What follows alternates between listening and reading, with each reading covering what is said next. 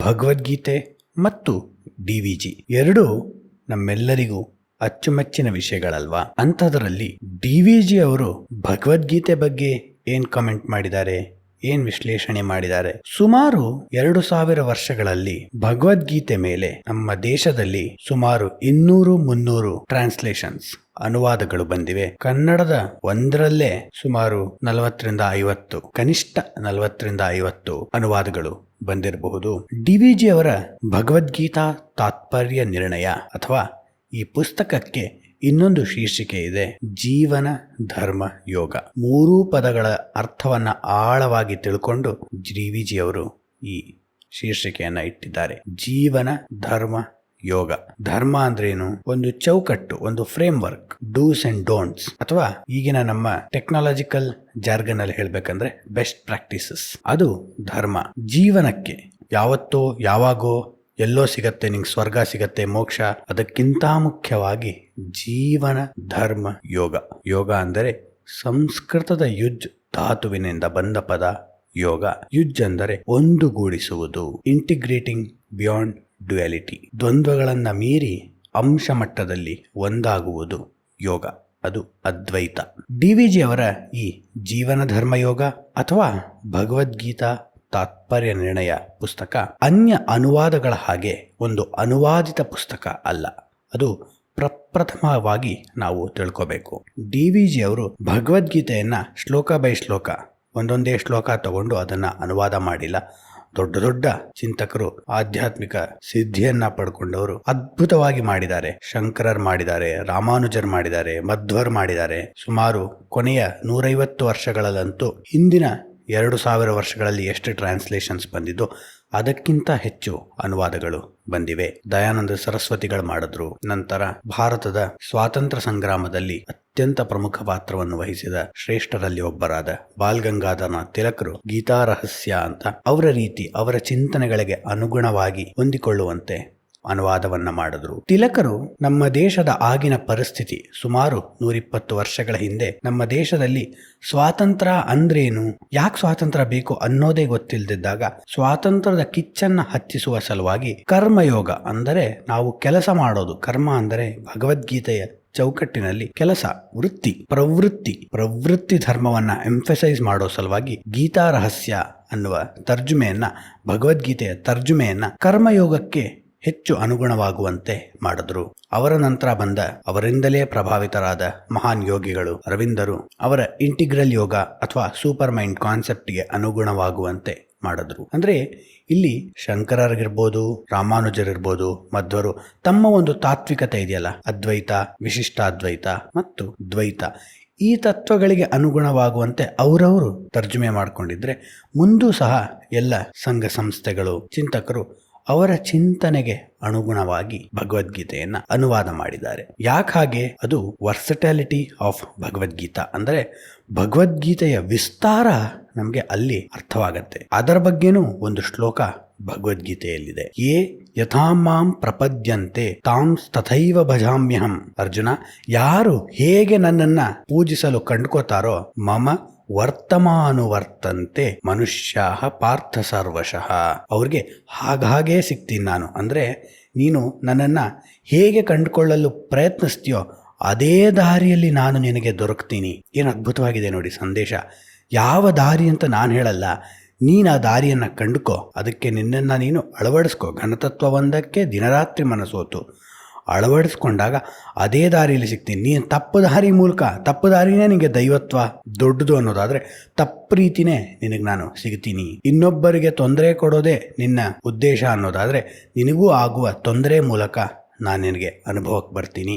ಇನ್ನೊಬ್ಬರಿಗೆ ಒಳ್ಳೇದು ಮಾಡ್ತೀಯ ಅನ್ನೋದಾದರೆ ಒಳ್ಳೆಯದ್ರ ಮೂಲಕ ನಾನು ನಿನಗೆ ಅನುಭವಕ್ಕೆ ಬರ್ತೀನಿ. ಸುಮ್ಮನೆ ಜಗಳಕ್ಕೆ ಹೋಗ್ತೀಯ ರೋಡಲ್ಲಿ ಅಂದರೆ ತಿರುಗಿ ಏಟ್ ತಿನ್ನೋದ್ರ ಮೂಲಕ ನಾನು ನಿನಗೆ ಅನುಭವಕ್ಕೆ ಬರ್ತೀನಿ. ನಿನ್ನ ಪಥ ನೀನು ಆರಿಸ್ಕೋ, ಅಲ್ಲೇ ನಾನು ಸಿಗ್ತೀನಿ. ಅದರಿಂದ ಶ್ರೇಷ್ಠ ಆಧ್ಯಾತ್ಮಿಕ ಚಿಂತಕರೆಲ್ಲ ಗೀತೆಯ ಪಾಠಕ್ಕೆ ಅನುಗುಣವಾಗಿ ತಮ್ಮ ತಾತ್ವಿಕ ನೆಲೆಯಲ್ಲಿ ಭಗವದ್ಗೀತೆಯನ್ನ ಅನುವಾದ ಮಾಡಿದ್ದಾರೆ. ನನ್ನ ಬಳಿನೇ 16 ಟ್ರಾನ್ಸ್ಲೇಷನ್ಗಳು ಇವೆ. ಅದರಲ್ಲಿ ಡಿ.ವಿ.ಜಿ. ಅವರ ಭಗವದ್ಗೀತಾ ತಾತ್ಪರ್ಯ ನಿರ್ಣಯ ಏನು ಸ್ಪೆಷಲ್ಲು ಅಂದರೆ ಇದು ತರ್ಜುಮೆ ಅಲ್ಲ, ಅನಾಲಿಸಿಸ್, ವಿಶ್ಲೇಷಣೆ. ಯಾವುದೇ ಹಿಂಜರಿಕೆ ಇಲ್ಲದೆ ಹೇಳ್ತೀನಿ, ಜಗತ್ತಿನಲ್ಲಿ ಬಂದ ಗೀತೆಯ ವಿಶ್ಲೇಷಣೆಗಳಲ್ಲಿ ಅತ್ಯಂತ ಶ್ರೇಷ್ಠ ವಿಶ್ಲೇಷಣೆಗಳು 3-4 ಇದ್ರೆ ಅದರಲ್ಲಿ DVG ಅವ್ರದ್ದು ಒಂದಿರುತ್ತೆ. ಒಂದಿದ್ರೆ ಅದು DVG ಅವ್ರದ್ದೇ ಆಗಿರುತ್ತೆ. ಯಾಕೆ? ಅವರು ಒಂದು ರೀತಿ ಪ್ರಾಜೆಕ್ಟ್ ರಿಪೋರ್ಟ್ ಹಾಗೆ ಇಡೀ ಭಗವದ್ಗೀತೆಯನ್ನ ಸಬ್ಮಿಟ್ ಮಾಡ್ತಾರೆ ನಮ್ಮ ಮುಂದೆ. ಭಗವದ್ಗೀತೆಯನ್ನು ಪೂರ್ತಿ 25-30 ಸಲ ಓದಿದಾರೇನೋ, ಅದರಲ್ಲಿ ಸಿಗುವ ಜಿಸ್ಟ್ನ ಪ್ರಶ್ನೆಗಳನ್ನ ಒಂದು ಕಡೆ ಸ್ಥೂಲವಾಗಿ ಮೆನ್ಷನ್ ಮಾಡಿ ಆಮೇಲೆ ಒಂದೊಂದೇ ಪ್ರಶ್ನೆಯನ್ನ ಆಳವಾಗಿ ವಿಶ್ಲೇಷಿಸ್ತಾ ಹೋಗ್ತಾರೆ. DVG ಅವರು ಎಲ್ಲರೂ ನಮಗೆ ಕೇಳಿರುವಂತಹ ಒಂದು ಕ್ಲೀಶೆ ಇದೆಯಲ್ಲ, ಭಗವದ್ಗೀತೆ ಎಲ್ಲರಿಗೂ ಅನ್ವಯ, ಎಲ್ಲ ಕಾಲಕ್ಕೂ ಅನ್ವಯ. ಆ ಒಂದು ಕಮೆಂಟ್ ಬಗ್ಗೆ ಮೊಟ್ಟ ಮೊದಲನೇದಾಗಿ ಕ್ಲಾರಿಟಿ ಕೊಡ್ತಾ ಹೋಗ್ತಾರೆ. ಹೇಗೆ ಅದು ಎಲ್ಲರಿಗೂ ಎಲ್ಲ ಕಾಲಕ್ಕೂ ಅಪ್ಲೈ ಮಾಡ್ಕೊಳಕ್ ಸಾಧ್ಯ? ಯಾಕೆ ಹಾಗಂತಾರೆ? DVG ಅವರು ಹೇಳೋದು, ಮನುಷ್ಯನ ಜೀವನದ ಎಲ್ಲ ಸಂದರ್ಭಗಳಿಗೂ, ಅಂದರೆ ಪ್ರವೃತ್ತಿ ಧರ್ಮ, ನಿವೃತ್ತಿ ಧರ್ಮ ಎರಡಕ್ಕೂ, ಅಂದ್ರೆ ಪ್ರವೃತ್ತಿ ಅಂದ್ರೆ ಏನು? ಪ್ರೊಫೆಷನ್, ನಮ್ಮ ವೃತ್ತಿ, ಅದರ ಬೆಸ್ಟ್ ಪ್ರಾಕ್ಟೀಸಸ್, ಅದರಲ್ಲಿ ನಾವು ನಡೆದುಕೊಳ್ಳಬೇಕಾದ ರೀತಿ, ಜೀವನ ಪಥ, ಅದರ ಬಗ್ಗೆ ಭಗವದ್ಗೀತೆ ಹೇಳತ್ತೆ. ಅದರ ಜೊತೆಗೆ ನಿವೃತ್ತಿ ಧರ್ಮ, ರಿಟೈರ್ಮೆಂಟ್ ಲೈಫ್ ಹೇಗೆ ಲೀಡ್ ಮಾಡಬೇಕು. ನಿವೃತ್ತಿ ಅಂದ ಕೂಡಲೇ ರಿಟೈರ್ಮೆಂಟ್ ಅನ್ನೋ ಅರ್ಥ ಬರಲ್ಲ. ನಾವು ಕೆಲಸ ಮಾಡದ ಸಮಯದಲ್ಲೂ ಹೇಗೆ ಮನಸ್ಸನ್ನ ಶುದ್ಧವಾಗಿಟ್ಕೋಬೇಕು, ಮನಸ್ಸನ್ನ ಹೇಗೆ ಉಪಯೋಗಿಸ್ಕೋಬೇಕು ಅದನ್ನು ಹೇಳುತ್ತೆ. ಜೊತೆಗೆ ಅತೀತ ಸ್ಥಿತಿಗಳ ಬಗ್ಗೆ ಹೇಳುತ್ತೆ. ಸ್ಪರ್ಶಾನ್ ಕೃತ್ವಾ ಬಹಿರ್ಬಾಹ್ಯಾನ್, ಹೊರ ಜಗತ್ತಿನ ಎಲ್ಲ ಇಂದ್ರಿಯ ಮಾಹಿತಿಯನ್ನ ದಾಟಿ ಉಸಿರನ್ನ ಗಮನಿಸ್ತಾ ಕಣ್ಣನ್ನ ಭ್ರುಕಟಿಯ ಅಂದ್ರೆ ಹುಬ್ಬುಗಳ ಮಧ್ಯ ತಂದು ನಿಲ್ಲಿಸ್ಕೊಂಡ ವ್ಯಕ್ತಿಗೆ ನಾನು ಲಿಬರೇಷನ್, ಅವರಿಗೆ ದೊರಕುವಂತಾಗ್ತೀನಿ ಅಂತ ಹೇಳ್ತಾನೆ. ಅಂದ್ರೆ ಸಾಧಕರಿಗೆ, ಸಿದ್ಧರಿಗೆ, ಯೋಗಿಗಳಿಗೆ, ಅವರಿಗೂ ಅತೀತ ಸ್ಥಿತಿ ಅಂದರೆ ಪಾರಮಾರ್ಥಿಕ ಅನುಭವಗಳನ್ನು ಹೇಗೆ ದೊರಕಿಸಿಕೊಳ್ಳೋದು, ಅದರ ಬಗ್ಗೆನೂ ಗೀತೆಯಲ್ಲಿ ಸಂದೇಶ ಅಡಕವಾಗಿದೆ. ಭಕ್ತಿ ಅಂದ ಕೂಡಲೇ ನಾವು ಯಾರೋ ಹೇಳ್ತಾರಲ್ಲ ಅಲ್ಲಿ ಹೋಗು ಇಲ್ಲಿ ಹೋಗು, ಅದಷ್ಟೇ ಅಲ್ಲ, ನಮ್ಮ ವೃತ್ತಿಯಲ್ಲಿ ಇರಬೇಕಾದ ಭಕ್ತಿಯ ಭಾವ. ವೃತ್ತಿಯನ್ನೇ ಭಕ್ತಿಯಿಂದ ಕಂಡ ವ್ಯಕ್ತಿಗೆ ಇನ್ನೊಂದರ ಅವಶ್ಯಕತೆ ಬರುತ್ತಾ? ಬಸವಣ್ಣ ಹೇಳಿದ್ದು ಕಾಯಕವೇ ಕೈಲಾಸ. ಅದನ್ನೇ ಇಲ್ಲಿ ವೃತ್ತಿಯಲ್ಲಿ ಇರಬೇಕಾದ ಭಕ್ತಿ ಜೊತೆಗೆ ಧ್ಯಾನ, ಕಂಪ್ಲೀಟ್ ಅವೇರ್ನೆಸ್, ಕೊನೆಗೆ ದೊರಕೋದೇನು? ಸಮಾಧಿ. ಒಂದು ಕ್ಷೇತ್ರದಲ್ಲಿ ಯಾವಾಗ ಲೌಕಿಕ ಮತ್ತು ಅಲೌಕಿಕ ಗುರಿಗಳು ಒಂದಾಗುತ್ತವೋ, ವೆನ್ ಮೆಟೀರಿಯಲ್ ಮೀಟ್ಸ್ ಮೆಟಾಫಿಸಿಕಲ್, ಅವತ್ತು ನಮಗೆ ದೊರಕೋದು ಸಮಾಧಿ, ದ ಹೈಯೆಸ್ಟ್ ಅಟೈನ್ಮೆಂಟ್. ಯಾವುದು ಬುದ್ಧನಿಗೆ ಸಿಕ್ಕಿತೋ, ಯಾವುದು ವಿವೇಕಾನಂದರಿಗೆ, ಅಲ್ಲಮ ಪ್ರಭುಗಳಿಗೆ ಸಿಕ್ಕಿತೋ, ಅದು ಸಮಾಧಿ. ಸಮಾಧಿ ಬಗ್ಗೆನೂ ಇದರಲ್ಲಿ ಸಂದೇಶ ಅಡಗಿದೆ. ಅದಕ್ಕೆ DVG ಅವರು ಹೇಳ್ತಿರೋದು ಎಲ್ಲರಿಗೂ ಅನ್ವಯವಾಗುವಂತಹ ತತ್ವ ಭಗವದ್ಗೀತೆ. ಇಲ್ಲಿ ನೋಡಿ, ರೇಂಜ್ ಆಫ್ ಆಪರೇಷನ್ ಭಗವದ್ಗೀತೆದು ಒಂದು ವೈಡ್ ಸ್ಪೆಕ್ಟ್ರಮ್ ಅಲ್ಲಿ ಇದೆ. ಅಂದರೆ ನಮ್ಮ ದಿನನಿತ್ಯದ ವೃತ್ತಿ ಧರ್ಮಕ್ಕೆ ಮೆಟ್ರೋ ಲೇಟ್ ಆಯಿತು ಅಂದರೆ ಕೋಪ ಬರುತ್ತಲ್ಲ, ಆ ಸಮಯಕ್ಕೂ ಅನ್ವಯ ಆಗೋದಾದ್ರೆ ಇವತ್ತೆಷ್ಟೋ ಸೆಲ್ಫ್ ಹೆಲ್ಪ್ ಬುಕ್ಗಳು ಒಂದೊಂದು ಸಂದರ್ಭಕ್ಕೆ ತಕ್ಕಂತೆ ಅನ್ವಯ ಆಗುವಂತೆ ಬರೆದಿರ್ತಾರೆ. ಇನ್ನೊಂದು ಸಂದರ್ಭಕ್ಕೆ ಅದಾಗೋದಿಲ್ಲ. ಮಿಡ್ ಏಜ್ ಕ್ರೈಸಿಸ್ ಬಗ್ಗೆ ಬರೀತಾರೆ, ಟೀನ್ ಆಂಗ್ಸೈಟಿ ಬಗ್ಗೆ ಬರೀತಾರೆ, ಯುವಕರಲ್ಲಿ ಯುವತಿಯರಲ್ಲಿ ಹೇಗೆ ಖಿನ್ನತೆ ಆಗ್ತಿದೆ, ಅದು ಆ ಒಂದು ಚೌಕಟ್ಟಿನಲ್ಲಿ ಮಾತ್ರ ಅರ್ಥವನ್ನ ಕಂಡುಕೊಂಡಿದ್ರೆ ಭಗವದ್ಗೀತೆ ಪ್ರವೃತ್ತಿ ಧರ್ಮ, ನಿವೃತ್ತಿ ಧರ್ಮ, ಅತೀತ ಸ್ಥಿತಿ, ಧ್ಯಾನ, ಸಮಾಧಿ, ಭಕ್ತಿ ಎಲ್ಲ ತತ್ವಗಳನ್ನು ಒಳಗೊಂಡಂತಹ ತತ್ವ. ಅದರಿಂದ DVG ಅವರು ಹೇಳೋದು ಇದು ಎಲ್ಲರಿಗೂ ಅನ್ವಯವಾಗುವ ತತ್ವ. ಆದರೆ DVG ಅವರು ಇಲ್ಲಿ ಒಂದು ದೊಡ್ಡ ಪ್ರಮುಖವಾದಂತಹ ಎಚ್ಚರಿಕೆಯನ್ನ ನಮಗೆ ಕೊಡ್ತಾರೆ. ಏನು ಆ ಎಚ್ಚರಿಕೆ ಅಂದ್ರೆ, ಒಂದೊಂದು ಕಡೆ ಭಗವದ್ಗೀತೆ ಕಾಂಟ್ರಾಡಿಕ್ಟರಿ ಅನ್ಸುತ್ತೆ. ಅದನ್ನ ನಾವು DVG ಅವರ ಮಂಕುತಿಮ್ಮನ ಕಗ್ಗವನ್ನ ಓದಿದ್ರು ಅನ್ಸುತ್ತೆ. ಒಂದ್ ಕಡೆ ಹೀಗೆ ಹೇಳಿದ್ದಾರೆ, ಇನ್ನೊಂದ್ ಕಡೆ ಹಾಗೆ ಹೇಳಿದ್ದಾರೆ. ಹೇಗೆ ಅದನ್ನ ಸಮನ್ವಯಗೊಳಿಸ್ಕೊಳ್ಳೋದು? Is it contradictory? ವಿರೋಧಾಭಾಸ ಇದೆಯಾ? ಇದಕ್ಕೆ ಇಂಗ್ಲಿಷ್ನ ಮಹಾನ್ ಕವಿ ವಾಲ್ಟ್ ವಿಟ್ಮನ್ ಒಂದು ಅದ್ಭುತವಾದಂತಹ ಸಾಲ್ ಹೇಳ್ತಾನೆ. I self contradict because I am large, I am very big ಅಂತ. ಯಾವುದು ದೊಡ್ಡದೋ, ಯಾವುದು ಬೃಹತ್ತೋ ಅದು ವಿರೋಧಾಭಾಸಗಳನ್ನ ಒಳಗೊಂಡಿರತ್ತೆ, ಅದನ್ನ ತಿರಸ್ಕರಿಸರಲ್ಲ, ಅದನ್ನೂ ಒಳಗೊಂಡಿರುತ್ತೆ. ಅದು ಕೃಷ್ಣ. ಇದಕ್ಕೆ ವಿವೇಕಾನಂದರು ಒಂದ್ಸಲ ಅಮೆರಿಕದಲ್ಲಿ ಒಬ್ರು ಪ್ರಶ್ನೆ ಕೇಳ್ತಾರೆ, ನಿಮ್ಮಲ್ಲೇ ಎಷ್ಟೋ ರೀತಿ ತತ್ವಗಳಿದೆಯಲ್ಲ, ಎಷ್ಟು ವೈರುಧ್ಯಗಳು ನಿಮ್ಮಲ್ಲೇ ಇದ್ದಾಗ ನಮ್ಗೇನು ಹೇಳ್ಕೊಡ್ತೀರಾ? ಯಾಕೆ? ಆ ಕಡೆ ಒಬ್ರು ಅದ್ವೈತ ಅಂತಾರೆ, ಈ ಕಡೆ ಇನ್ನೊಬ್ರು ದ್ವೈತ ಅಂತಾರೆ, ಮಧ್ಯದಲ್ಲಿ ಇನ್ನೊಬ್ರು ವಿಶಿಷ್ಟಾದ್ವೈತ ಅಂತಾರೆ. ನಿಮ್ಮಲ್ಲೇ ಇಷ್ಟು ವೈರುಧ್ಯಗಳು, ಕಾಂಟ್ರಾಡಿಕ್ಷನ್ಸ್ ಇದ್ದಾಗ ನಮಗೇನು ಬಂದು ಹೇಳ್ತೀರಾ ಅಂದಾಗ ವಿವೇಕಾನಂದ ಹೇಳೋದು, ಅವು ವೈರುಧ್ಯಗಳಲ್ಲ, ವೈಷಮ್ಯಗಳಲ್ಲ, ವೈವಿಧ್ಯಗಳು. They are the layers of same essence. DVG ಅವರು ನಮಗೆ ಕೊಡೋ ಎಚ್ಚರಿಕೆ ಅದು ವಿಸ್ತೃತವಾದಂತಹ ವಿಷಯ ಆಗಿರೋದ್ರಿಂದ, ಅಂದರೆ ಹಿಂದೆ ಹೇಳಿದ ಹಾಗೆ ಎಲ್ಲ ಸಂದರ್ಭಗಳಿಗೂ ಅನ್ವಯ ಆಗುವ ವಿಷಯ ಆಗಿರೋದ್ರಿಂದ ಅದು ನಮ್ಮ ಮೇಲ್ಮಟ್ಟದ ಪ್ರಜ್ಞೆಗೆ, ಬುದ್ಧಿಗೆ ವಿರೋಧಾಭಾಸ ಅನ್ಸಿದ್ರು ಅನಿಸ್ಬಿಡತ್ತೆ. ಆದರೆ ಒಳಗಿಳಿಬೇಕು. ಹೇಗಿಳಿಬೇಕು ಸ್ನೇಹಿತರೆ? ನನ್ನ ಹತ್ರ ಇರೋ ಭಗವದ್ಗೀತೆ ಎಲ್ಲಾ ಟ್ರಾನ್ಸ್ಲೇಷನ್ ಓದಿದ್ರು ಸಿಗಲಾರದ್ದ ಒಳನೋಟ, ಇನ್ಸೈಟ್ DVG ಅವರ ಈ ಪುಸ್ತಕದಲ್ಲಿ ದೊರಕ್ತು. ಹೇಗ್ ಸಿಗ್ಬೇಕು ಅಂದ್ರೆ DVG ಅವರ ಈ ಪುಸ್ತಕ ನಾವು ಓದಬಹುದು. DVG ಅವರ ಎಚ್ಚರಿಕೆಯಲ್ಲಿ ಮುಖ್ಯವಾಗಿ ಇರೋದು ಇನ್ಕರೆಕ್ಟ್ ಅಪ್ಲಿಕೇಶನ್ ಅಥವಾ wrong application of Geetha's message. ಭಗವದ್ಗೀತೆಯ ಸಂದೇಶದ ತಪ್ಪು ಅನ್ವಯ ನಾವು ಹುಷಾರಾಗಿರ್ಬೇಕಾದ ಸಮಸ್ಯೆ. ಅಂದ್ರೆ ಭಗವದ್ಗೀತೆಯಲ್ಲಿ ಹೇಳಿದ್ಯಪ್ಪ ಜೀವನದಲ್ಲಿ ಹೊಡೆದಾಡ್ಬೇಕು ಅಂತ, ಹತೋವಾ ಪ್ರಾಪ್ಯಸಿ ಸ್ವರ್ಗಂ ಜಿತ್ವಾವಾ ಭೋಕ್ಷಸೇ ಮಹಿಂ. ಸತ್ರೆ ಸ್ವರ್ಗ ಇದೆ, ಬದುಕಿದ್ರೆ ರಾಜ್ಯ ಇದೆ. ಹೊಡೆದಾಡೋ ಅರ್ಜುನ, ಹೊಡೆದಾಡೋ ಜೀವನದಲ್ಲಿ ಯಾಕೆ ಹೆದರ್ಕೋತ್ಯ? ಯಾಕೆ ದ್ವಂದ್ವ? ಸತ್ರ ಸ್ವರ್ಗ ಸಿಗತ್ತೆ, ಬದುಕಿದ್ರೆ ರಾಜ್ಯ ಇರುತ್ತೆ, ಯಾಕೆ ಡೈಲೆಮಾ ಅಂತ ಹೇಳ್ತಿದ್ದಾನೆ. ಅಂದ್ರೆ ಹೊಡೆದಾಡ್ಬೇಕು ಅಷ್ಟೇ ಅಲ್ವಾ? ಓಹೋ, ಬಾಸ್ ನನಗೆ ಹೈಕ್ ಕೊಡ್ಲಿಲ್ಲ, ನಾನು ಅನ್ಕೊಂಡಷ್ಟು 12% ಕೊಟ್ಟಿದ್ದಾನೆ, ನಾ 20% ಎಕ್ಸ್ಪೆಕ್ಟ್ ಮಾಡ್ತಿದ್ದೆ. ಏನ್ ಮಾಡ್ಬೇಕು? ಹತೋವಾ ಪ್ರಾಪ್ಯಸಿ ಸ್ವರ್ಗಂ, ಹೊಡೆದಾಡ್ಬೇಕು. ಯಾಕೆ? ಭಗವದ್ಗೀತೆಯಲ್ಲಿ ಹೇಳಿದೆಯಲ್ಲ ಅನ್ಬಿಟ್ಟು ಬಾಸ್ಗೆ ಕೆಟ್ಟದಾಗ ಬೈಯೋದು ಅಥವಾ ಹೊಡೆದೇ ಬಿಡೋದು ಏನು ಉಪಯೋಗ ಇಲ್ಲ. ಯಾಕೆ? It's A misplaced application of Geetha's message. ಅದನ್ನ DVG ಅವರು ಎಚ್ಚರಿಸ್ತಿರೋದು. ಭಗವದ್ಗೀತೆಯಲ್ಲಿ ಧ್ಯಾನ, ಸಮಾಧಿ ಬಗ್ಗೆ ಎಲ್ಲ ಹೇಳಿದ ಅಂತ ಕೃಷ್ಣ. ನಾನು ಧ್ಯಾನ ಮಾಡ್ಕೊಂಡು ಕೂತ್ಕೋತೀನಪ್ಪ, ಮುಂದಿನ ವಾರ ಎಕ್ಸಾಮ್ ಇದೆ, ಅಯ್ಯೋ ಓದಲ್ಲ, ಧ್ಯಾನ ಮಾಡ್ಬೇಕು ಅಂತ ಹೇಳಿದಾನ ಕೃಷ್ಣ. ಯಾಕೆ? ಕೊನೆಗೆ ಹೇಳ್ತಾನಲ್ಲ, ಇಂದ್ರಿಯಗಳಿಗೆ ಅತೀತವಾದ ಸತ್ಯವನ್ನ ಕಂಡುಕೋ ಅಂತ. ನಂಗೆ ಎಕ್ಸಾಮ್ ಅಲ್ಲಿ ಏನು ಜೀವನದ ಅರ್ಥ ಕಾಣ್ತಿಲ್ಲ, ಅದಕ್ಕೆ ಇಂದ್ರಿಯಾತೀತ ಸತ್ಯವನ್ನ ಹುಡುಕ್ತೀನಿ. ಇಂದ್ರಿಯಾತೀತ ಸತ್ಯವನ್ನ ಹುಡುಕ್ಬೇಕಾಗಿದ್ರೆ ಎಕ್ಸಾಮ್ ಕಟ್ಟದ್ ಯಾಕೆ? ಅದೇ ಅಲ್ವಾ ಭಗವದ್ಗೀತೆಯ ಮುಖ್ಯ ಭೂಮಿಕೆಯ ಪ್ರಶ್ನೆ. ನಿನಗೆ ಸನ್ಯಾಸನೇ ಬೇಕಿತ್ತು ಅಂದ್ರೆ ಅರ್ಜುನ, ಏನ್ ಫಸ್ಟ್ ಚಾಪ್ಟರ್ ಫುಲ್ ಅಳತಿದ್ಯಲ್ಲ, ಇದಕ್ಕಿಂತ ಸನ್ಯಾಸತ್ವ ದೊಡ್ಡದು. ಎಷ್ಟೋ ವಿಧವೆಯರಾಗ್ತಾರೆ, ಎಷ್ಟೋ ಮಕ್ಕಳು ಅನಾಥರಾಗ್ತಾರೆ ಯುದ್ಧದಿಂದ, ಅರ್ಥ ಇಲ್ಲ ಅಂತ. ಇದನ್ನ ಮೊದಲೇ ಹೇಳ್ಬೇಕಾಗಿತ್ತು. ನಾನು ನಿನ್ನ ಸಲುವಾಗಿ ಸೈನ್ಯ ಕಟ್ಟಕ್ಕೆ ಇಷ್ಟೆಲ್ಲ ಹೋರಾಡಿ ಇಷ್ಟು ಜನ ನಿನ್ನ ನಂಬ್ಕೊಂಡು ಬಂದ್ರೆ ಇನ್ನೇನು ಫಸ್ಟ್ ಬಾಣ ಹೊಡಿಬೇಕು. ಈ ತರ ಎಮೋಷನಲ್ ಟ್ವಿಸ್ಟ್ ಕೊಡ್ತಿದ್ಯಲ್ಲ, ಬುದ್ಧಿ ಇದೆಯಾ ನಿಂಗೆ? ಅದು misplaced application of any spiritual message. ಅದರ ವಿರುದ್ಧ ಕೃಷ್ಣನ ಸಂದೇಶ ಇರೋದು, ಅದರ ವಿರುದ್ಧ DVG ಅವರ ಎಚ್ಚರಿಕೆ ಇರೋದು. DVG ಅವರು ಇಲ್ಲಿ ಈ ದ್ವಂದ್ವವನ್ನ ನಮಗೆ ಪರಿಹರಿಸಕ್ಕೆ ಕೃಷ್ಣನನ್ನ ಒಂದು ವೈದ್ಯನಿಗೆ, ಡಾಕ್ಟರ್ಗೆ ಹೋಲಿಸ್ತಾರೆ. ಮೆಡಿಕಲ್ ಸೈನ್ಸ್, ವೈದ್ಯಶಾಸ್ತ್ರ ಏನ್ ಹೇಳುತ್ತೆ? DVG ಅವರು ಹೇಳೋದು, ವೈದ್ಯಶಾಸ್ತ್ರದ ಉದ್ದೇಶ ಒಂದು ಏನು? ಆರೋಗ್ಯಕರ ದೇಹ ಸ್ಥಿತಿ. ಅದೊಂದೇ ಉದ್ದೇಶ ಅಲ್ವಾ? ಹಾಗೆ ಕೃಷ್ಣ ಅನ್ನುವ ವೈದ್ಯನ ಉದ್ದೇಶ ಹೋಲಿಸ್ಟಿಕ್ ವೆಲ್ ಬೀಯಿಂಗ್, ಸರ್ವಾಂಗೀಣವಾದಂತಹ ಒಳ್ಳೆಯ ಜೀವನವನ್ನ ನಾವು ಕಂಡುಕೊಳ್ಳೋದು. ಆರೋಗ್ಯವೆಂಬ ಉದ್ದೇಶ ಒಂದು, ಆದರೆ ಅನಾರೋಗ್ಯ ಕಾರಣಗಳು 4. ಏನು ಅದ್ಭುತವಾಗಿದೆ ನೋಡಿ ಕೃಷ್ಣನ ಚಿಂತನೆ. ಅದಕ್ಕಿಂತ ಅದ್ಭುತ ಅನ್ಸೋದಂದ್ರೆ ನಮ್ಮ ಮುಂದೆನೆ ರಕ್ತ ಮಾಂಸಗಳಿಂದ ಕೂಡಿದ ಮಹಾನುಭಾವ DVG ಅವರು ಓಡಾಡಿದ್ರು. ಅಂದ್ರೆ ನಾವಿದ್ದ ಶತಮಾನದಲ್ಲೇ ಅವರು ಇದ್ರಲ್ಲ, ಘಟಿಸಿದ್ರಲ್ಲ, ಅದಕ್ಕಿಂತ ಅದ್ಭುತ ಇದೆಯಾ? ವೆಲ್ ಬೀಯಿಂಗ್ ಒಂದೇ ಉದ್ದೇಶ, ಆದ್ರೆ ಅದು ಹಾಳಾಗಕ್ಕೆ ನೂರಾರು ದಾರಿಗಳು ಅವಾಗೇವೆ ನಮ್ಮ ಅಹಂಕಾರದ ಮೂಲಕ ಕಂಡ್ಕೊಂಡ್ಬಿಟ್ಟಿರತ್ವೆ ಅಲ್ವಾ? ಒಳ್ಳೆ ಆರೋಗ್ಯ ಅಂದ್ರೆ ಏನು? ದಿನನಿತ್ಯ ಚಟುವಟಿಕೆಗಳನ್ನ ನಾವು ಮಾಡಕ್ಕಾಗ್ಬೇಕು, ನಡೆಯಕ್ಕಾಗ್ಬೇಕು, ಊಟ ಮಾಡಕ್ಕಾಗ್ಬೇಕು. ಅದು ಮಿನಿಮಮ್ ವೆಲ್ ಬೀಯಿಂಗ್ ಅಟ್ರಿಬ್ಯೂಟ್ಸ್ ಅಲ್ವಾ? ಆದ್ರೆ ಅದನ್ನ ಕಳ್ಕೊಳ್ಳೋದು ಹೇಗೆ? ಕೆಟ್ಟ ಆಹಾರ ತಿನ್ಬೋದು, ಸೆಡೆಂಟ್ರಿ ಲೈಫ್ ಸ್ಟೈಲ್, ಎಕ್ಸಸೈಸ್ ಮಾಡದೆ ಕಂಪ್ಯೂಟರ್ ಮುಂದೆ 12 ಅವರ್ ಕುತ್ಕೊಂಡು ಕೆಲಸ ಮಾಡೋದಿರ್ಬೋದು, ಅಥವಾ ಸಿಕ್ಕಂಗೆ ಕುಡಿಯೋದು, ಅಥವಾ ಡ್ರೈವ್ ಮಾಡೋವಾಗ ಸರಿಗೆ ಪಾಶ್ಚರ್ ಸರಿ ಇಲ್ಲದೆ ಇರುವ ಎಲ್ಲ ರೀತಿಗಳಲ್ಲೂ ಅನಾರೋಗ್ಯಗಳು ಬರ್ಬೋದು. ಆದರೆ ಆರೋಗ್ಯಕರ ಸ್ಥಿತಿ ಒಂದೇ. ಇಲ್ಲಿ ನನಗೆ ರಷ್ಯಾದ ಮಹಾನ್ ಕಾದಂಬರಿಕಾರ ಮಹರ್ಷಿ ಟಾಲ್ಸ್ಟಾಯ್, ಮಹರ್ಷಿ ಅಂತ ಅವ್ರಿಗೆ ನಾನು ಯಾಕಂದೆ ಅಂದ್ರೆ, ಇವರು ಒಬ್ಬ ವ್ಯಕ್ತಿ ಏನೇನು ಆಗ್ಬೋದೋ ಅದೆಲ್ಲವನ್ನೂ ಆದಂತಹ ಮಹಾನುಭಾವರು. ಹೇಗೆ DVG ರಮಣ ಮಹರ್ಷಿಗಳು ಒಬ್ಬ ವ್ಯಕ್ತಿ ಏನೇನು ತನ್ನ ಜೀವನದಲ್ಲಿ ಸಾಧ್ಯ ಮಾಡ್ಕೋಬಹುದೋ, ಮುಟ್ಟಬಹುದೋ ಅದೆಲ್ಲವನ್ನ ಮುಟ್ಟಿದ್ದವರು. ಟಾಲ್ಸ್ಟಾಯ್ ಅವರ ಅತ್ಯಂತ ಪ್ರಖ್ಯಾತ ಕಾದಂಬರಿಗಳಲ್ಲಿ ಒಂದು ಅನಾ ಕ್ಯಾರನೀನಾ.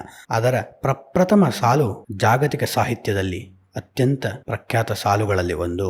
Happy families are all alike, every unhappy family is unhappy in its own way ಅಂತಾರೆ. ಅಂದ್ರೆ ಸಂತೋಷದಿಂದ ಇರುವ ಸಂಸಾರಗಳು ಎಲ್ಲ ಒಂದೇ ತರ ಇರುತ್ತವೆ, ಆದ್ರೆ ಅಸಂತುಷ್ಟ ಸಂಸಾರಗಳು, ವಿರಸಗಳಿರೋ ಸಂಸಾರಗಳು, ಕೆಟ್ಟ ಸಂಸಾರಗಳು ಬೇರೆ ಬೇರೆ ರೀತಿಯಲ್ಲಿ ಕೆಟ್ಟದಾಗಿರುತ್ತವೆ. ಇಲ್ಲಿ DVG ಅವರ ಅನಾಲಿಸಿಸ್ ಏನ್ ಅದ್ಭುತವಾಗಿದೆ ಅಂತ ನಮ್ಗೆ ಗೊತ್ತಾಗತ್ತೆ.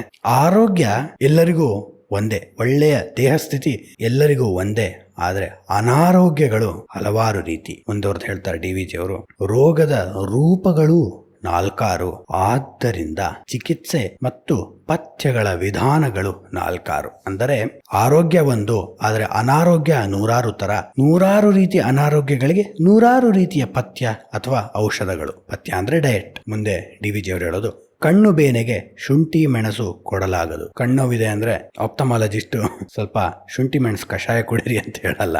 ಗಂಟ್ಲು ನೋವಿದ್ರೆ ಹೇಳಿರ್ಬೋದು, ಅದಕ್ಕೆ ನಾವು ಬೇಕಂದ್ರೆ ಆಯುರ್ವೇದ ಡಾಕ್ಟರ್ ಹತ್ರ ಹೋಗಿರ್ತೀವಲ್ಲ ಅವಾಗ ಅಂತ ಹೇಳ್ಬೋದು. ಅಜೀರ್ಣಕ್ಕೆ ಪಾನಕ ಆಗದು ಅಂದ್ರೆ ಪಿತ್ತ ಆದ್ರೆ ಪಾನಕ ಕುಡಿ ಅಂತಾರೆ. ಆದ್ರೆ ಅಜೀರ್ಣ ಆದಾಗ ಅದನ್ನ ನೀನು ಮಾಡಕ್ಕಾಗಲ್ಲ. ದೇಹದ ಬೇನೆಗಳನ್ನು ನೋಡಿ ಔಷಧ ಹೇಗೆ ಕೊಡಬೇಕೋ ಹಾಗೆ ಮನಸ್ಸಿನ ದೌರ್ಬಲ್ಯಗಳನ್ನು, ನಮ್ಮ ಜೀವನದಲ್ಲಿ ಉಂಟಾಗುವ ಮಾನಸಿಕ ದೌರ್ಬಲ್ಯಗಳಿಗೆ ತಕ್ಕಂತ ಔಷಧವನ್ನ ಭಗವದ್ಗೀತೆ ಕೊಡುತ್ತೆ. ಅದರಿಂದ ಅದು ಮೇಲ್ಮಟ್ಟದಲ್ಲಿ ಕಾಂಟ್ರಾಡಿಕ್ಟರಿ ಅನ್ಸಿದ್ರು ಎಲ್ಲ ಸಂದರ್ಭಗಳಿಗೂ ಅನುಗುಣವಾಗಬೇಕಾಗಿರೋದ್ರಿಂದ ಅದು ಹಾಗನ್ಸುತ್ತೆ.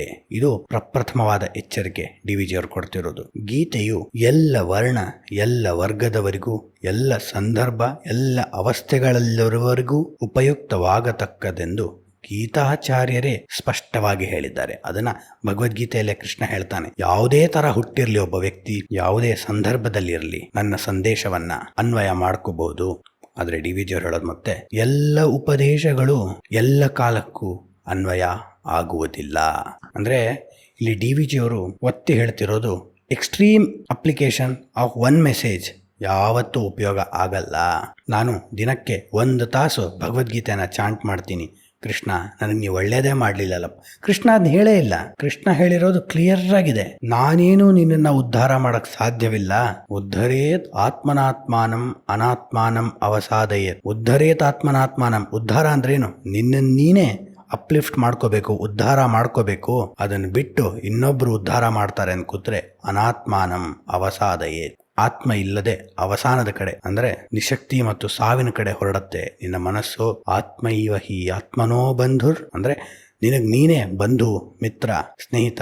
ಆತ್ಮೈವ ರಿಪುರಾತ್ಮನಃ. ರಿಪು ಅಂದ್ರೆ ಶತ್ರು, ನಿನಗ್ ನೀನೇ ಶತ್ರು. The only enemy you have to get rid of is yourself ಅಂತ ರಮಣ ಮಹರ್ಷಿಗಳು ಹೇಳ್ತಾರಲ್ಲ. ಅದರಿಂದ extreme application of one theory, ಯಾವುದೋ ಒಂದು ಚಾಪ್ಟರ್ನ ದಿನಕ್ಕೆ 10 ಸಲ ಹೇಳ್ಕೊಂಡ್ರೆ ಶಂಕರಾಚಾರ್ಯರು ವಿವೇಕ ಚೂಡಾಮಣಿಯಲ್ಲಿ ಹೇಳಿರೋ ಹಾಗೆ ಔಷಧಿಯನ್ನ ವೈದ್ಯರು ಡಾಕ್ಟರ್ ಕೊಟ್ರೆ ಆ ಔಷಧಿ ಹೆಸರನ್ನ ಪ್ಯಾರಾಸೆಟಮಾಲ್ ಅಥವಾ ಕೋವ್ಯಾಕ್ಸಿನ್ ಅಂತ 1000 ಸಲ ದಿನಕ್ಕೆ ಹೇಳಿದ್ರೆ ಏನು ಉಪಯೋಗ ಇಲ್ಲ. ಒಳಗ್ ತಗೋಬೇಕು, ನೀನು ಚುಚ್ಚುಮದ್ ತರ ಚುಚ್ಕೋಬೇಕು. ಅಂದ್ರೆ ಮನಸ್ಸಿನಲ್ಲಿ ಇನ್ಸೆಪ್ಟ್ ಆಗ್ಬೇಕು ಅದರ ಬೀಜ. ಅದನ್ನ ಬಿಟ್ಟು 100 ಸಲ ಹೇಳ್ಕೋ, 1000 ಸಲ ಹೇಳ್ಕೋ, ಏನು ಬದಲಾವಣೆ ಆಗಕ್ ಸಾಧ್ಯವಿಲ್ಲ. ಅದನ್ನ ಬಿಟ್ಟು ನಿನ್ನ ವೃತ್ತಿ ಧರ್ಮವನ್ನ ನೀನು ಪಾಲಿಸು. ಆ ವೃತ್ತಿಯಲ್ಲೇ ನಾನು ನಿನಗೆ ಸಿಗುತ್ತೀನಿ. ಹೇಗ್ ಸಿಗ್ತೀನಿ ಅದಲ್ಲೂ ಗೊತ್ತಾಗತ್ತೆ. ಅದರಿಂದ ಗೀತೆಯ ಸಂದೇಶ ಎಷ್ಟೇ ಶ್ರೇಷ್ಠ ಆಗಿರಲಿ, ಆದರೆ ಅದರಲ್ಲಿ ಅಷ್ಟೊಂದು ತತ್ವಗಳಿದೆ. ಇಡೀ ಗೀತೆಯ ಸಂದೇಶವನ್ನ ನಾಳೆ ನಾನು ಕೋಡಿಂಗೋ ಅಥವಾ ನಾಡಿದ್ದಿರೋ ಪ್ರಾಜೆಕ್ಟ್ ಮೀಟಿಂಗೋ ಅಪ್ಲೈ ಮಾಡ್ಕೋತೀನಿ, ಆಗಲ್ಲ. ಎಕ್ಸ್ಟ್ರೀಮ್ ಅಪ್ಲಿಕೇಶನ್ ಖಂಡಿತ ಮಾಡ್ಕೋಬೇಡಿ ಅಂತ DVG ಅವರ ಅನಾಲಿಸಿಸ್ ಎಷ್ಟು ಆಳವಾಗಿದೆ ನೋಡಿ. ಎಲ್ಲೆಲ್ಲಿ ನೋಡಿದರೂ ಹೊಳೆ ಕೊಳಗಳಲ್ಲಿಯೂ, ಕೆರೆ ಬಾವಿಗಳಲ್ಲಿಯೂ, ಸಮುದ್ರದಲ್ಲಿಯೂ ನೀರು ತುಂಬಿ ತುಳುಕುತ್ತಿದ್ದರೂ ಮನುಷ್ಯನ ಉಪಯೋಗಕ್ಕೆ ಬರುವ ನೀರು ಸ್ವಲ್ಪ ಮಾತ್ರ. ಅಷ್ಟು ಮಾತ್ರವೇ ನಾವು ತೆಗೆದುಕೋಬೇಕು. ನಮ್ಗೆ ಬಾಯಾರಿಕೆ ಆಗಿರುತ್ತೆ, ಆಗ ನೀರ್ ಸಿಗತ್ತೆ. ಎಷ್ಟು ಕುಡಿತೀವಿ? 1 ಬಾಟ್ಲ, ಅರ್ಧ ಲೀಟರ್ ಕುಡಿಬಹುದು. ಇಲ್ಲ ತುಂಬಾ ಸುಸ್ತಾಗಿತ್ತು ಅಂದ್ಬಿಟ್ಟು ನಾನು 2 ಲೀಟರ್ ಕುಡಿಯಕ್ ಹೋದ್ರೆ ಏನಾಗತ್ತೆ? ಆರೋಗ್ಯ ಕೆಡತ್ತೆ, ಇನ್ನು ಏನೇನೋ ಆಗತ್ತೆ. ಯಾಕೆ? ನೀರ್ ಸಿಕ್ಬಿಡ್ತಲ್ಲ ನಂಗೆ, ಅನ್ಲಿಮಿಟೆಡ್ ವಾಟರ್. ಅಷ್ಟೇ ಅಲ್ಲ, ಇಲ್ಲಿ DVG ಅವರ ಸಂದೇಶವನ್ನ ಇನ್ನೊಂದು ರೀತಿನ ಅರ್ಥ ಮಾಡ್ಕೋಬಹುದು. ನಾವೆಲ್ಲರೂ ಅನ್ಲಿಮಿಟೆಡ್ ಫುಡ್ ಅಂತ ಹೋದ್ರೆ ಕೆಟ್ಟಗೆಡ್ದಾಗಿ ತಿಂದು ಆರೋಗ್ಯ ಕೆಡಿಸ್ಕೋತೀವಿ. ಅದು ಬೇಡ. Bhagavad Gita unlimited information, unlimited life message ಕೊಡ್ತಿದೆ. ಆದರೆ ನೀನು ಅದನ್ನು ಲಿಮಿಟ್ ಇಟ್ಕೋಬೇಕು.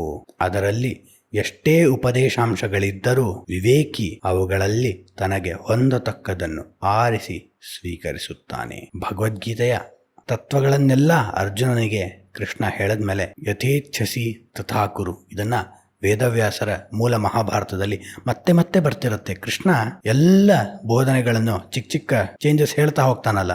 ಭಗವದ್ಗೀತೆ ಹೊರಗಡೆನೂ ಒಳ್ಳೊಳ್ಳೆ ಸಂದೇಶಗಳನ್ನ ಕೃಷ್ಣ ಮಹಾಭಾರತದಲ್ಲಿ ಕೊಡ್ತಾನೆ. ಆದರೆ ಕೊಡೋ ಎಷ್ಟೋ ಸಂದರ್ಭಗಳಲ್ಲಿ ಸುಮಾರು 50-60 ಕಡೆ ಅಂತೂ ಯಥೇಚ್ಛಸಿ ತಥಾಕುರು ಹೇಳ್ತೀನಿ ನಾನು, ಆದರೆ ನೀ ಯೋಚನೆ ಮಾಡು. ಇದು ಭಗವದ್ಗೀತೆಯ ಶ್ರೇಷ್ಠತೆ. ನಾನು ಹೇಳಿದ್ದೀನಿ ಅನ್ನೋ ಒಂದೇ ಕಾರಣಕ್ಕೆ ನೀನು ಒಪ್ಕೋಬೇಡ ಅರ್ಜುನ. ಯಥೇಚ್ಛಸಿ ತಥಾಕುರು, ಯೋಚನೆ ಮಾಡು. ಸುಮ್ನೆ ನಾನು ಹೇಳಿದೆ ಅಂತ ಒಪ್ಕೋಬೇಡ. ಡಂಬ ಅನುಕರಣೆ ಬೇಡ. ಇಡೀ ಭಗವದ್ಗೀತೆಯಲ್ಲಿ ಕೃಷ್ಣ ಒಂದ್ಸಲನೂ ಕೋಪ ಮಾಡ್ಕೊಳ್ಳಲ್ಲ ಅರ್ಜುನನ ಸಿಲ್ಲಿ ಪ್ರಶ್ನೆಗಳಿಗೆ. ಯಾಕೆ? ನಿನಗೆ ಒಂದು ಆಧ್ಯಾತ್ಮಿಕತೆಯ ದರ್ಶನ ಆದಾಗ ಕೃಷ್ಣ ಅದನ್ನ ತಿಳ್ಕೊಂಡಿರ್ಲಿಲ್ಲ. Krishna was not very highly educated. ಎಲ್ಲ ವಿಷಯಗಳು ಸ್ವಲ್ಪ ತಕ್ಕ ಮಟ್ಟಿಗೆ ಗೊತ್ತಿತ್ತು. ಅವನಕ್ಕಿಂತ ಓದ್ಕೊಂಡವರು ವಿದುರ ಇದ್ದ, ಎಷ್ಟೋ ಜನ ಇದ್ರು. ಆದ್ರೆ ಅವನ application of the knowledge what he knows, ಅದರಲ್ಲಿ ಕೃಷ್ಣನಿಗೆ ಕಂಪ್ಯಾರಿಸನ್ನೇ ಇಲ್ಲ. ಯಾಕೆ? ಅವನು ಪ್ರತಿಯೊಂದು ವಿಷಯವನ್ನು ಎಷ್ಟು ಬೇಕೋ ಅಷ್ಟು ಅಪ್ಲೈ ಮಾಡ್ತಾನೆ, ತತ್ಕ್ಷಣ ಅದನ್ನು ಬಿಡ್ತಾನೆ. ಇದು ನಮ್ಮ ಈಗಿನ ಅರ್ಬನ್ ಸಮಸ್ಯೆಗಳಿಗೆ, ನಮ್ಮ ಡೇ ಟು ಡೇ ಸ್ಟ್ರೆಸ್ಗಳಿಗೆ ಎಷ್ಟು ಅನ್ವಯ ಆಗತ್ತೆ ನೋಡಿ ಸ್ನೇಹಿತರೆ. ಯಾವುದೋ ಕೋಡ್ ಬರೆದಿರ್ತಾರೆ, ಸಿಮ್ಯುಲೇಟ್ ಆಗೋದಿಲ್ಲ. ಇಷ್ಟು ದಿನ ಆಗ್ತಿತ್ತಲ್ಲ, ಇವತ್ತೇನೋ ಹೊಸ ಸಮಸ್ಯೆ ಬಂದಿರುತ್ತೆ, ನೀ ಸಾಫ್ಟ್ವೇರ್ ಅಪ್ಡೇಟ್ ಮಾಡಿರ್ತೀಯ, ಅದಕ್ಕೆ ತಕ್ಕಂತೆ ಇನ್ನೊಂದೇನೋ ಪ್ಲಗಿನ್ ಆ್ಯಡ್ ಮಾಡಬೇಕು, ಮಾಡಿಲ್ಲ. ಅದನ್ನ ಆ ಸಂದರ್ಭದಲ್ಲಿ ನೀನು ನೋಡಬೇಕು. ಅದನ್ನ ಬಿಟ್ಟು ನಿನ್ನೆ ವರ್ಕ್ ಆಗಿತ್ತು ಅಂತ ಇವತ್ತು ವರ್ಕ್ ಆಗತ್ತೆ ಅನ್ಕೊಂಡ್ರೆ ಸಾಫ್ಟ್ವೇರ್ ಪ್ರೋಗ್ರಾಮ್ ಹೊಡೆಸ್ಕೊಳತ್ತೆ ಅಲ್ವಾ. ದಿನಾ ನಾನು ಒಂದು ದಾರಿಲಿ ಹೋಗಿರ್ಬೋದು ಆಫೀಸ್ಗೆ, ಇವತ್ತಲ್ಲಿ ಅಗದಿದ್ದಾರೆ, ನಾನು ಹಂಗೆ ಹೋಗ್ತೀನಿ ಅಂದರೆ ಆಕ್ಸಿಡೆಂಟ್ ಆಗುತ್ತೆ. ಅಯ್ಯೋ ಹಿಂಗೆ ಯಾಕಾಯ್ತು, ಯಾವ ಜನ್ಮದಲ್ಲಿ ಏನೋ ಮಾಡಿದ್ದೆ, ಹಿಂಗೆಲ್ಲ ಅನ್ಕೊಳ್ಳೋಕ್ಕಿಂತ ಈಗೇನು ಮಾಡಬೇಕು, ಈ ಸ್ಪಷ್ಟ ನಿಲುವು ಕೃಷ್ಣನ ಭಗವದ್ಗೀತೆಯ ತತ್ವದ ಅತ್ಯಂತ ಮುಖ್ಯ ಸಂದೇಶಗಳಲ್ಲಿ ಒಂದು. DVG ಅವರು ಅದನ್ನೇ ಹೇಳೋದು, ಎಲ್ಲಿ ಎಷ್ಟು ಮಟ್ಟಕ್ಕೆ ನೀನು ಅಪ್ಲಿಕೇಶನ್ ಆ ಒಂದು ಜ್ಞಾನವನ್ನ ಮಾಡ್ಕೋಬೇಕು ಅನ್ನೋದನ್ನ ನೀನ್ ತಿಳ್ಕೋಬೇಕು. ಅತಿಯಾಗಿ ಅಪ್ಲೈ ಮಾಡ್ಕೊಳ್ಳೋದ್ರಿಂದ ನೀನು ಭೂತಕ್ಕೆ ಅಂಟ್ಕೊಂಡಿರ್ತೀಯ, ಪಾಸ್ಟ್ಗೆ ಅಂಟ್ಕೊಂಡಿರ್ತೀಯ. ಅವ್ರು ಹೇಳೋದು, ಕೊಬ್ಬರಿ ಮಿಠಾಯಿ ಎಲ್ಲರಿಗೂ ಇಷ್ಟವಾದ ತಿಂಡಿಯೇ. ನಮ್ಗೆಲ್ಲರಿಗೂ ಕೊಬ್ಬರಿ ಮಿಠಾಯಕ್ಕೆ ಎಲ್ಲಾ ತರ ಸೀನು ಇಷ್ಟ ಅಲ್ವಾ. ವ್ಯತ್ಯಾಸ ಮಾಡಬಾರದೆಂದು 2 ವರ್ಷದ ಮಗುವಿಗೆ 2 ಸೇರ್ ಕೊಬ್ಬರಿ ಮಿಠಾಯಿ ಕೊಟ್ರೆ ಅದರ ಪಾಡೇನಾಗುತ್ತದೆ? DVG ಅವ್ರು ಕೇಳೋದು. ಅಂದ್ರೆ ಮಗು ಅಳತ್ತೆ ಅಂದ್ಬಿಟ್ಟು ಒಂದು ಮಿಠಾಯಿ ಕೊಡ್ತಾರೆ, ತಾಯಿನೋ ಆಂಟಿನೋ ಯಾರೋ. ತುಂಬಾ ಅಳ್ತಿದೆ ಅಂದ್ಬಿಟ್ಟು ಮಿಠಾಯಿ ಬಾಕ್ಸ್ನೇ ಅದ್ರ ಮುಂದೆ ಇಟ್ರೆ ತಿನ್ನತ್ತೆ ಪಾಪ, ಮಾರನೇ ದಿನ ಅದರ ಆರೋಗ್ಯನೂ ಕೆಡುತ್ತೆ. ದೇಹದ ಆಹಾರಕ್ಕೆ ಹೇಗೆ ಮಿತಿ ಇರಬೇಕಾದ್ದು, ಮನಸ್ಸಿನ ಆಹಾರಕ್ಕೂ ಬುದ್ಧಿಯ ಆಹಾರಕ್ಕೂ ಹಾಗೆಯೇ ಮಿತಿ ಇರಬೇಕು. ಬರೀ ಓದ್ತೀನಪ್ಪ ಭಗವದ್ಗೀತೆನ ಅಥವಾ ಇನ್ಯಾವುದೇ ವಿಷಯವನ್ನ ತುಂಬಾ ಓದ್ತೀನಿ, ಆದ್ರೆ ಇಂಪ್ಲಿಮೆಂಟೇ ಮಾಡಲ್ಲ. ಒಂದು ಸಾಫ್ಟ್ವೇರ್ ಕೋಡಿಂಗು C++, ಜಾವಾ ಓದ್ತಾನೆ ಇರ್ತೀನಿ, ಅದನ್ನ ಸಿಮ್ಯುಲೇಟೇ ಮಾಡಲ್ಲ, ಕೋಡ್ ಬರೋದು, ಅದರಿಂದ ಕೊನೆಗೇನು ಪ್ರಾಡಕ್ಟೇ ಕ್ರಿಯೇಟ್ ಮಾಡಲ್ಲ. ಅಥವಾ how to start a business 100 book ಓದ್ತೀನಿ, ಬಿಸ್ನೆಸ್ ಸ್ಟಾರ್ಟೇ ಮಾಡಲ್ಲ. ಯಾಕೆ? ಭಯ, ಹಂಗೆ ಸೋಲ್ಬೋದು ಹಿಂಗೆ ಸೋಲ್ಬೋದು, ಏನು ಉಪಯೋಗ ಇಲ್ಲ. You have to take that leap of faith. ಅದನ್ನ DVG ಅವರ ಕಗ್ಗದಲ್ಲಿ, ಕಕ್ಷಿಗಾರನ ಒಲೆ ಪೊರುತ್ತೆ ನ್ಯಾಯಕ್ಕೆ, ಸಾಕ್ಷಿ ಒಲೆರು ಕಡೆಗೆ ತೀರ್ಪಾಗೋ ಒಂದು. ಮಾಡೋ ಪ್ರಯತ್ನ ಮಾಡಲೇಬೇಕು. At some point of time ನಾವು ರಿಸ್ಕ್ ತಗೊಳ್ಳೇಬೇಕು. ಎಷ್ಟೋ ಜನ ನಾವು ಆ ರಿಸ್ಕ್ ತಗೊಳ್ಳದೆ ಎದುರ್ಕೊಂಡಿರ್ತೀವಿ. ಬುಕ್ಕಿಶ್ ನಾಲೆಜ್ನ ದಾಟಿ ಜೀವನದ ತತ್ವರಸಕ್ಕೆ ನಿನ್ನನ್ನ ನೀನು ತೆರೆದುಕೋ. ಒಂದು ತತ್ವ ಅದರ ಮಿತಿಯಲ್ಲೇ ಇರಬೇಕು. ಆ ಮಿತಿ ಎನ್ನುವುದು DVG ಅವರು ಹೇಳೋದು ವಸ್ತು ಸತ್ಯಕ್ಕೆ ಸಲ್ಲುವ ಗೌರವ. ಒಂದು ವಿಷಯಕ್ಕೆ ನೀನ್ ಎಷ್ಟು ಗೌರವ ಕೊಡಬೇಕೋ ಅದಕ್ಕಿಂತ ಹೆಚ್ಚಿನ ಗೌರವವನ್ನ ಕೊಟ್ರೆ ನೀನು ಅದಕ್ಕೆ ಗೌರವ ಕೊಡ್ತಿಲ್ಲ, ಅವಮಾನ ಮಾಡ್ತಿದ್ಯಾ. ನೀನು ರಾತ್ರಿ ಆದಾಗ ರಾತ್ರಿಗೆ ಗೌರವ ಕೊಡು, ಹಗಲಾದಾಗ ಹಗಲ್ಗೆ ಗೌರವ ಕೊಡು. ರಾತ್ರಿ ಆದಾಗೂ ಹಗಲೇ ಇರಬೇಕಾಗಿತ್ತು ಅನ್ಕೊಂಡ್ರೆ ನೀನು ರಾತ್ರಿಗೆ ಅವಮಾನ ಮಾಡ್ತಿಲ್ಲ, ಹಗಲ್ಗೂ ಅವಮಾನ ಮಾಡ್ತಿದ್ಯಾ. ಅಂದ್ರೆ ಜೀವನದ ಪ್ರತಿ ಸಂದರ್ಭಕ್ಕೂ ನೀನು ಕೊಡಬೇಕಾದಷ್ಟು ಪ್ರಾಮುಖ್ಯತೆ ಕೊಡ್ತಿಲ್ಲ. ಅದನ್ನ ನಾನು ಇನ್ನೊಂದು ವಿಡಿಯೋದಲ್ಲಿ ಹೇಳಿದ್ದೆ. ಗೋಲ್ಡನ್ ಏಜ್ ಥಿಂಕಿಂಗ್ ಅಂತ ಸ್ಪ್ಯಾನಿಷ್ ಫಿಲಾಸಫರ್ ಒರ್ಟೆಗಾ ಕ್ಯಾಸಿ ಹೇಳೋದು. ನಮ್ಗೆ ಬಾಲ್ಯದಲ್ಲಿ ಚೆನ್ನಾಗಿದ್ವಿ, ನಾವು ಚಿಕ್ಕ ಮಕ್ಕಳಿದ್ದಾಗ ಎಷ್ಟು ಚೆನ್ನಾಗಿತ್ತು, ಏನೂ ಇಲ್ಲ. ಚಿಕ್ಕ ಮಕ್ಕಳಿದ್ದಾಗೂ ಅಳ್ತಿದ್ವಿ, ಗಾಯ ಮಾಡ್ಕೋತಿದ್ವಿ. ಚಿಕ್ಕ ಮಕ್ಕಳಿದ್ದಾಗ ಅಯ್ಯೋ ನಾ ಕಾಲೇಜೆಲ್ಲ ಮುಗಿಸಿ ಕೆಲ್ಸಕ್ಕೆ ಸೇರ್ಬಿಟ್ರೆ ಸಂತೋಷವಾಗಿರ್ತೀನಿ. ಸಂತೋಷವಾಗಿರೋ ವ್ಯಕ್ತಿ ಯಾವಾಗೂ ಸಂತೋಷವಾಗಿರ್ತಾನೆ ಅಥವಾ ಇರ್ತಾಳೆ. ಯಾವತ್ತೋ ನಾವು ಚೆನ್ನಾಗಿದ್ವಿ, ಈಗ ಚೆನ್ನಾಗಿಲ್ಲ ಅನ್ಕೊಳ್ಳೋದು ಬೇಡ. ಈ ಸಂದರ್ಭದಲ್ಲಿ ಏನ್ ಮಾಡಬೇಕು? DVG ಅವರ ಎಚ್ಚರಿಕೆ ಇರೋದೇ, ಸತ್ಯವೆಂದರೆ ಯಥಾರ್ಥ. ಯತ್ ಅರ್ಥ ಯತ್ ಇನ್ ದಟ್ ಮೂಮೆಂಟ್, ಅಲ್ಲಿ ಅರ್ಥ ಸಿಗತ್ತೆ. ಅಂದ್ರೆ ಯಾವುದೋ ಒಂದು ಸಂದರ್ಭ ಬಂದು ಒದಗಿದಾಗ ಅದನ್ನ ನಾವು ಹೇಗೆ ಸಾಲ್ವ್ ಮಾಡ್ತೀವಿ ಅಂತ ಆ ಸಂದರ್ಭದ ಸಾಧ್ಯತೆಗಳು, ಮೊಡಾಲಿಟೀಸ್ ನ ಗಮನಿಸಿ ಆಕ್ಷನ್ ತಗೊಂಡ್ರೆ ಸೊಲ್ಯೂಷನ್ಗೆ ಹತ್ರ ಇರ್ತೀವಿ. ಅದನ್ನ ಬಿಟ್ಬಿಟ್ಟು ಹಿಂದೆ ಆಗಿರ್ಲಿಲ್ಲ ಅಂತ ಮಾಡಕ್ ಹೋದ್ರೆ ವರ್ಕ್ ಆಗಲ್ಲ. ಹಿಂದೆ ಹೀಗಾಗಿತ್ತು ಅದಕ್ಕೆ ನಾ ಪ್ರಯತ್ನನೇ ಮಾಡಲ್ಲ, ಅದು ಆಗಲ್ಲ. ಉದಾಹರಣೆಗೆ ನಾವು ಚಿಕ್ಕ ಮಕ್ಕಳಿದ್ದಾಗ ನಡೆಯಕ್ ಕಲಿಯುವಾಗ ಬೀಳ್ತಿದ್ವಿ, ಆದ್ರೆ ನಡೆಯೋ ಪ್ರಯತ್ನ ಬಿಡ್ಲಿಲ್ಲ. ಅಂದ್ರೆ ಮನುಷ್ಯ ವಿಕಾಸ ಹೊಂದಿರೋದೇ ಆ ಪ್ರಯತ್ನ ಪೂರ್ಣಕವಾದಂತಹ ಮನಸ್ಥಿತಿಯಿಂದ. ಬಿದ್ದಿದ್ದನ್ನು ನಿಲ್ಲಿಸುವುದೇ ನರನ ಮೃತ್ಯುಂಜಯತೆ ಅಂತ DVG ಅವರು ಹೇಳಿದಾಗೆ, ನರನ ಶಕ್ತಿ ಇರೋದೇ, ಮನುಷ್ಯನ ಶಕ್ತಿ ಇರೋದೇ, ವಿಕಾಸದ ಶಕ್ತಿ ಅಡಗಿರೋದೇ ಸಮಸ್ಯೆಗಳನ್ನ ಸವಾಲಾಗಿ ತೆಗೆದುಕೊಂಡಿದ್ರಿಂದ ಅದನ್ನ ನಾವು ಮಗು ಇದ್ದಾಗ ಮಾಡ್ತಿದ್ವಿ. ಈಗೇನ್ ಮಾಡ್ತಿದೀವಿ? We are to attach to past. ಹಿಂದೇನಾಗಿತ್ತು ಅಥವಾ ಮುಂದೇನಾಗ್ಬೋದು, ಮುಂದೇನಾಗತ್ತೆ ಅಂತ ಯಾರಿಗೂ ಗೊತ್ತಿಲ್ಲ. ಕೃಷ್ಣ ಅಂತೂ ಯಾವತ್ತೂ ಹಂಗಾಗತ್ತೆ ಹಿಂಗಾಗತ್ತೆ ಹೇಳಿಲ್ಲ. ಬಂದಿದ್ದಕ್ಕೆ ಸಿದ್ಧ ಆಗಿರು. ಈ ಸಮಯದಲ್ಲಿ ನೀನೇನ್ ಮಾಡಬೇಕೋ ಆ ಕೆಲಸವನ್ನ ಮಾಡು. The immediateness of the war, DVG ಅವರು ಅದನ್ನೇ ಹೇಳೋದು. ಅಂದ್ರೆ ನಿನ್ನ ವೃತ್ತಿ ಧರ್ಮ, ಪ್ರವೃತ್ತಿ ಧರ್ಮ. ನೀವೊಂದು ಪ್ರವೃತ್ತಿ ಏನು? ಇಲ್ಲಿ ಬಂದಿರೋದು ನೀ ಯುದ್ಧ ಮಾಡಕ್ಕೆ. ಇಲ್ಯಾಕ ಅಧ್ಯಾತ್ಮ ಮಾತಾಡ್ತಿದ್ಯಾ? ಅದನ್ನೇ ಎಕ್ಸ್ಟ್ರೀಮ್ ಅಪ್ಲಿಕೇಶನ್ ಅಂತ ಹಿಂದೆ ನಾ ಹೇಳಿದ್ದು. ನಿನ್ ಮನೇಲಿ ಕೂತ್ಕೊಂಡು ಹೇಳಿದ್ರೆ ಒಪ್ಕೋತಿದ್ದೆ, ನೀನನ್ನು ಬಿಟ್ಟು ಬೇರೆಯವ್ರನ್ನ ಟೀಮ್ಗೆ ಹಾಕೋತಿದ್ದೆ. ಒಂದು IPL ಟೀಮು ಒಬ್ಬ ಕ್ರಿಕೆಟರ್ನ 8 ಕೋಟಿಗೋ 10 ಕೋಟಿಗೋ ತಗೊಂಡಿರುತ್ತೆ, ಇನ್ನೊಂದು ತಿಂಗಳಿಗೆ ಟೂರ್ನಮೆಂಟ್ ಸ್ಟಾರ್ಟ್ ಆಗ್ತಿರುತ್ತೆ. ಆಗ ಜೀವನದಲ್ಲಿ ಅರ್ಥವೇ ಇಲ್ಲ, ಜೀವನ ನಶ್ವರ, ಅವ್ಯಕ್ತಾದೀನಿ ಭೂತಾನಿ ವ್ಯಕ್ತ ಮಧ್ಯಾನಿ ಭಾರತ. ಮೊದಲೆಲ್ಲವೂ ಅವ್ಯಕ್ತವಾಗಿತ್ತು, ಈಗ ವ್ಯಕ್ತವಾಗಿದೆ, ಮುಂದೆ ಮತ್ತೆ ಎಲ್ಲವೂ ಅವ್ಯಕ್ತ ಸ್ಥಿತಿಗೆ ಹೋಗುತ್ತೆ. ಅದಕ್ಕಾಗಿ ಯಾಕೆ ಅಳಬೇಕು, ಯಾಕೆ ಒದ್ದಾಡಬೇಕು ಅದನ್ನ ಹೇಳಕ್ಕೆ ನೀನೇ ಬೇಕಾ? IPLಗೆ ಬಿಡ್ಡಿಂಗ್ ನಿಂತ್ಕೊಂಡ್ಯಲ್ಲ, ಅವತ್ತು ನಿನಗೆ ಜ್ಞಾನ ಇರಬೇಕಾಗಿತ್ತು. ಅದನ್ನ ಕೃಷ್ಣ ಹೇಳ್ತಿರೋದು. ಈಗ ನಿನ್ನ ವೃತ್ತಿ ಏನು? ಇಲ್ಲಿ ಬಂದಿರೋದು ಯುದ್ಧ ಮಾಡಕ್ಕೆ. ಏನು ನಿನ್ ಮಗ ಅಭಿಮನ್ಯುನ್ ಸಾಯಿಸಿದವ್ರನ್ನ ಸೇಡ್ ತೀರ್ಸ್ಕೋತೀನಿ ಅಂತ ಏನ್ ಭಾರಿ ಪ್ರತಿಜ್ಞೆ ಮಾಡಿದ್ದೆ, ಅದ್ನ್ಯಾಕ್ ಮಾಡ್ದೆ? ಈ ರೀತಿಯ ತಪ್ಪು ಅನ್ವಯಗಳು ನಾವು ಮಾಡ್ಕೋಬಾರದು ಅನ್ನೋದು ಭಗವದ್ಗೀತೆಯ ಅತ್ಯಂತ ಮುಖ್ಯ ಸಂದೇಶಗಳಲ್ಲಿ ಒಂದು ಅಂತ DVG ಅವರು ಹೇಳ್ತಾರೆ. ಮುಂದೆ ಅವರು ನಮ್ಮೆಲ್ಲರಲ್ಲೂ ಕಾಡುವ ಒಂದು ಗೊಂದಲ, ಸಮಸ್ಯೆ ಬಗ್ಗೆ ಮಾತನಾಡ್ತಾರೆ. ನಮಗೆ ಈ ವೃತ್ತಿಲಿ ನಮ್ದೊಂದು ಪ್ರೊಫೆಷನ್ ಇರುತ್ತಲ್ಲ, ಅದರಲ್ಲಿ ಒಂದು ರೀತಿ ಚಿಂತನೆ ಇರುತ್ತೆ. ಏನು ಅಂದರೆ, ಬೇರೆ ವೃತ್ತಿಯಲ್ಲಿರೋ ವ್ಯಕ್ತಿಗೆ, ಬೇರೆ ಲೈನ್ ಆಫ್ ಪ್ರೊಫೆಷನ್ನಲ್ಲಿರೋ ವ್ಯಕ್ತಿಗೆ ನನಗಿಂತ ಜೀವನ ಚೆನ್ನಾಗಿದೆ, ನನಗೆ ತುಂಬಾ ಕಷ್ಟ ಇದೆ. ನಾನು ಒಬ್ಬ ವ್ಯಾಪಾರಸ್ಥ ಆಗಿದ್ರೆ, ಅಂದ್ರೆ ಬಿಸ್ನೆಸ್ ಮನ್ ಆಗಿದ್ರೆ, ಸ್ಯಾಲ್ರಿಡ್ ಎಂಪ್ಲಾಯೀಸ್ನ ನೋಡಿ, ನೌಕರರನ್ನ ನೋಡು ಅವ್ರಿಗೆ ಎಷ್ಟು ಆರಾಮಾಗಿ ಸಂಬಳ ಬರುತ್ತೆ, ಅವರು ಬಿಸ್ನೆಸ್ ಏನಾಗುತ್ತೆ, ಪ್ರಾಫಿಟ್ ಎಷ್ಟು ಬರುತ್ತೆ, ಲಾಸ್ ಎಷ್ಟು, ಎಲ್ಲಿ ಕಡಿಮೆ ರೇಟು, ಎಲ್ಲಿ ಜಾಸ್ತಿ ರೇಟು, ಕಾಂಪಿಟೇಷನ್, ಇದ್ರ ಬಗ್ಗೆ ಏನು ಒಂದು ಚೂರು ತಲೆ ಕೆಡ್ಸ್ಕೊಳ್ಳೋದು ಬೇಡ. ಆದರೆ ನಾನು ಇದ್ರ ಬಗ್ಗೆ ಎಲ್ಲ ತಲೆ ಕೆಡ್ಸ್ಕೋಬೇಕು, ಎಷ್ಟೆಲ್ಲ ಸ್ಟ್ರೆಸ್ಸು. ಅವ್ರಿಗೆ ಏನಾಗದಿದ್ರು ಇದೆಲ್ಲ ದ್ವಂದ್ವಗಳಿಲ್ಲ, ಗೊಂದಲಗಳಿಲ್ಲ. ಕೆಲಸ ಮಾಡ್ತಾ ಹೋದ್ರೆ ತಿಂಗಳ ಕೊನೆಯಲ್ಲಿ ಟಣ್ ಅಂತ ಮೆಸೇಜ್ ಬರುತ್ತೆ, ಸಂಬಳ ಬಂದಿರುತ್ತೆ. ಅಷ್ಟೇ ಅವ್ರು ತಲೆ ಕೆಡ್ಸ್ಕೋಬೇಕಾಗಿರೋದು. ಅದೇ ನೌಕರನ್ ಹೋಗಿ ಕೇಳಿ, ಅವರು ನೋಡು, ನನಗೆ ಒಂಥರ ನನ್ನದೇ ಆದ ಸಮಯ ಅನ್ನೋದೇ ಇಲ್ಲ. ಸೋಮವಾರದಿಂದ ಶುಕ್ರವಾರ ಕಷ್ಟಪಟ್ಟು ಕೆಲಸ ಮಾಡ್ತೀನಿ, ದುಡಿತೀನಿ, ಚೆನ್ನಾಗಿ ಸಂಬಳ ಬರುತ್ತೆ. ವೀಕೆಂಡಲ್ಲಿ ಖರ್ಚು ಮಾಡ್ತೀನಿ. ಖರ್ಚು ಮಾಡಕ್ಕೆ ಅಂತ ಯಾವುದೇ ಸ್ಥಳಕ್ಕೆ ಹೋಗ್ಲಿ, ರೆಸಾರ್ಟ್ಗೆ ಹೋಗು, ಅಮ್ಯೂಸ್ಮೆಂಟ್ ಪಾರ್ಕ್ ಹೋಗು, ಟ್ರೆಕ್ಕಿಂಗ್ ಹೋಗು, ಅಥವಾ ಇನ್ಯಾವುದೇ ಮಾಲ್ಗೆ ಹೋಗು, ಎಲ್ಲಾ ಕಡೆ ವೀಕೆಂಡ್ ರಶ್. ಯಾಕೆ? ಎಲ್ಲಾರ್ಗೂ ರಜಾ ಅಲ್ವಾ ವೀಕೆಂಡು. ಹಂಗಾಗಿ ವೀಕೆಂಡ್ ಎಲ್ಲರೂ ಬಂದು ಕ್ರೌಡ್ ಮಾಡಿರ್ತಾರೆ. ಅದೇ ಬಿಸ್ನೆಸ್ ಮನ್ ನೋಡು, ಬೇಕಾದ್ರೆ ಕಂಟಿನ್ಯೂಸ್ ಆಗಿ 25-26 ದಿನ ತಿಂಗಳಲ್ಲಿ ಕೆಲಸ ಮಾಡಿ 4 ದಿನ ಆಫ್, ಬೇಕಂದ್ರೆ ವೀಕ್ ಡೇನ ಆಫ್ ತಗೊಂಡು ಆರಾಮಾಗಿ ಟ್ರಿಪ್ ಮಾಡ್ಬೋದು. ಯಾಕೆ? ಅವ್ರ ಕೆಲ್ಸದ ರೀತಿ ಹಾಗೆ. ವೀಕೆಂಡ್ ಅವ್ರ ಕೆಲಸ ಮಾಡಬೇಕಾಗಿರುತ್ತೆ, ವೀಕೆಂಡ್ ಅಂಗಡಿನ ಕ್ಲೋಸ್ ಮಾಡೋಕ್ಕಾಗಲ್ಲ. ಆದ್ರೆ ವೀಕ್ ಡೇ ಎಷ್ಟು ಆರಾಮಾಗಿ ಖಾಲಿ ಇರುತ್ತೆ. ರೆಸಾರ್ಟ್ಗೆ ಹೋಗು, ಆರಾಮಾಗಿ ಅಮ್ಯೂಸ್ಮೆಂಟ್ ಪಾರ್ಕ್ ಹೋಗು, 2 ಸಲ ಆಡ್ಬೋದು. ಎಷ್ಟು ಆರಾಮಾಗಿರುತ್ತಲ್ಲ ಬಿಸ್ನೆಸ್ ಮನ್ ಜೀವನ. ಅದೇ ನನ್ನ ಜೀವನ ನೋಡು, ದಿನ ಆಫೀಸ್ಗೆ ಹೋಗು, ಅಲ್ಲೂ ರಶ್ಶು, ಟ್ರಾಫಿಕ್. ಏನೋ ಮನಸ್ಸು ಸಂತೋಷ ಆಗ್ಲಿ ಅಂತ ಥಿಯೇಟರ್ಗೋ, ಮಾಲ್ಗೋ, ರೆಸಾರ್ಟ್ಗೆ ಹೋದ್ರೆ ಅಲ್ಲೂ ರಶ್ಶು. ನನ್ನ ಜೀವನದಲ್ಲಿ ಸಂತೋಷನೇ ಇಲ್ಲ. ಇನ್ನೊಬ್ಬರ ವೃತ್ತಿ ಎಷ್ಟು ಚೆನ್ನಾಗಿದೆ. ಒಂದೊಂದು ಕಡೆ ಈ ಕಲ್ಚರಲ್ ಇನ್ಸ್ಟಿಟ್ಯೂಟ್ಸ್ ಇರುತ್ತಲ್ಲ, ಅಲ್ಲಿ ಸೋಮವಾರ ರಜಾ ಇರುತ್ತೆ, ಲೈಬ್ರರಿಗಳು ಸೋಮವಾರ ರಜಾ ಇರುತ್ತೆ. ಅವ್ರನ್ನ ನೋಡ್ಬಿಟ್ಟು ಬೇರೆಯವ್ರು ಅನ್ಕೋಬಹುದು, ನೋಡು ಸೋಮವಾರ ರಜಾ ಇದ್ರೆ ಎಲ್ಲರೂ ಹೋಗಿ ಬರಕ್ಕೆ ಎಷ್ಟು ಚೆನ್ನಾಗಿರುತ್ತೆ. ಈಗ ಬೆಂಗಳೂರವರೆಲ್ಲ ಗಗನಚುಕ್ಕಿ, ಭರಚುಕ್ಕಿ ಅಥವಾ ಸುತ್ತಮುತ್ತಲು ಇರೋ ನಂದಿ ಬೆಟ್ಟ, ಸ್ಕಂದಗಿರಿ ಅಲ್ಲೆಲ್ಲ ಹೋಗಿ ಬರ್ತಾರಲ್ಲ. ವೀಕೆಂಡ್ ಎಲ್ಲ ಕಡೆ ರಶ್. ಅದೇ ಸೋಮವಾರ ಬೆಸ್ಟ್ ಅಲ್ವಾ, ಖಾಲಿ ಇರುತ್ತೆ ಹೋಗಕ್ಕೆ. ನೋಡು, ಆರಾಮಾಗಿ ಹೋಗಿ ಬರ್ಬೋದು. ನಾ ಲೈಬ್ರರಿಲಿ ಕೆಲಸ ಮಾಡ್ತಿದ್ರೆ, ಅರೆ ಲೈಬ್ರರಿನ ಕೆಲಸ ಮಾಡೋರ್ನ ಹೋಗಿ ಕೇಳಿ, ಅಯ್ಯೋ ನಮ್ಮ ಇಡೀ ಫ್ಯಾಮಿಲಿಲಿ ನನ್ಗೊಬ್ಬನಿಗೆ ಅಥವಾ ಒಬ್ಬಳಿಗೆ ಸೋಮವಾರ ರಜಾ, ಇನ್ನೆಲ್ಲರಿಗೂ ಭಾನುವಾರ ರಜಾ. ಹಂಗಾಗಿ ಫ್ಯಾಮಿಲಿ ಜೊತೆ ನಾವು ಸಮಯನೇ ಕಳೆಯಕ್ಕಾಗಲ್ಲ.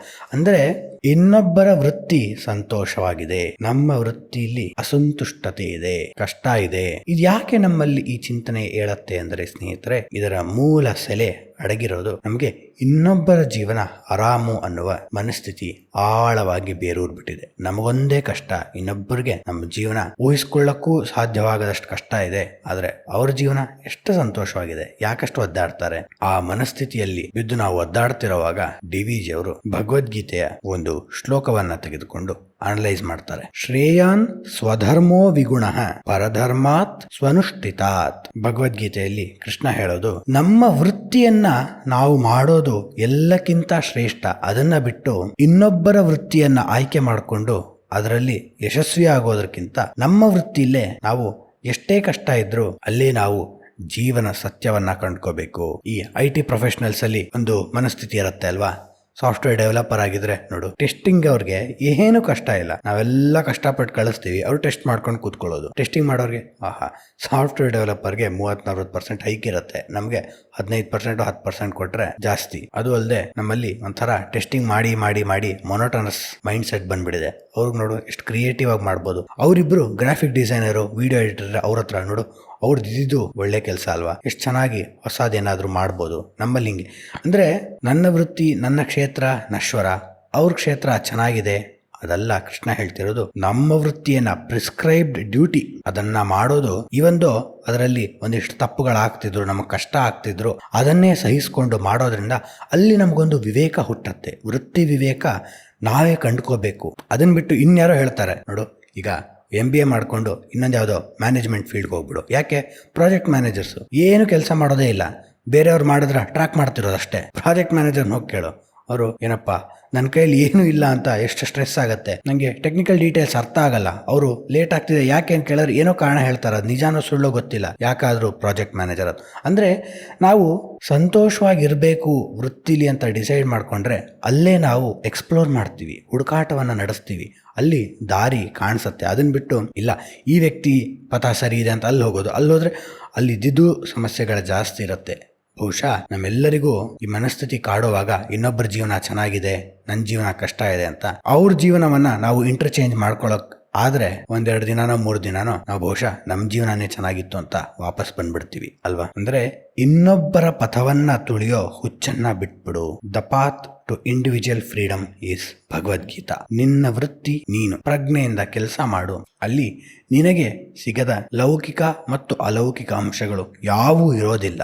ಏನೋ ಕಳ್ಕೊಂಡಿದ್ದೀನಿ, ನನ್ನಲ್ಲಿ ಏನೋ ಕಡಿಮೆ ಇದೆ, ಅವರಲ್ಲಿ ನನ್ಕಿಂತ ಏನೋ ಒಳ್ಳೆ ಸಂತೋಷ ಇದೆ, ಈ ರೀತಿ ನರಳಾಡೋದನ್ನ ಬಿಟ್ಬಿಡು. ದಿನಾ ಆಫೀಸ್ಗೆ ಹೋಗ್ಬೇಕಲ್ಲ, 2 ಅವರ್ ಕಾರಲ್ಲೇ ಹೋಗತ್ತೆ ಅಂತ ಬೇಸರಿಸ್ಕೊತಿದ್ದ ನೀನು ವರ್ಕ್ ಫ್ರಮ್ ಹೋಮ್ ಸಿಕ್ಕ ಮೇಲೆ ಏನ್ ಸಂತೋಷವಾಗಿದ್ಯಾ? ವರ್ಕ್ ಫ್ರಮ್ ಹೋಮ್ ಮಾಡಿ ಮಾಡಿ ಲೇಜಿನೆಸ್ ಬಂದ್ಬಿಟ್ಟಿದ್ಯಪ್ಪ, ಸೋಮಾರತನ ಬಂದಿದೆ. ಅದಲ್ಲದೆ ಕೆಫಿಟೇರಿಯಲ್ಲಿ ಫ್ರೆಂಡ್ಸ್ ಜೊತೆ ಆರಾಮಾಗಿ ಫ್ರೀ ಫುಡ್ ತಿನ್ಕೊಂಡು ಮಾತನಾಡ್ಬೋದಿತ್ತು, ಈಗ ಅದು ಇಲ್ಲ. ಅದ್ ಸಿಗೋರ್ಗು ಇದು ಬೇಕು, ಇದು ಸಿಗೋರ್ಗು ಅದು ಬೇಕು. ಬೇಡ.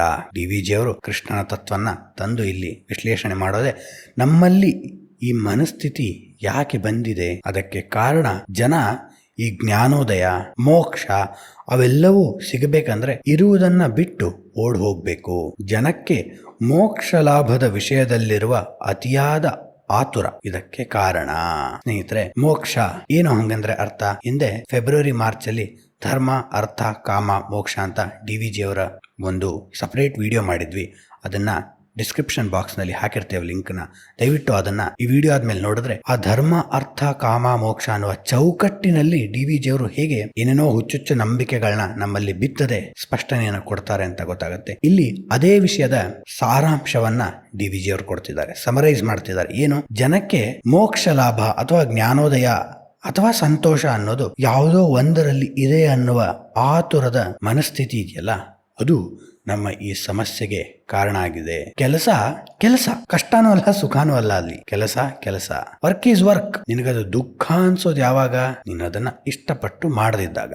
ಅದೇ ಇಷ್ಟಪಟ್ಟದ್ದನ್ನೇ ವೃತ್ತಿ ಮಾಡ್ಕೋ, ಅಯ್ಯೋ ಕಷ್ಟ ಅಲ್ಲ, ಅದು ಬೇಡ. ಕೃಷ್ಣನು ಹೇಳೋದೇ, DVG ಹೇಳೋದು ಅದೇ. ನಿನ್ನ ವೃತ್ತಿ ಕ್ಷೇತ್ರವನ್ನ ನೀನು ಆಯ್ಕೆ ಮಾಡ್ಕೋ, ನಿನ್ನ ಘನತತ್ವವನ್ನ ನೀನು ಡಿಸೈಡ್ ಮಾಡು, ಅದರಲ್ಲಿ ಬರೋ ಎಲ್ಲ ಕಷ್ಟಗಳನ್ನ ಫೇಸ್ ಮಾಡು. ಯಾಕೆ? ಅದು ನೀನೇ ಕಂಡುಕೊಂಡ ಕಷ್ಟ ಅಂತ ಹೆಮ್ಮೆ ಇರುತ್ತೆ. ಕಷ್ಟ ಅನ್ನೋದಕ್ಕಿಂತ ಸವಾಲುಗಳು, ನೀನೇ ತಂದುಕೊಂಡ ಸವಾಲುಗಳು ಅಂತ ನಿನಗೆ ಅದ್ರ ಬಗ್ಗೆ ಹೆಮ್ಮೆ ಇರುತ್ತೆ. ಆಗ ಕಷ್ಟಪಟ್ಟು ವರ್ಕ್ ಮಾಡ್ತೀಯ, ದೊಡ್ಡ ಯಶಸ್ಸು ಸಿಗತ್ತೆ. ಅದೇ ಇನ್ನೊಬ್ರು ಹೇಳಿದ್ರು ಅಂತ ಅದಕ್ಕೆ ಹೋಗು, ಇನ್ನೊಬ್ರು ಇನ್ನೊಂದೇನೋ ಕೋರ್ಸ್ ಮಾಡು ಅಂದ್ರೆ ಅದನ್ನ ಮಾಡ್ಕೋತೀಯ. 1000 suggestions but we don't know what to act upon. ಯಾಕೆ? ನಮ್ಮಲ್ಲಿ ಒಂದು ಅಂತಃಸತ್ವ ಅನ್ನೋದು ಸತ್ತೋಗಿದೆ. ನೂರಾರು ರೀತಿ ಸಲಹೆಗಳನ್ನ ಕೇಳ್ತಿದ್ದೇವೆ, ಅವ್ರಿವ್ರ ಪದಗಳನ್ನ ಪಾಲಿಸ್ತಿದ್ದೇವೆ. ಬೇಡ. ಇಂಗ್ಲಿಷ್ನ ಮಹಾನ್ ಕವಿ ಜಾನ್ ಮಿಲ್ಟನ್ ಪ್ಯಾರಡೈಸ್ ಲಾಸ್ಟ್ ಅನ್ನುವ ಅದ್ಭುತ ಮಹಾಕಾವ್ಯದಲ್ಲಿ ಒಂದು ಸಾಲ್ನ ಹೇಳ್ತಾನೆ, better to reign in hell than serve in heaven. Reign ಅಂದ್ರೇನು? REIGN, ಅಧಿಕಾರಿ ಆಗೋದು ಅಥವಾ ಸರ್ವಾಧಿಕಾರಿ ಆಗೋದು. ನಿನ್ನ ನರಕ ಬೇರೆಯವರ ಸ್ವರ್ಗಕ್ಕಿಂತ ಶ್ರೇಷ್ಠ. ಅಂದ್ರೆ ನಮ್ಮ ದಾರಿ ಎನ್ನುವ ಸವಾಲುಗಳು ತುಂಬಿರುವ ಪಥ ನರಕವೇ ಆಗಿದ್ದರು, ನರಕ ಅಂದ್ರೆ ಕಷ್ಟವೇ ಆಗಿದ್ದರು, ನಿನ್ನ ಪಥದಲ್ಲಿ ನೀನೇ ರಾಜನಾಗಿ ರಾಜನ ಗಾಂಭೀರ್ಯದಿಂದ ಹೋಗ್ತಿರ್ತೀಯ. ಅದೇ ಇನ್ನೊಬ್ಬರ ಪಥದಲ್ಲಿ ನೀನು ಕೇವಲ ಹಿಂಬಾಲಕನಾಗಿರ್ತೀಯ, ಸ್ಲೇವ್ ಆಗಿರ್ತೀಯ, ಆಳಾಗಿರ್ತೀಯ. ಎಷ್ಟೇ ಸಂಬಳ ಬಂದ್ರು ನೀನು ಆಳೆ. ಹಾಗಾಗಿ ನಿನ್ನ ಪಥವನ್ನ ನೀನು ಆಯ್ಕೆ ಮಾಡಿಕೊಂಡು ಅದರಲ್ಲಿ ಎಷ್ಟೇ ಸವಾಲುಗಳು ಬಂದ್ರು ಅದನ್ನ ಫೇಸ್ ಮಾಡಿ ಗೆಲ್ಲು. ಇನ್ನೊಬ್ಬರ ಪಥವನ್ನ ಪಾಲಿಸ್ಬೇಡ. DVG ಅವರು, ಕೃಷ್ಣ, ಜಾನ್ ಮಿಲ್ಟನ್ ಎಲ್ಲರೂ ಸಿದ್ಧ ಪುರುಷರೇ ಅಲ್ವಾ. ಅದರಿಂದ ಈ ಪ್ರೊಫೆಷನಲ್ ಎಸ್ಕೇಪಿಸಂ ಬೇಡ.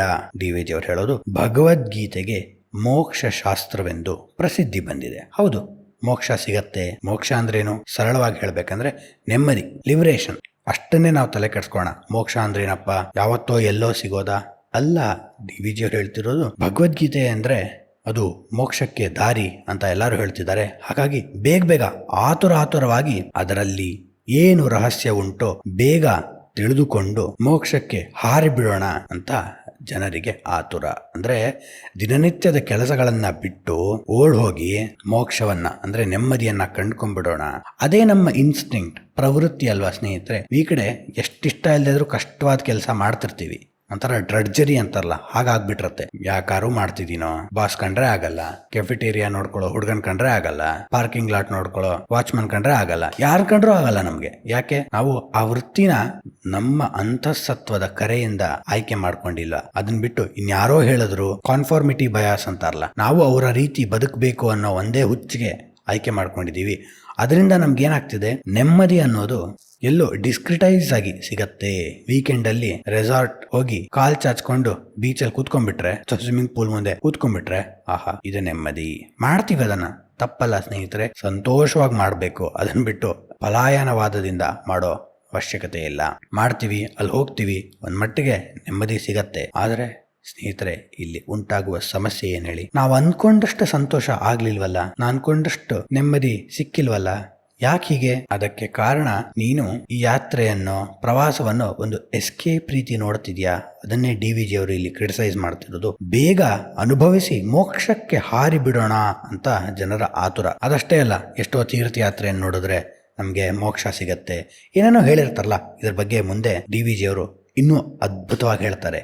ನಂಬಿಕೆ ಅಂದ್ರೆ ಏನು, ಶ್ರದ್ಧೆ ಅಂದ್ರೆ ಏನು ಅಂತ, ಅದನ್ನ ಹೇಗೆ ಡಿಸ್ಕ್ರಿಮಿನೇಟ್ ಮಾಡಬೇಕು ಅಂತ. ಅದರಿಂದ ಈ ಆತುರದ ಮೋಕ್ಷ ಪಥ, ಆತುರದ ನೆಮ್ಮದಿ ಪಥ ನಾವು ಬಿಟ್ಟಾಗ ವೃತ್ತಿಯಲ್ಲಿ ನೆಮ್ಮದಿ ಸಿಗತ್ತೆ, ವೃತ್ತಿ ಸಂತೃಪ್ತಿ ನಮಗೆ ದೊರಕತ್ತೆ. ಅದನ್ ಬಿಟ್ಟು ನಾ ಕೆಲಸ ಮಾಡ್ತಿರೋದೇ ಕೊಳ್ಳುವ ಸಲುವಾಗಿ, ಏನನ್ನಾದ್ರೂ ಮನೆ ಆಗ್ಲಿ ಕಾರ್ ಆಗ್ಲಿ ಅದನ್ನ ಕೊಳ್ಳೋ ಸಲುವಾಗಿ ಅನ್ಬಿಟ್ರೆ ಕೆಲಸದಲ್ಲಿ ಇರೋ ನೆಮ್ಮದಿ ನಮಗ್ ಸಿಗೋದಿಲ್ಲ. DVG ಅವರು ಹೇಳೋದು ಇಂಥ ಆತುರ ವ್ಯರ್ಥ ಮಾತ್ರವೇ ಅಲ್ಲ, ಅನರ್ಥಕರ.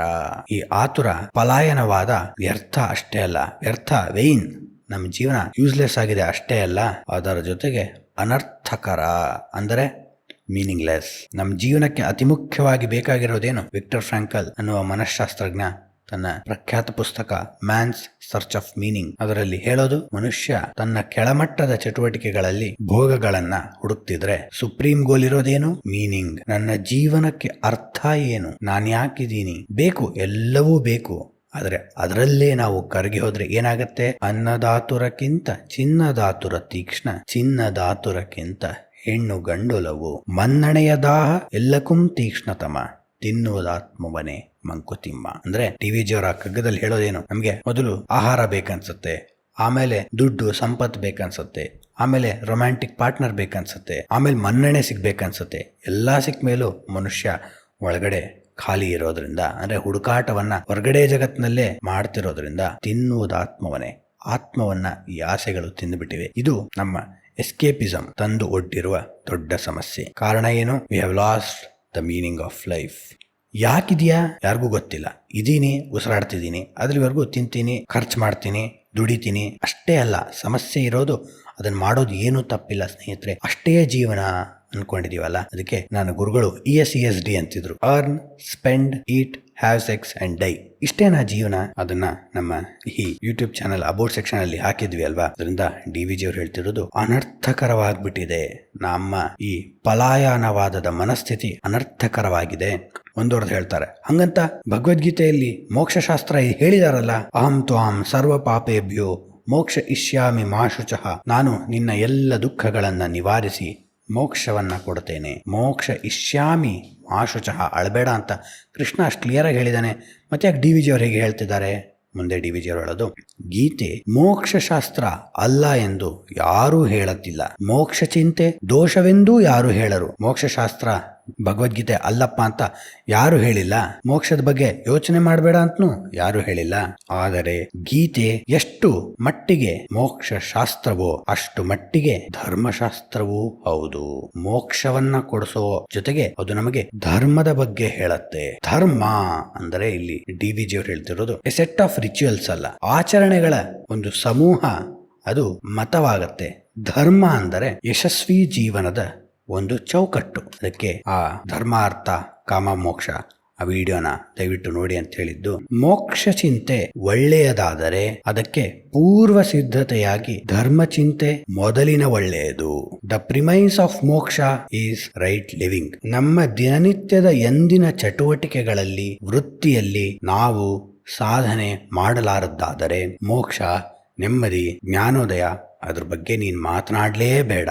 ಕೃಷ್ಣನ ಸ್ಪಷ್ಟ ಚಿಂತನೆ ಇರೋದು ಇದೆ. ಅರ್ಜುನ, ನಿನ್ನ ಕೆಲಸ ಏನು? ಯುದ್ಧ ಮಾಡೋದು. ಅದನ್ ಬಿಟ್ಟು ಯಾಕೆ ದೊಡ್ಡ ದೊಡ್ಡ ಮಾತಾಡ್ತಿದ್ಯಾ? ನೀ ಮಾತಾಡ್ತಿರೋ ಎಲ್ಲಾ ವಿಷಯನೂ ನನಗ್ ಗೊತ್ತು, ನಿನ್ಕಿಂತ ಜಾಸ್ತಿ ನನಗ್ ಗೊತ್ತು. ಶಾಂತಿ ಬಗ್ಗೆ ನಾನು ನಿನ್ಕಿಂತ ಹೆಚ್ಚು ರಿಸರ್ಚ್ ಮಾಡಿದ್ದೀನಿ. ಆದ್ರೆ ಈಗ ಯುದ್ಧಕ್ಕೆ ಬಂದಿದ್ದೀವಿ, ಇಲ್ಲಿ ಶಾಂತಿ ಬಗ್ಗೆ ಮಾತನಾಡ್ಬೇಡ. ಹೊಡಿ ಬಾಣ. ಇದರಿಂದಾನೇ ನಿನಗೆ ಸಿಗೋದು ಜ್ಞಾನೋದಯ, ಇದರಲ್ಲೇ ನಿನಗೆ ಸಿಗೋದು ಮೋಕ್ಷ. ಅಂದ್ರೆ ನಮ್ಮ ವೃತ್ತಿ ಕ್ಷೇತ್ರದಲ್ಲಿ ನಾವು ಸಾಧನೆಯನ್ನ ಮಾಡದೆ ಅದನ್ನ ಕೇವಲ ಒಂದು ಕನ್ಸ್ಯೂಮರಿಸ್ಟ್ ಮೈಂಡ್ ಸೆಟ್ ಇಂದ ನೋಡಿದಾಗ ದುಃಖ ಕಡಿಮೆ ಆಗತ್ತೆ, ವೃತ್ತಿ ನಿರರ್ಥಕತೆ ಹೆಚ್ಚಾಗತ್ತೆ. ಅರ್ಥ ಇಲ್ಲ ನನ್ನ ವೃತ್ತಿಲಿ ಅನ್ಸಕ್ ಶುರು ಆಗತ್ತೆ. ಅದೇ ವೃತ್ತಿನ ನಾನು ಇಷ್ಟಪಟ್ಟು ಮಾಡಿದಾಗ ವೃತ್ತಿ ನಮಗೆ ಸಂತೋಷವನ್ನ ತಂದ್ಕೊಡತ್ತೆ, ಅದ್ರ ಜೊತೆಗೆ ಮೆಟೀರಿಯಲ್ ಪ್ಲೆಷರ್ಸ್ನು ಕೊಡತ್ತೆ, ಹೆಚ್ಚಾಗಿ ಹಣವನ್ನ ಕೊಡುತ್ತೆ. ಯಾವುದೇ ಯಶಸ್ವಿ ಆಂಟ್ರಪ್ರಿನರ್ನ ನಾವು ಹೋಗಿ ಕೇಳಿದ್ರೆ ಅವರು ಅದನ್ನ ಮೊದಲು ಇಷ್ಟಪಟ್ಟು ಮಾಡ್ತಿರ್ತಾರೆ, ನಂತರ ಅವರು ಕೋಟ್ಯಾಧಿಪತಿಗಳಾಗಿರ್ತಾರೆ ಅಥವಾ ಬಿಲಿಯನಿಯರ್ಸ್ ಆಗಿರ್ತಾರೆ. ಆದರೆ ಅದಕ್ಕೆ ಮೊದಲು ತಮಗೆ ಇಷ್ಟವಾಗಿರೋದನ್ನ ಮಾಡಕ್ಕೆ ಧೈರ್ಯವಾಗಿ ಆಯ್ಕೆ ಮಾಡ್ಕೊಂಡಿರ್ತಾರೆ. ಹಾಗಾಗಿ ಆ ಪೂರ್ವ ಸಿದ್ಧತೆ ನಮ್ಮಲ್ಲಿ ಇದೆಯಾ, ಅಥವಾ ಯಾರೋ ಮಾಡಿಕೊಂಡ ಪೂರ್ವ ಸಿದ್ಧತೆಯನ್ನ ನಾವು ಗೈಡ್ ಬುಕ್ ಆಗಿ ಎಕ್ಸಾಮ್ ಹಿಂದಿನ ದಿನ ತೆಗೆದುಕೊಂಡು ಓದ್ತಿದ್ವಲ್ಲ, ಹಾಗೆ ಜೀವನವನ್ನ ಪಾಸ್ ಮಾಡಬಹುದು ಅನ್ಕೊಂಡಿದ್ದೇವೆ. ಹಾಗೆ ಅಂದ್ಕೊಂಡಿರೋದ್ರಿಂದಲೇ ನಮ್ಮ ಎಲ್ಲ ಸಮಸ್ಯೆಗಳು ಜಾಸ್ತಿ ಆಗಿರೋದು. ಅದಕ್ಕೆ ಯಾವತ್ತೋ ಮೋಕ್ಷ ಸಿಗತ್ತೆ, ಎಲ್ಲೋ ಸ್ವರ್ಗ ಇರುತ್ತೆ. ಸ್ವರ್ಗ ನರಕವೆಂಬುದು ಬೇರಿಲ್ಲ ಕಾಣಿಬೋ, ಬಸವಣ್ಣ ಹೇಳೋದು. ಎಲ್ಲೋ ಇಲ್ಲ. ಅದರಿಂದ ನಿನ್ನ ವೃತ್ತಿಯಲ್ಲಿ ನೀನು ಪೂರ್ತಿಯಾಗಿ ತೊಡಗಿಸ್ಕೋ. ಅದೇ ನಿನ್ನನ್ನ ಸಿದ್ಧಿ ಪಡೆದ ವ್ಯಕ್ತಿಯಾಗಿ, ತಪಸ್ವಿಯಾಗಿ ಮಾಡತ್ತೆ. ಅಲ್ಲಿ ನನಗೆ ಆದಿಭೌತಿಕ ಮತ್ತು ಆಧ್ಯಾತ್ಮಿಕ, ಲೌಕಿಕ ಮತ್ತು ಅಲೌಕಿಕ, ಅಂದರೆ ನನಗೆ ಇಷ್ಟ ಇರೋ ಕೆಲಸ ಮಾಡ್ತಿದ್ದೀನಿ, ಸಂತೋಷ ಸಿಗ್ತಿದೆ. ಅದ್ರ ಜೊತೆಗೆ ಚೆನ್ನಾಗಿ ಮಾಡ್ತಿದ್ದೀನಿ, ಸಂತೋಷ ಇರೋದ್ರಿಂದ ಹೆಚ್ಚಾಗಿ ದುಡ್ಡು ಸಿಗ್ತಿದೆ. ಸಮಾಜ ನಾನು ಮಾಡಿದ ಒಳ್ಳೆ ಕೆಲಸಕ್ಕೆ ಒಳ್ಳೆ ಮೊತ್ತವನ್ನ ಕೊಡ್ತಿದೆ, ಒಳ್ಳೆ ಸಂಪತ್ತನ್ನ ಸಂಪಾದಿಸಿದ್ದೀನಿ. ಆದರೆ ನಾನು ಅದು ಕಂಡುಕೊಂಡಿಲ್ಲ, ಇನ್ನೂ ಹೆಚ್ಚನ್ನ ಎಕ್ಸ್ಪ್ಲೋರ್ ಮಾಡ್ತಿದ್ದೀನಿ, ಜೀವನದ ಅರ್ಥವನ್ನ ಅದರಲ್ಲೇ ಕಂಡ್ಕೋತಿದ್ದೀನಿ. ಅದರಿಂದ ಮೋಕ್ಷವು ದೊರಕಿದೆ. ಡಿ.ವಿ.ಜಿ. ಅವರು ಹೇಳೋದು, ವಿಚಾರ ಮಾಡಿ ನೋಡಿದರೆ ಮೋಕ್ಷಕ್ಕಾಗಿ ತಳ್ಳಣಿಸಬೇಕಾದದ್ದೇ ಇಲ್ಲ. ಮೋಕ್ಷ ಸಿಗ್ಲಿ ಏನೇನೋ ರಿಟೈರ್ ಆದ್ಮೇಲೆ ನಮ್ಗೆ ಮೋಕ್ಷ ಸಿಗ್ಲಿ ಅಂತ ಪ್ರಯತ್ನ ಮಾಡ್ತಿರ್ತೀವಲ್ಲ, ಅದು ಬೇಕಾಗಿಲ್ಲ. ನಿನ್ನ ವೃತ್ತಿನೇ ಮೋಕ್ಷ. Just be aware of your work and get involved. Being is the becoming ಅಂತ ಫ್ರಾನ್ಸ್ನ ಅತ್ಯಂತ ಪ್ರಭಾವಿ ದಾರ್ಶನಿಕರಲ್ಲಿ ಒಬ್ಬರಾಗಿದ್ದ ಜಾನ್ ಪಾಲ್ ಸಾರ್ತರ್ ಹೇಳ್ತಾನೆ. ತನ್ನ ಬೀಯಿಂಗ್ ಅಂಡ್ ನಥಿಂಗ್ನೆಸ್ ಎನ್ನುವ ಪುಸ್ತಕದಲ್ಲಿ, ಬೀಯಿಂಗ್ ಈಸ್ ದ ಬಿಕಮಿಂಗ್. ಇರುವ ಕೆಲಸವ ಮಾಡು ಕಿರಿದನದ ಮನವಿಟ್ಟು, ದೊರೆತುದ ಹಸಾದವೆಂದುಣ್ಣು ಗೊಣಗಿಡದೆ. ಇರೋ ಕೆಲಸದಲ್ಲಿ ನೀನು ಕಂಪ್ಲೀಟ್ಲಿ ಅವೇರ್ ಆಗ್ಬಿಟ್ರೆ, ಪ್ರಜ್ಞೆನ ವಹಿಸ್ಕೊಂಡು ಪೂರ್ತಿಯಾಗಿ ತೊಡಗಿಸ್ಕೊಂಡಾಗ ನೀನು ಏನ್ ಆಗ್ಬೇಕಂತ ಪ್ರಯತ್ನ ಮಾಡ್ತಿದ್ಯೋ ಅದಾಗ್ಬಿಡ್ತೀಯ. ಏನ್ ಅದ್ಭುತವಾಗಿದೆ ನೋಡಿ ಡಿ.ವಿ.ಜಿ. ಅವ್ರದ್ದು, ಕೃಷ್ಣಂದು ಅಥವಾ ಸಾರ್ತರ ಆಧ್ಯಾತ್ಮ. ಏನು ಅಂದ್ರೆ, ನೀನು ಕಷ್ಟಪಟ್ಟು ಯಾಕೆ ಕೆಲಸ ಮಾಡ್ತಿದ್ಯಾ? ಸಂಬಳ ಬರುತ್ತೆ, ಅಥವಾ ದುಡ್ಡು ಮಾಡಕ್ಕೆ. ದುಡ್ಡು ಯಾಕೆ ಮಾಡ್ತಿದ್ಯಾ? ಅದರಿಂದ ರೆಸಾರ್ಟ್ಗೆ ಹೋಗ್ತೀಯಾ, ಮಾಲ್ಸ್ಗೆ ಹೋಗ್ತೀಯಾ. ಅಲ್ಲಿಗೆ ಯಾಕೆ ಹೋಗ್ತೀಯಾ? ನನಗೆ ಸಂತೋಷ ಸಿಗತ್ತೆ, ಅಷ್ಟೇ ಅಲ್ವಾ? ಅದೇ ನನ್ನ ಕಾರ್ಯಕ್ಷೇತ್ರದಲ್ಲೇ ನಾನು ಕಂಪ್ಲೀಟ್ಲಿ ಅವೇರ್ ಆಗಿದ್ರೆ, ಪೂರ್ತಿಯಾಗಿ ತೊಡಗಿಸ್ಕೊಂಡಿದ್ರೆ, ಆ ಡಿರೈವೇಟಿವ್ ಹ್ಯಾಪಿನೆಸ್ ಹೋಗ್ಬಿಟ್ಟು ಡೈರೆಕ್ಟ್ ಹ್ಯಾಪಿನೆಸ್ ಬಂದ್ಬಿಡತ್ತೆ. ಅದು ಕೃಷ್ಣನ ಮುಖ್ಯ ಸಂದೇಶ. There is no need of derivative happiness. Derivative ಅಂದ್ರೇನು? One thing derives other thing. ಒಂದು ಇನ್ನೊಂದನ್ನ ಕೊಡ್ತಾ ಹೋಗುತ್ತೆ. ಕೆಲಸ ಹಣವನ್ನ ಕೊಡುತ್ತೆ, ಹಣ ಖರ್ಚು ಮಾಡೋ ಶಕ್ತಿಯನ್ನ ಕೊಡುತ್ತೆ, ಖರ್ಚು ಮಾಡೋ ಶಕ್ತಿ ಸೆಟಲ್ಡ್ ಲೈಫನ್ನ ಕೊಡುತ್ತೆ, ಸೆಟಲ್ಡ್ ಲೈಫು ನೆಮ್ಮದಿಯನ್ನ ಕೊಡುತ್ತೆ. ಈ ತರ ಡಿರೈವೇಟಿವ್ ಆಗಿ ಹೋಗೋದು ಬಿಟ್ಟು ವೃತ್ತಿಲೇ ನೀನು ಸಂತೋಷ ಕಂಡ್ಕೊಂಡ್ಬಿಟ್ರೆ direct happiness. That which is direct is absolute. That which is absolute is going to stay for ever. ಎಷ್ಟು ಆಳವಾಗಿದೆ ನೋಡಿ ಚಿಂತನೆ. ತತ್ಕ್ಷಣ ವೃತ್ತಿಲೇ ಸಿಗ್ತಿರೋ ನೆಮ್ಮದಿ ಯಾವತ್ತೂ ಇರುವಂಥದ್ದು, ಹೋಗಿ ಬರುವಂಥದ್ದಲ್ಲ. ಆ ನೆಮ್ಮದಿನೇ ಮೋಕ್ಷ. ಅದಕ್ಕೆ ಡಿ.ವಿ.ಜಿ. ಅವರು ಹೇಳ್ತಿರೋದು, ವಿಚಾರ ಮಾಡಿ ನೋಡಿದರೆ ಮೋಕ್ಷಕ್ಕಾಗಿ ತಲ್ಲಣಿಸಬೇಕಾದದ್ದಿಲ್ವೇ ಇಲ್ಲ. ತಲ್ಲಣಿಸಬೇಕಾಗಿದ್ದು ಅಂದ್ರೆ, ಈಗ ಯಾವುದೋ ಒಂದು ಕ್ಷೇತ್ರಕ್ಕೆ ಹೋಗ್ಬೇಕಾಗಿರತ್ತೆ, ಯಾಕೆ ಏನೋ ಒಳ್ಳೇದಾಗತ್ತೆ, ಏನೇನೋ ಇರತ್ತಲ್ಲ, ಬಸ್ ಸಿಗ್ಲಿಲ್ಲ, ಅಯ್ಯೋ ಜೀವನದಲ್ಲಿ ಅರ್ಥನೇ ಇಲ್ಲ, ಈ ನೂರಾರು ತಲ್ಲಣಗಳು, ಅಲ್ಲೆಲ್ಲ ರಶ್ ಅಂತೆ, ಯಾಕೆ? ಎಲ್ಲರಿಗೂ ಒಳ್ಳೇದಾಗ್ಬೇಕಲ್ಲ, ನನ್ನ ಹಾಗೆ ಎಲ್ಲರೂ ಅಲ್ವಾ? ಹಾಗಿದ್ದಾಗ ಕ್ಷೇತ್ರ ಹೇಗೆ ಖಾಲಿ ಇರಕ್ ಸಾಧ್ಯ? ಈ ರೀತಿ ನೂರಾರು ತಲ್ಲಣಗಳು ಬರ್ತಿರೋದು ನಮಗೆ ವಿಚಾರ ಮಾಡದ ಪರಿಸ್ಥಿತಿಯಿಂದ ಅಥವಾ ಮನಸ್ಥಿತಿಯಿಂದ. We have lost our capability to think. ಅದಕ್ಕೆ ಡಿ.ವಿ.ಜಿ. ಹೇಳ್ತಿರೋದು, ವಿಚಾರ ಮಾಡಿ ನೋಡಿದರೆ ಮೋಕ್ಷಕ್ಕಾಗಿ ತಲ್ಲಣಿಸಬೇಕಾದದ್ದು ಇಲ್ಲ. ಧರ್ಮವಿದ್ದ ಕಡೆ ಮೋಕ್ಷ ತಾನಾಗಿ ಹಿಂದೆ ಬರುತ್ತದೆ. ಧರ್ಮ ಅಂದ್ರೆ ರೈಟ್ ಪಾತ್ ಅಷ್ಟೇ ಅನ್ಕೊಳ್ಳಿ. ನಮ್ಮ ಅಂತರಂಗಕ್ಕೆ ಸಂತೋಷವನ್ನು ಕೊಡುವ ಕಾರ್ಯಕ್ಷೇತ್ರ. ಆದರೆ ಆ ಕಾರ್ಯಕ್ಷೇತ್ರದಿಂದ ಇನ್ನೊಬ್ಬರಿಗೆ ತೊಂದರೆ ಆಗ್ತಿರ್ಬಾರದು. ನನಗೆ ರೌಡಿಸಮ್ ಮಾಡಿದ್ರೆ ತುಂಬಾ ಖುಷಿ ಆಗತ್ತಪ್ಪ, ಅದಲ್ಲ. ಯಾಕೆ? ಅದು ಇನ್ನೊಬ್ರಿಗೆ ಸಮಸ್ಯೆ ಉಂಟು ಮಾಡ್ತಿರ್ತೀಯ. ಅದೇ ನನಗೆ ಇಡ್ಲಿ ವಡೆ ಸೇಲ್ ಮಾಡೋದು ತುಂಬಾ ಖುಷಿ, ಮಾಡು. ಈಗ ಬರೀ ಇಡ್ಲಿ ವಡೆ ಮಾರಾಟ ಮಾಡಿನೇ ಕೋಟಿಗಟ್ಟಲೆ ದೊಡ್ಡ ಬಿಸ್ನೆಸ್ಗಳು ಎಷ್ಟಿವೆ. ಅದನ್ನೇ ಇಲ್ಲಿ DVG ಹೇಳಿದ್ದು. ಧರ್ಮವಿದ್ದ ಕಡೆ ಮೋಕ್ಷ ತಾನಾಗಿ ಬರುತ್ತದೆ.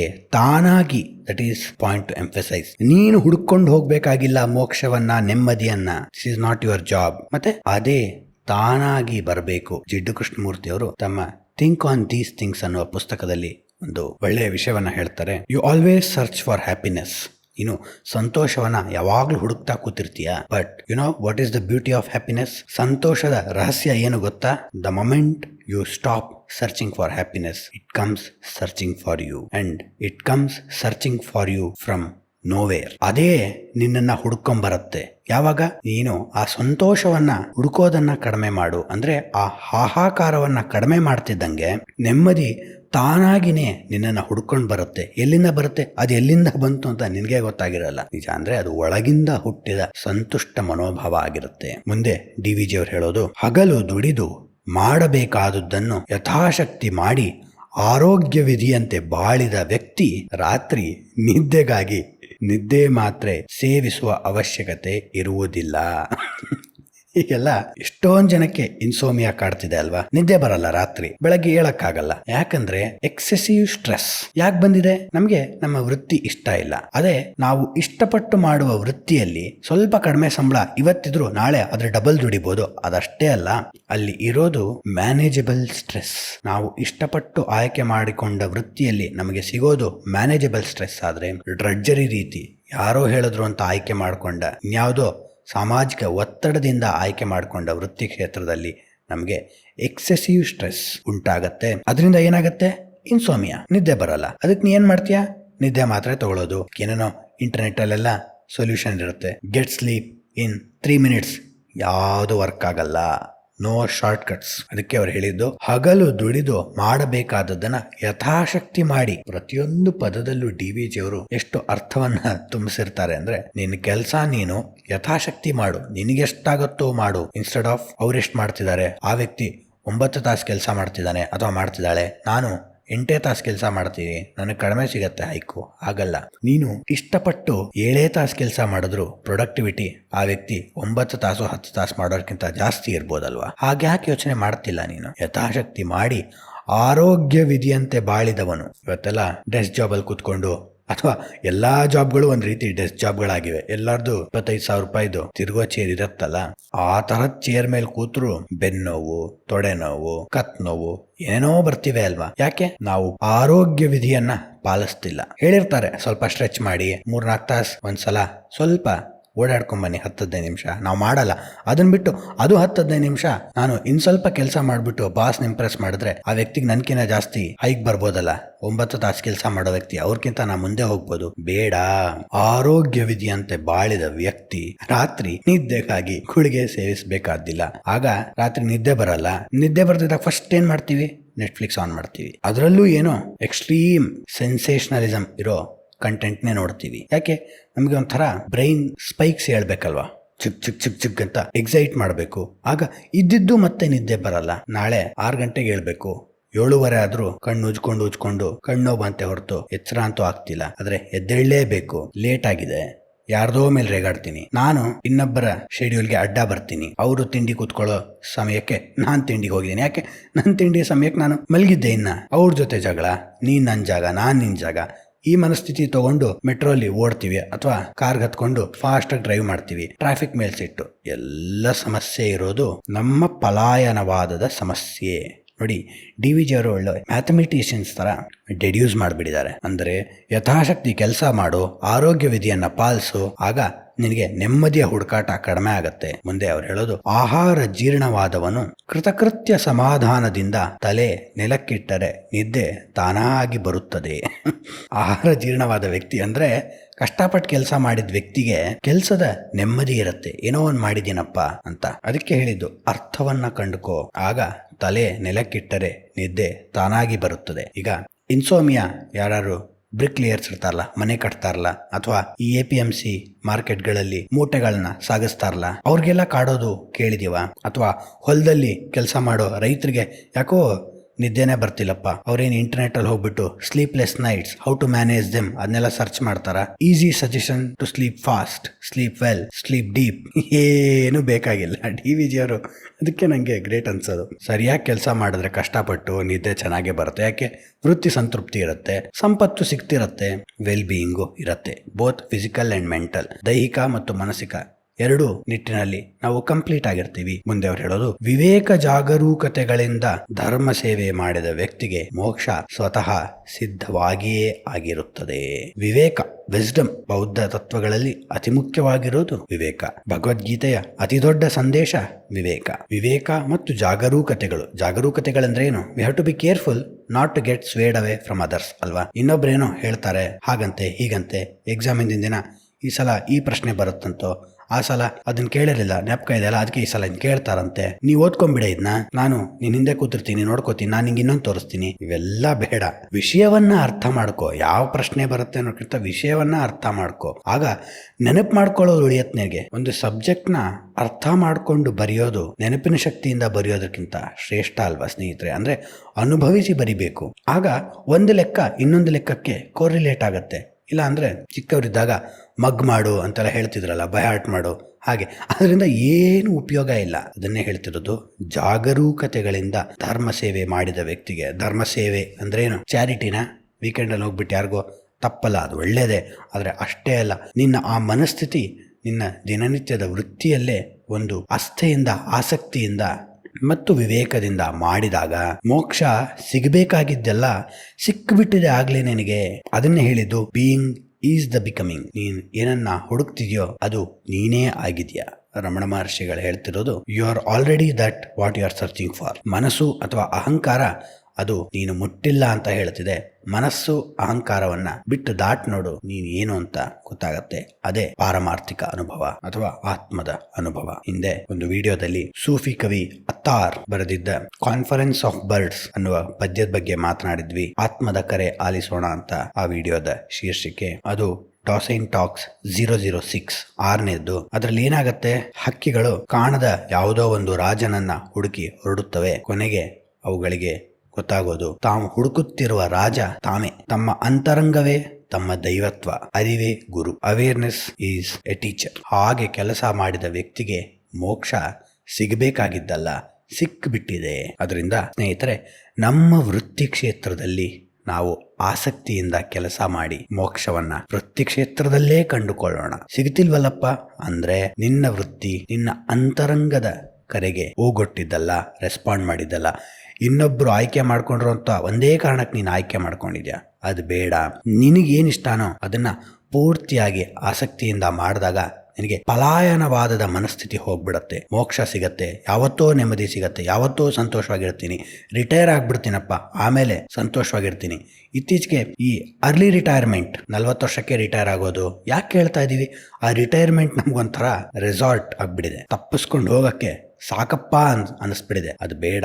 ವೃತ್ತಿಯಲ್ಲಿ ಆಸಕ್ತಿ ವಹಿಸು, ಅದರಿಂದಾನೇ ನಿನ್ನ ಧರ್ಮ ಪಾಲನೆ ಆಗತ್ತೆ. ಆ ಧರ್ಮ ಪಾಲನೆನೇ ನಿನಗೆ ಅರ್ಥವನ್ನ ಕೊಡತ್ತೆ, ಹಣವನ್ನ, ಸಂಪತ್ತನ್ನ ದೊರಕಿಸಿಕೊಡತ್ತೆ.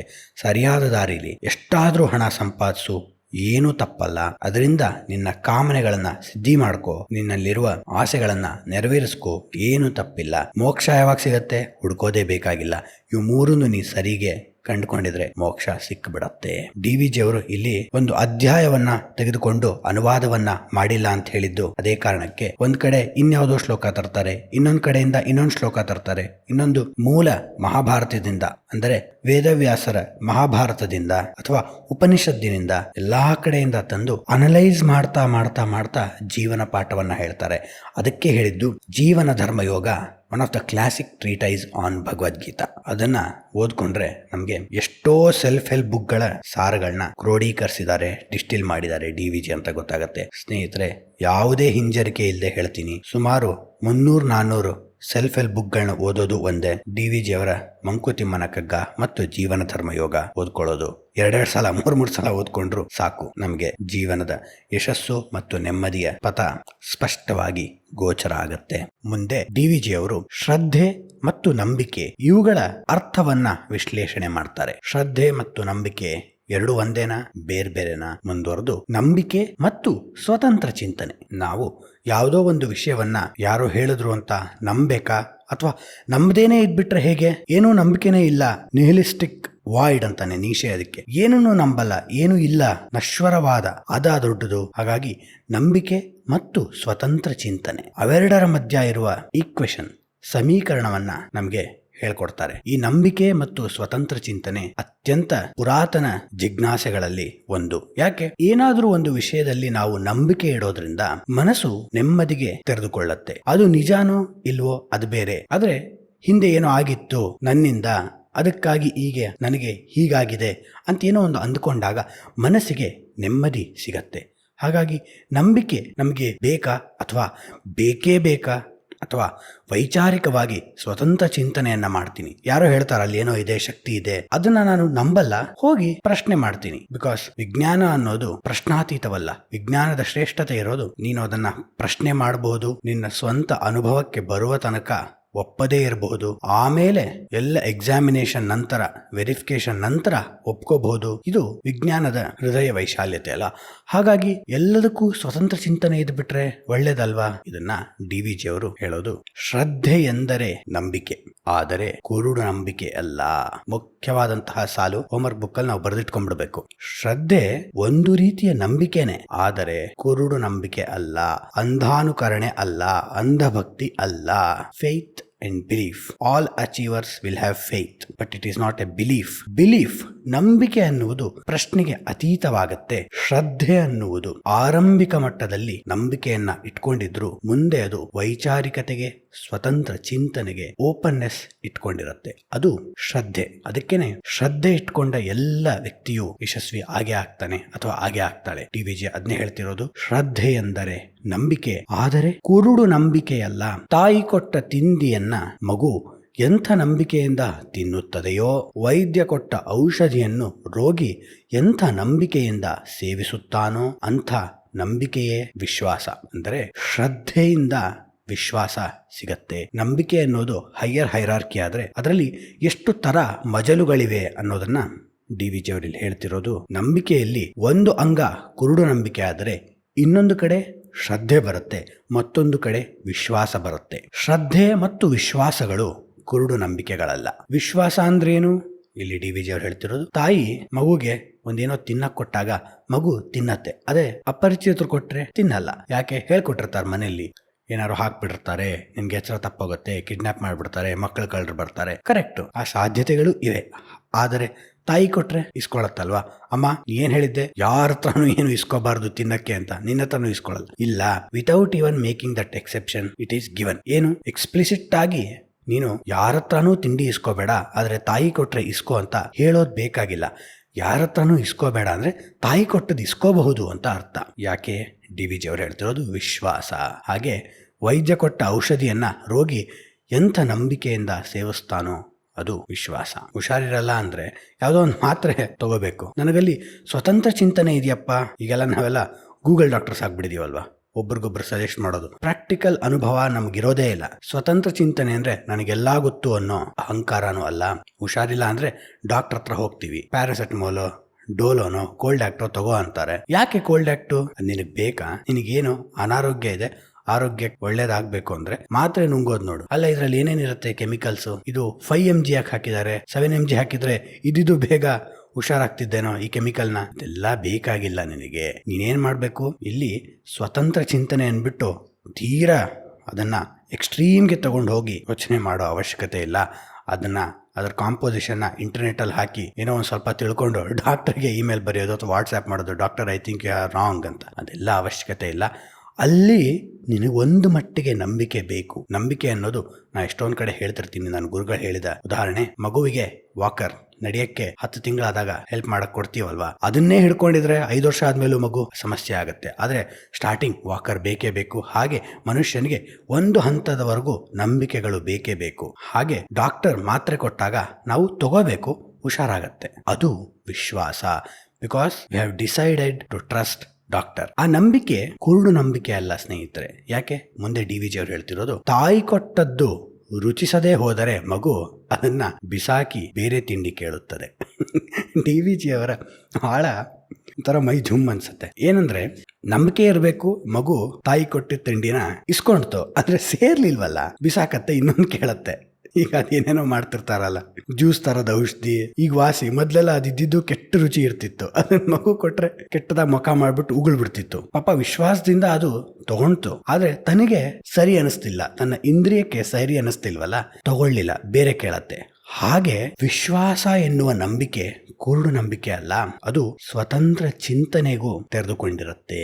ಮುಂದೆ DVG ಅವರು ಹೇಳೋದು, ವೈದ್ಯ ಕೊಟ್ಟ ಔಷಧಿಯಿಂದ ಗುಣ ಹೊಂದದೆ ಹೋದರೆ ರೋಗಿ ಅದನ್ನು ವೈದ್ಯನಿಗೆ ಇರುವ ಅಸಾಮರ್ಥ್ಯ ಅಂತ ತಿಳಿದು ಬೇರೆ ವೈದ್ಯನನ್ನ ಹುಡುಕುತ್ತಾನೆ ಅಲ್ವಾ. Second opinion, third opinion.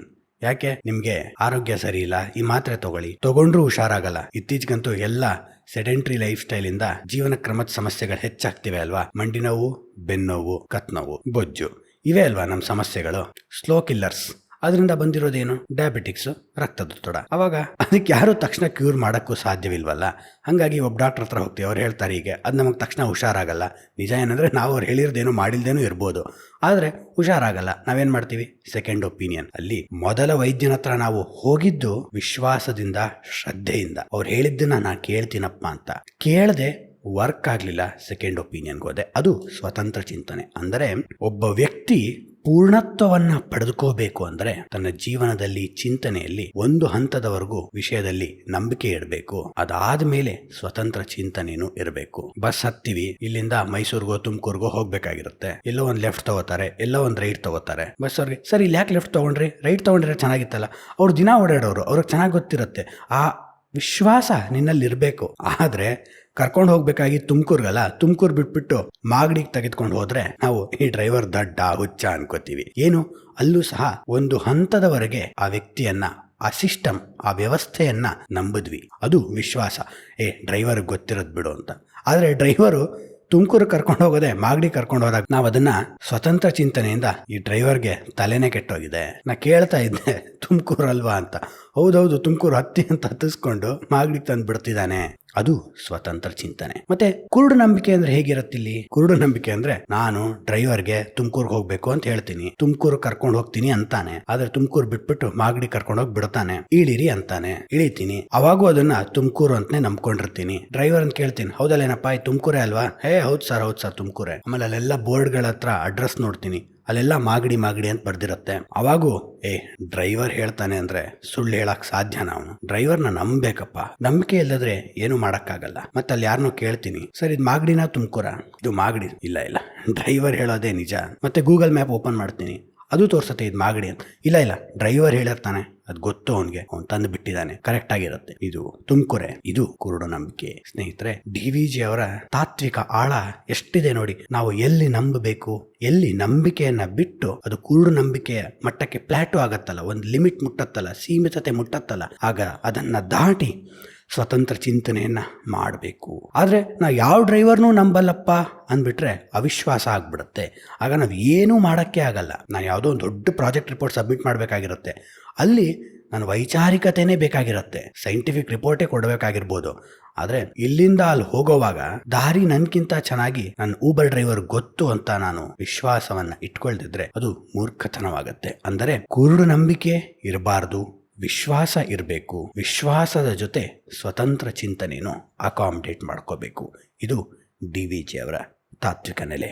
ಅದನ್ನೇ ಇಲ್ಲಿ DVG ಅವರು ಹೀಗೆ ಅನುಭವದಿಂದ ಪರೀಕ್ಷೆ ನಡೆಸುವ ಸ್ವಾತಂತ್ರ್ಯ ಮಗುವಿಗೂ ಉಂಟು, ರೋಗಿಗೂ ಉಂಟೇ ಉಂಟು. Everyone are free to take their own decision after some level of confidence. ಒಂದು ಮಟ್ಟಿಗೆ ಒಬ್ಬ ವ್ಯಕ್ತಿಯಲ್ಲಿ ಕಾನ್ಫಿಡೆನ್ಸ್ ಇಡಬೇಕು, ಆದರೆ ಅದು ಬ್ಲೈಂಡ್ ಬಿಲೀಫ್ ಆಗಿರಬಾರ್ದು. ಅದರಂತೆ ನಾವು ಗುರುವಾಕ್ಯ, ಶಾಸ್ತ್ರವಾಕ್ಯಗಳಲ್ಲಿ ಇರಿಸಬೇಕಾದ ಶ್ರದ್ಧೆ ಸ್ವತಂತ್ರ ವಿಚಾರಕ್ಕೆ ವಿರೋಧಿಯಾದದ್ದಲ್ಲ. ಇದು one of the best one liner ಅನ್ಬೋದು. ಮತ್ತೊಮ್ಮೆ ಹೇಳ್ತೇನೆ, ಗುರುವಾಕ್ಯ ಶಾಸ್ತ್ರವಾಕ್ಯಗಳಲ್ಲಿ ಇರಿಸಬೇಕಾದ ಶ್ರದ್ಧೆ ಸ್ವತಂತ್ರ ವಿಚಾರಕ್ಕೆ ವಿರೋಧಿಯಾದದ್ದಲ್ಲ. ಅಂದ್ರೆ ಗುರು ಅಂದ್ರೇನು? A specialist in some domain ಅಂತ ಅನ್ಕೋಣ. ಹಿಂದೆ ನಾವು ಡ್ರೈವರ್ನ ಯಾಕೆ ನಂಬಿದ್ವಿ? Driver is specialised in driving. ಅವನು ಒಂದೇ ವರ್ಷ ಬೆಂಗಳೂರು ತುಮಕೂರು ಮಧ್ಯ ಓಡಾಡಿರ್ಬೋದು, ನಾನು 40 ವರ್ಷ ಓಡಾಡಿರ್ಬೋದು. ಆದ್ರೆ 40 ವರ್ಷ ಪ್ರತಿದಿನ ಓಡಾಡಿರಲ್ಲ. ನಾನು 6 ತಿಂಗಳಿಗೋ 3 ತಿಂಗಳಿಗೋ ಒಂದ್ಸಲ ಬಂದಿರ್ತೀನಿ. ರೀಸೆಂಟ್ ಚೇಂಜಸ್ ನನಗೇನು ಗೊತ್ತಿರುತ್ತೆ? ಹಾಗಾಗಿ ಗುರುವಾಕ್ಯ ಶಾಸ್ತ್ರವಾಕ್ಯ ಅಂದ್ರೆ ಸಮ್ ಎಕ್ಸ್ಪರ್ಟ್ ಅಡ್ವೈಸ್, ಅದರಲ್ಲಿ ಇರಿಸಬೇಕಾದ ಶ್ರದ್ಧೆ, ನಮ್ದು ಫೇತ್ ಇದೆಯಲ್ಲ, ಅದು ಬ್ಲೈಂಡ್ ಬಿಲೀಫ್ ಅಲ್ಲ, ಸ್ವತಂತ್ರ ವಿಚಾರಕ್ಕೆ ವಿರೋಧಿಯಾದದ್ದು ಅಲ್ಲ. ಅಂದ್ರೆ ಶ್ರದ್ಧೆ ಅಂದ್ರೆ ಅದು ಯಾವತ್ತೂ ನಿನ್ನನ್ನ ಪ್ರಶ್ನೆ ಮಾಡಬೇಡ, ಮುಂಡೆದೆ ದೊಡ್ಡವರು ಹೇಳಿದ್ದಾರೆ, ಆ ತರ ಯಾವತ್ತೂ ಹೇಳಲ್ಲ. ನೋಡು ಹೀಗಿದೆ, ನೀ ವಿಚಾರಿಸಿ ನೋಡು. ಯಾಕೆ? ಅದು ಭಗವದ್ಗೀತೆಯ ಟೋನ್, ಹೋಲಿಸ್ಟಿಕ್ ಟೋನ್ ಅಂತ ನಾವು ಹುಡುಕಿದ್ರೆ ಇಡೀ ಭಗವದ್ಗೀತೆಯಲ್ಲಿ ಕೃಷ್ಣ ದೊಡ್ಡ ದೊಡ್ಡ ತತ್ವಗಳನ್ನ ಹೇಳ್ತಾನೆ. ಕೊನೆಗೆ ಯಥೇಚ್ಛಸಿ ತಥಾ ಕುರು, you think and work on it. ನಾನ್ ಹೇಳ್ದೆ ಅನ್ನೋ ಕಾರಣಕ್ಕೆ ನೀವು ಒಪ್ಪಿದ್ರೆ ದೊಡ್ಡತನ ಆಗತ್ತೆ. ಇಷ್ಟು ಕ್ಲಾರಿಟಿ, ಇಷ್ಟು ವೈಶಾಲ್ಯತೆ ಯಾವ ತತ್ವ ಕೊಟ್ಟಿದೆ? ಬಹುಶಃ DVG ಮತ್ತು ಕೃಷ್ಣನಿಗೆ ಮಾತ್ರ ಇದು ಸಾಧ್ಯ ಆಗಿತ್ತೇನೋ. ಅದರಿಂದ DVG ಅವರು ಹೇಳ್ತಿರೋದು, ಅದು ನಮ್ಮ ಯುಕ್ತ್ಯನುಭವಗಳಿಗೆ ಒಳಪಟ್ಟದ್ದಾಗಿರುತ್ತದೆ. ಸ್ವತಂತ್ರ ವಿಚಾರ ಅಂದ್ರೇನು? ಸ್ವತಂತ್ರ ವಿಚಾರ ಅಂದ್ರೆ ಎಕ್ಸ್ಟ್ರೀಮ್ ರ್ಯಾಷನಲಿಸ್ಟಿಕ್ ಥಿಂಕಿಂಗ್ ಖಂಡಿತ ಅಲ್ಲ ಸ್ನೇಹಿತರೆ. ಎಕ್ಸ್ಟ್ರೀಮ್ ರ್ಯಾಷನಲ್ ಇರೋ ವ್ಯಕ್ತಿ, ಎಲ್ಲ ಕಡೆನೂ ತರ್ಕ ಕೇಂದ್ರಿತವಾಗಿ ಯೋಚನೆ ಮಾಡೋ ವ್ಯಕ್ತಿ ಯಾವತ್ತೂ ಸಂತೋಷವಾಗಿರಕ್ ಸಾಧ್ಯವಿಲ್ಲ. ಆದ್ರೆ ತರ್ಕರಹಿತ ವ್ಯಕ್ತಿ ಏನು ಸಾಧಿಸಕ್ಕೂ ಸಾಧ್ಯವಿಲ್ಲ. ಎರಡರ ಮಧ್ಯ ಬ್ಯಾಲೆನ್ಸ್. ತರ್ಕ ಅಂದ್ರೇನು? ಸ್ವತಂತ್ರ ವಿಚಾರ ಅಂದ್ರೇನು? ಅದು ನಮ್ಮ ಯುಕ್ತಿ ಅನುಭವ, ಅಂದರೆ ಯುಕ್ತಿ ಮತ್ತು ಅನುಭವ. ಆ ಪದಗಳನ್ನ ಎಷ್ಟು ತೂಗಿಸಿ ಆ ಸಾಲಲ್ಲಿ ಸೇರಿಸಿರ್ತಾರೆ DVG ಅವರು. ನೋಡಿ, ಯುಕ್ತಿ ನಮ್ಮ ಥಿಂಕಿಂಗ್ ಮತ್ತು ನಮ್ಮ ಅನುಭವ. ಯಾರೋ ಹೇಳ್ತಾರೆ ಈ ರಸ್ತೆಯಲ್ಲಿ ಹೋಗ್ಬೇಡಿ ಸರಿ ಇಲ್ಲ ಅಂತ, ನಾವು ಸ್ವತಂತ್ರ ಚಿಂತನೆ ಮಾಡ್ತೀವಪ್ಪ ಅನ್ಬಿಟ್ಟು ಅದೇ ದಾರಿಯಲ್ಲಿ ಹೋದ್ರೆ ಕೆಟ್ಟ ರಸ್ತೆಯಲ್ಲಿ ಹೋಗ್ಬೇಕಾಗಬಹುದು. ಅದು ಒಂದು ಸಾಧ್ಯತೆ. ಅಥವಾ ಅವ್ರು ಹೇಳಿದ್ರು ಅಂತ ಯಾವುದೇ ಚಿಂತನೆ ಇಲ್ಲದೆ ಒಪ್ಕೊಂಡ್ರೆ ಅದು ಅಂಧ ನಂಬಿಕೆ ಆಗತ್ತೆ. ನಾನು ನಡ್ಕೊಂಡು ಹೋಗ್ತಿರೋದು, ಅಲ್ಲಿ ಗಾಡಿಲಲ್ಲ ಕಾರಲ್ಲ ಅಂತ ಗೊತ್ತಾದಾಗ ಅದು ಅಂಧ ನಂಬಿಕೆನೂ ಅಲ್ಲ, ಹುಚ್ಚು ಚಿಂತನೆನೂ ಅಲ್ಲ, ಅದು ಯುಕ್ತಿ ಅನುಭವ. ಯುಕ್ತಿ ಅಂದ್ರೆ ನಿನ್ ಕೇಸ್ ಡಿಫ್ರೆಂಟ್. ಅವರೆಲ್ಲ ಕಾರಲ್ಲಿ ಹೋಗಿದ್ರಿಂದ 1 ಕಿಲೋಮೀಟರ್ಗೆ ಕಾರಲ್ಲಿ ಹೋಗಿದ್ದಾರೆ, ಅದಕ್ಕೆ ರೋಡ್ ಸರಿ ಇಲ್ಲ. ನೀನ್ ನಡ್ಕೊಂಡು ಹೋಗ್ತಿದ್ಯಾ, ಆ ಸಮಸ್ಯೆ ನಿನಗಾಗಲ್ಲ. ಆ ರೋಡ್ ಕೆಟ್ಟಿರೋದು ನಿಜ, ಅವ್ರು ಹೇಳ್ತಿರೋದು ನಿಜ. ಆದ್ರೆ ನನ್ನ ಯುಕ್ತಿಗೆ ಗೊತ್ತಾಗ್ತಿರೋದು ನಾನು ನಡ್ಕೊಂಡು ಹೋಗ್ತಿದ್ದೀನಿ. ಹಾಗಾಗಿ ನನ್ನ ಅನುಭವ ಅವರ ಅನುಭವಕ್ಕೂ ಬೇರೆ ಇರುತ್ತೆ. ಅದರಿಂದ ಯುಕ್ತಿ ಅನುಭವಗಳಿಗೆ ಒಳಪಟ್ಟದ್ದಾಗಿರುತ್ತದೆ ಸ್ವತಂತ್ರ ಚಿಂತನೆ.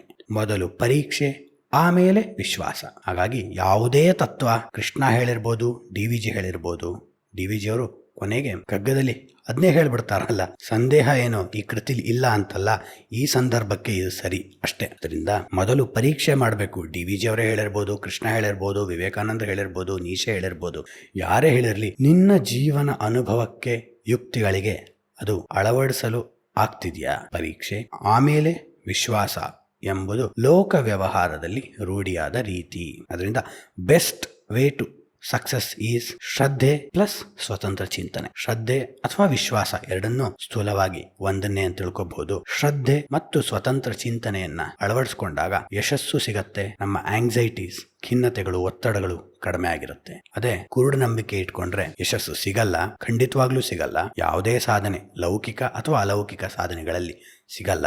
ಕೇವಲ ಸ್ವತಂತ್ರ ಚಿಂತನೆ ಎಲ್ಲ ಸಂದರ್ಭದಲ್ಲೂ ಮಾಡಿದ್ರೆ ಜೀವನದ ಗಾಡಿ ಮುಂದೆನೆ ಹೋಗಲ್ಲ. ಯಾಕೆ? ಸ್ವತಂತ್ರ ಚಿಂತಕ, ನಾನು ಈ ಗಾಡಿಲಿ ಹೋಗ್ಬೇಕು, ಈ ಗಾಡಿದು ಮೊಮೆಂಟಮ್ ಎಷ್ಟಿದೆ, ಟಾರ್ಕ್ ಎಷ್ಟಿದೆ, ವೀಲ್ ಬೇಸ್ ಎಷ್ಟಿದೆ, ಅದನ್ನೇ ನಾನು ಯೋಚನೆ ಮಾಡ್ತಾ ಕೂತ್ರೆ ಮುಂದೆ ಯಾವಾಗ ಹೋಗೋದು? ಹಾಗಾಗಿ A blend of faith and free thinking will take us into successful life. ಆಪ್ತ ವಾಕ್ಯ ವಿಶ್ವಾಸದ ಜೊತೆಗೆ ಅವಶ್ಯವಾದ ಇನ್ನೊಂದು ಸಿದ್ಧತೆ ಅಂತರಂಗ ಶೋಧನೆ ಮತ್ತು ಸತ್ವಶುದ್ಧಿ. ಇಲ್ಲಿ ಯಾವಾಗೂ DVG ಅವರು ತಮ್ಮ ಕಗ್ಗಗಳಲ್ಲಿ ಮಾಡುವ ಫೈನಲ್ ಲೀಪ್, ಒಂದು ದೊಡ್ಡ ವಿಚಾರದ ಜಂಪ್ ಮಾಡ್ತಾರೆ. ಅರ್ಥದಲ್ಲಿ 2-3 ಮಜಲು ಮೇಲೆ ಹೋಗ್ಬಿಡ್ತಾರೆ ಕಗ್ಗಗಳಲ್ಲಿ, ಕೊನೆಯ ಸಾಲುಗಳಲ್ಲಿ ಬಹುತೇಕವಾಗಿ. ಅದನ್ನ ಇಲ್ಲಿ ಹೇಳ್ತಿದ್ದಾರೆ. ಹೌದು, ಅದು ಆಯ್ತು, ಇದು ಆಯ್ತು, ನಿನ್ನ ಜೀವನ ಸರಿ ನಡೀತಿದೆ, ಅಲ್ಲೇ ನಿಂತ್ಕೋಬೇಕಾ? ಅಲ್ಲ. ಆಪ್ತವಾಕ್ಯದಲ್ಲಿ ವಿಶ್ವಾಸದ ಜೊತೆಗೆ ಯಾರೋ ಹೇಳಿದ್ದಾರೆ, ಚಿಂತನೆ ಮಾಡಿದ್ಯಾ, ಅದ್ರ ಜೊತೆಗೆ ಇನ್ನೊಂದು ಸಿದ್ಧತೆ ಅಂದರೆ ಅಂತರಂಗ ಶೋಧನೆ. ಮಸಾಲೆ ದೋಸೆ ಚೆನ್ನಾಗಿರುತ್ತೆ, ಅದು ಇನ್ನೊಬ್ರು ಹೇಳಿದ್ದು. 2 ಮಸಾಲೆ ದೋಸೆ ಇದ್ದಿದ್ದು ಚೆನ್ನಾಗಿರುತ್ತೆ, ಅದು ನನ್ನ ಅನುಭವಕ್ಕೆ ಬಂದಿದ್ದು. ಆದರೆ ಆರೋಗ್ಯಕ್ಕೆ ಒಳ್ಳೇದಾ? ಹಾಗೆ ಯಾವುದೋ ಒಂದು ವಿಷಯ ತಿಳ್ಕೊಂಡಿದ್ಯಾ, ಒಳ್ಳೇದು. ನೀನು ಅದನ್ನ ಒಂದ್ ಮಟ್ಟಿಗೆ ಇಂಪ್ಲಿಮೆಂಟ್ ಮಾಡಿದ್ಯಾ, ವರ್ಕ್ ಆಗಿದೆ, ಒಳ್ಳೇದು. ಆದರೆ ಆ ಪಥದಲ್ಲಿ ನಿನ್ನ ಅಂತರಂಗ ಶೋಧನೆ ಆಗಿದೆಯಾ, ನಿನ್ನ ಆತ್ಮ ಶುದ್ಧಿ ಆಗಿದೆಯಾ, ಅದೇ ಸತ್ವಶುದ್ಧಿ. ಸತ್ವಶುದ್ಧಿ ಅಂದ್ರೆ ಇಲ್ಲಿ ಸತ್ವ ಅಂದ್ರೆ Krishna, ರಜಸ್ಸು Arjuna.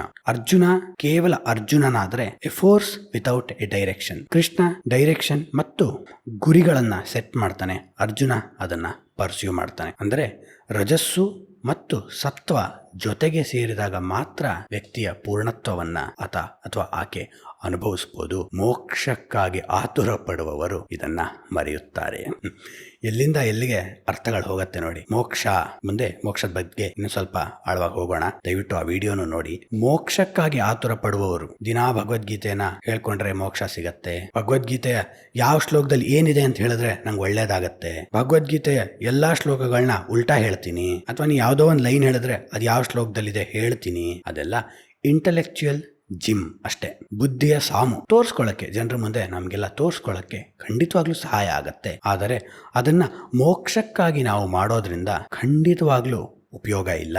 Extreme display of some mystical capability, ಏನೇನೋ ಹೇಳ್ತಿರ್ತಾರಲ್ಲ, ಅಷ್ಟು ಹೊತ್ತು ಉಸಿರು ಒಳಗೆ ಎಳ್ಕೊಂಡಿದ್ರು, ಅವ್ರಿಗೆ ಹಣ್ಣನ್ನ ಮಾಯ ಮಾಡಿಕೊಟ್ರು, ಇವ್ರಿಗೆ ಮನೇಲಿ ಹೋದ್ರೆ ದುಡ್ಡು ಕಾಣಿಸ್ತಿತ್ತು, ಚಿನ್ನದ ನಾಣ್ಯ ಸಿಕ್ಕು, ಅದು ಕಥೆಯಲ್ಲಿದೆ. ಸರಿತಪ್ಪುಗಳು ಅವರವರಿಗೆ ಬಿಟ್ಟಿದ್ದು, ಅದಕ್ಕೆ ಹೇಳಿದ್ದು ಸ್ವತಂತ್ರ ಚಿಂತನೆ ಅವರವರಿಗೆ ಬಿಟ್ಟಿದ್ದು. ಆದರೆ miracle addiction is not A spiritual progress. ಅದು ಮತ್ತೊಂದು ನಾವು ಹೋಮ್ವರ್ಕ್ ಬುಕ್ ಅಲ್ಲಿ ಬರೆದಿಟ್ಕೋಬೇಕು. ಮಿರಾಕಲ್ಗಳು, ಪವಾಡಗಳು ಆಧ್ಯಾತ್ಮಿಕತೆಯ ಟೆಸ್ಟಿಮೋನಿಗಳಲ್ಲ, ಪ್ರೂಫ್ಗಳಲ್ಲ. ಅದನ್ನ DVG ಅವರು ತಮ್ಮ ಅತ್ಯಂತ ಪ್ರಖ್ಯಾತ ಕಗ್ಗಗಳಲ್ಲಿ ಒಂದು, ಮಣಿ ಮಂತ್ರ ತಂತ್ರ ಸಿದ್ಧಿಗಳ ಸಾಕ್ಷ್ಯಗಳೇಕೆ ಮನಗಾಣಿಸಲು ನಿನಗೆ ದೈವದದ್ಭುತವ. ಆ ಪಾರಮಾರ್ಥಿಕ ಶಕ್ತಿಯ ಅದ್ಭುತ ಇದೆಯಲ್ಲ, ಆತ್ಮದ ಅದ್ಭುತ, ಅದನ್ನ ನೀನು ಅನುಭವಿಸಕ್ಕೆ ಮಣಿ, ಅದ್ಯಾವುದೋ ಮಣಿ ಹಾಕೊಂಡ್ರೆ ಒಳ್ಳೇದಾಗತ್ತೆ, ಕೆಲಸ ಸಿಗತ್ತೆ, ಮದುವೆ ಆಗತ್ತೆ, ಮಕ್ಕಳಾಗತ್ತೆ, ಮಣಿ.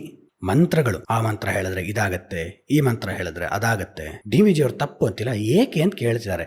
ಅವರು ನಮ್ಮಲ್ಲಿ ವಿಚಾರವನ್ನ, ಸ್ವತಂತ್ರ ಚಿಂತನೆಯನ್ನ ಏಳಿಸ್ತಿದ್ದಾರೆ. ಮುಂದೆ ನೀ ಚೂಸ್ ಮಾಡ್ಕೊ. ಮಂತ್ರ ತಂತ್ರ, ರಾಮ್ ರೀಂ ಟಸ್ ಪುಷ್ ಅಂತ ಏನೋ ಇರುತ್ತಲ್ಲ, ಅದೆಲ್ಲ ಬೇಕಾ? ಸಿದ್ಧಿಗಳು, 2 ತಾಸು ಹೊಟ್ಟೆ ಒಳಗೆ ಎಳ್ಕೋತಾರೆ, ಉಸಿರು ಗಟ್ಟಿ ಹಿಡಿತಾರೆ, ಕಣ್ ಮೇಲ್ ಮಾಡ್ತಾರೆ, ಸಿದ್ಧಿಗಳು, ಇವೆಲ್ಲ ಬೇಕಾ ನಿನಗೆ? ಬ್ರಹ್ಮಶಕ್ತಿಯನ್ನ ಅನುಭವಿಸಕ್ಕೆ ಮನುಜರೊಳಗಾಗ ತೋರುವ ಮಹನೀಯ ಗುಣ ಅನುವಾದ ಬೊಮ್ಮನದ ಮಂಕುತಿಮ್ಮ. ಸಾಮಾನ್ಯ ಮನುಷ್ಯರಲ್ಲಿ ಆಗಾಗ ಕಂಡು ಬರುವ ಅಸಾಮಾನ್ಯ ನಡವಳಿಕೆಗಳು ಬ್ರಹ್ಮ ಸತ್ಯದ ಸಾಕ್ಷಿಗಳು ಅಂತ DVG ಅವರು ಹೇಳೋದು. ಸಾಮಾನ್ಯ ವ್ಯಕ್ತಿ, ಒಬ್ಬ ಸಾಮಾನ್ಯ ಆಟೋ ಡ್ರೈವರು ಅಥವಾ ಸೊಪ್ಪು ಮಾರೋ ವ್ಯಕ್ತಿ ರಸ್ತೆಯಲ್ಲಿ ಯಾವುದೋ ಒಂದು ಮರ ಅಡ್ಡ ಬಿದ್ದಿದೆ ಅಂದ್ರೆ ಅದನ್ನ ಕ್ಲಿಯರ್ ಮಾಡಿ 4-6 ಎಜುಕೇಟೆಡ್ ಜನಗಳಿಗೆ ಒಳ್ಳೇದಾಗ್ಲಿ ಅಂತ ಯೋಚಿಸ್ತಾರಲ್ಲ, ಅದು ಬ್ರಹ್ಮ ಸತ್ಯದ ಸಾಕ್ಷಿ. ಯಾವುದೋ ಮಿರಾಕಲ್ ಬೇಕಾಗಿಲ್ಲ. ನನ್ನ ಕಾರ್ಗೆ ಒಂದು ಮರ ಅಡ್ಡ ಬಿದ್ದಿತ್ತು, ನಾನು ಕಣ್ಣು ಮುಚ್ಕೊಂಡು ಏನೋ ಮಾಡಿದೆ, ಆ ಮರ ಅಲ್ಲೇ ಸುಟ್ಟೋಯ್ತು, ಅದೆಲ್ಲ ಬೇಕಾಗಿಲ್ಲ. ಅದನ್ನೇ DVG ಅವರು ಹೇಳ್ತಿರೋದು.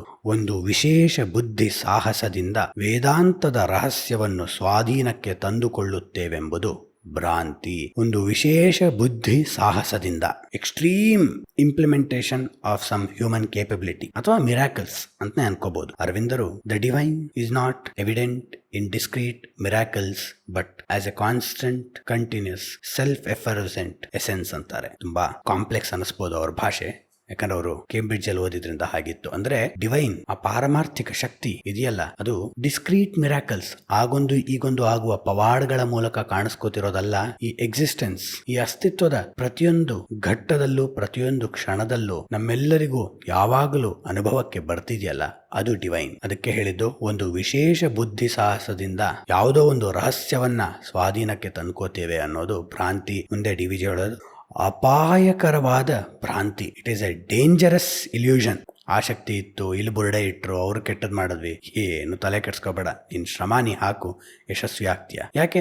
ಆ ಥರ ಏನಾದ್ರು ಇದ್ದಿದ್ರೆ ಕೃಷ್ಣ ಹೇಳ್ಬೇಕಾಗಿತ್ತು, ವಿವೇಕಾನಂದ ಹೇಳ್ಬೇಕಾಗಿತ್ತು, DVG ಅವ್ರು ಹೇಳ್ಬೇಕಾಗಿತ್ತು, ಚಾಣಕ್ಯ ಹೇಳ್ಬೇಕಾಗಿತ್ತು, ಆ ಬುರುಡೆ ಇಟ್ಟು ಮಂತ್ರ ಮಾಡು ಅಂತ. ಬುದ್ಧ ಅಂತೂ ಇವೇನು ಬೇಡ ಅಂತ ಹೇಳಿದಾನಲ್ಲ. ಜಗತ್ತಿನಲ್ಲಿ ಅತ್ಯಂತ ಅಂಗೀಕೃತ ವ್ಯಕ್ತಿಯರೇ, most accepted loved human being ಅಂದರೆ ಬುದ್ಧ. ಎಲ್ಲ ಜನಾಂಗದವರು, ಎಲ್ಲ ಧರ್ಮದವರು ಬುದ್ಧನ ಬಗ್ಗೆ ಒಂದು ಗೌರವ ಇಟ್ಕೊಂಡಿರ್ತಾರೆ. ಯಾಕೆ? ಬುದ್ಧ ತೀರಾ ಸಾಮಾನ್ಯವಾದ ವ್ಯಕ್ತಿ. ನಾನು ಸಾಮಾನ್ಯ ಅಂತ ಮತ್ತೂ ಹೇಳ್ದ. ನಾನು ನಿನ್ನಷ್ಟೇ ಸಾಮಾನ್ಯ, ನೀನು ನನ್ನಷ್ಟೇ ಶಕ್ತ. ಜೀವನ ಎಂದರೆ ದುಃಖ, ನಿನ್ನ ದಾರಿಲಿ ನೀನು ಜ್ಞಾನೋದಯವನ್ನ ಪಡೆದುಕೋ.